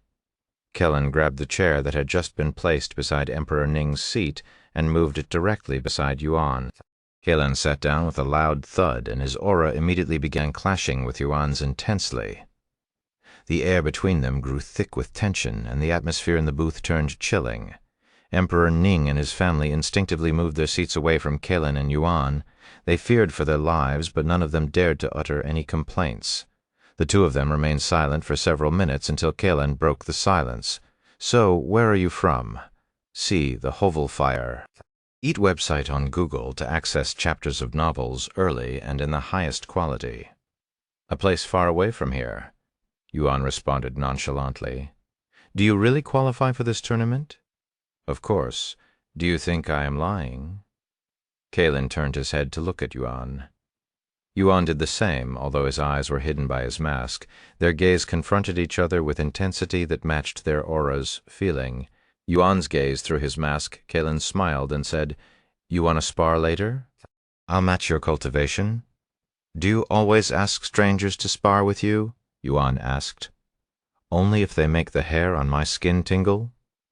Yuan chuckled. I'll think about it. Chapter 1720. Even more monstrous than Yuan. What's there to think about? I can tell you're someone who craves a good battle just as much as I do. Moreover, your physique. Kellan's gaze lowered to look at Yuan's physique. His clothes and boots are both celestial-grade treasures. Either his family or sect spoiled him, understandably so. This young man is not even 28 years old, and his aura is already this overwhelming. His cultivation is also deceptively low. There's no doubt he can fight someone several realms above his own. Yuan may be a monster, but this guy is on a whole different level. Kellen compared Yuan to the mysterious monster before him. Although Yuan was wearing clothes that covered most of his skin, Kellen could still tell that he had a powerful physique. You're a body refiner like me, aren't you? Kellen asked. I do temper my body whenever I get the chance, but I cannot say that I am strictly a body refiner. Yuan shook his head. That's absolute nonsense. Even gifted and hardcore body refiners in the ninth heaven will have difficulties achieving your level at your age. Kellen did not believe Yuan in the slightest. My level? What do you think my level is? I can't say for certain without exchanging a few punches with you, but it's definitely as extraordinary as that ominous energy inside your body. Oh, he can sense my chaotic essence even though I hid it to the best of my abilities. Yuan was slightly surprised. Search the Novellern website on Google to access chapters of novels early and in the highest quality. Although Kellen could sense something ominous inside Yuan, it was just a feeling, and he had no idea what it was. Yuan's gaze suddenly turned to look at the members of the demon-sealing faction and asked, Those children are yours? Kellen shook his head and said, No, not really. I am just training them. They're not really my disciple. They're not your disciples, but you're still willing to train them? I didn't know the celestial overlords were this generous. It's complicated, and I don't know about the others, but I don't mind training strangers as long as they show promise and determination. Are you confident they'll be able to reach the top 20? Yuan asked. Of course, I have confidence that they'll dominate the whole tournament and reach the top 20, unless they start fighting each other. However, one of them will definitely win the tournament. Kellen spoke in a proud manner, as if he was speaking of his own children. I see then. How about this? If one of them manages to defeat me, I'll spar with you. Kellen didn't immediately respond because even he wasn't confident they could beat him while his cultivation was suppressed to Spirit Grandmaster. No, I need to have some trust in them, especially that little monster who might one day rival Yuan. I don't believe they won't be able to defeat a Spirit Grandmaster even if their opponent is a prodigy from the upper heavens. Kellen thought to himself, shaking away his doubt. All right, he said a moment later. Very well. Yuan didn't say anything else and returned to watching the tournament. I'll be back, Kellen said before flying back to the others directly from the booth. What did you talk to him about? Li Jinshi asked, her face filled with curiosity. That man is much more powerful than I'd anticipated, but that doesn't mean you have no chance of winning. He'll be suppressed to Spirit Grandmaster. If you guys, who are also able to defeat those above your own realm, cannot defeat someone at his level, forget it. Anyway, you need to defeat him no matter what, you hear me? Otherwise, I'll force all of you to endure a whole year of hell that would make even the disciples at my sect wish for death, regardless if Yuan has returned or not. The members of the demon-sealing faction swallowed nervously upon seeing Kaelan's serious expression. Although Kaelan hadn't mentioned anything about his spar with Yuan, they could instinctively sense that something significant was on the line. If you compare him to Yuan, how would you? Shimeli suddenly asked. Kaelan interrupted before she could even finish her sentence. Yuan is very talented. Probably one of the most talented individuals I know, but this man is on another level. I don't want to pat my own butt, but I am very confident in my ability to assess people's abilities with a glance. How big is their disparity, in your opinion? Li Jinshi asked. Helan pondered for a moment before responding. If Yuan was at the Spirit Sovereign realm, he'd probably be able to defeat someone at the Divine Emperor realm, even the Divine Sovereign realm, with some difficulty. However, that man will be able to defeat someone in the Immortal Ascension realm. The difference between Divine Sovereign, Divine Ancestor, and Immortal Ascension is unfathomably vast. Of course, this is just an estimate since I haven't fought him. For all we know, he could be weaker or even stronger. Man, it's really hard to believe that someone out there could outclass Yuan to such an extent. Is this what it feels like to be a frog in a well? I never thought I'd see the day, but alas, Hong Shuqian sighed. Hey, why are you suddenly acting like Yuan is no longer relevant? We're still talking about Yuan in the past. Who knows how much he's improved in the last 3 years? Chu Liuxiang suddenly spoke up with a frown on her face. Calm down, Sister Chu. We're not looking down on Yuan. He's still a monster. We're just surprised that someone is even more monstrous than him, Wu Zhao said. However, what Sister Chu said has merit. We haven't seen Yuan in 3 years, so we cannot compare them in a fair manner. However, we can all agree that the Yuan 3 years ago would lose to this powerhouse, right? And I'll withhold my opinion until I fight that man, Li Jinshi said. Me too, Wang Shuing agreed. At the same time, Feng Yushang asked Yuan about Kaelan. Who was that man, and why is he training Make Shu and the others? Yuan smiled and said, Let me explain. It's a long story, though. Fortunately, we have plenty of time.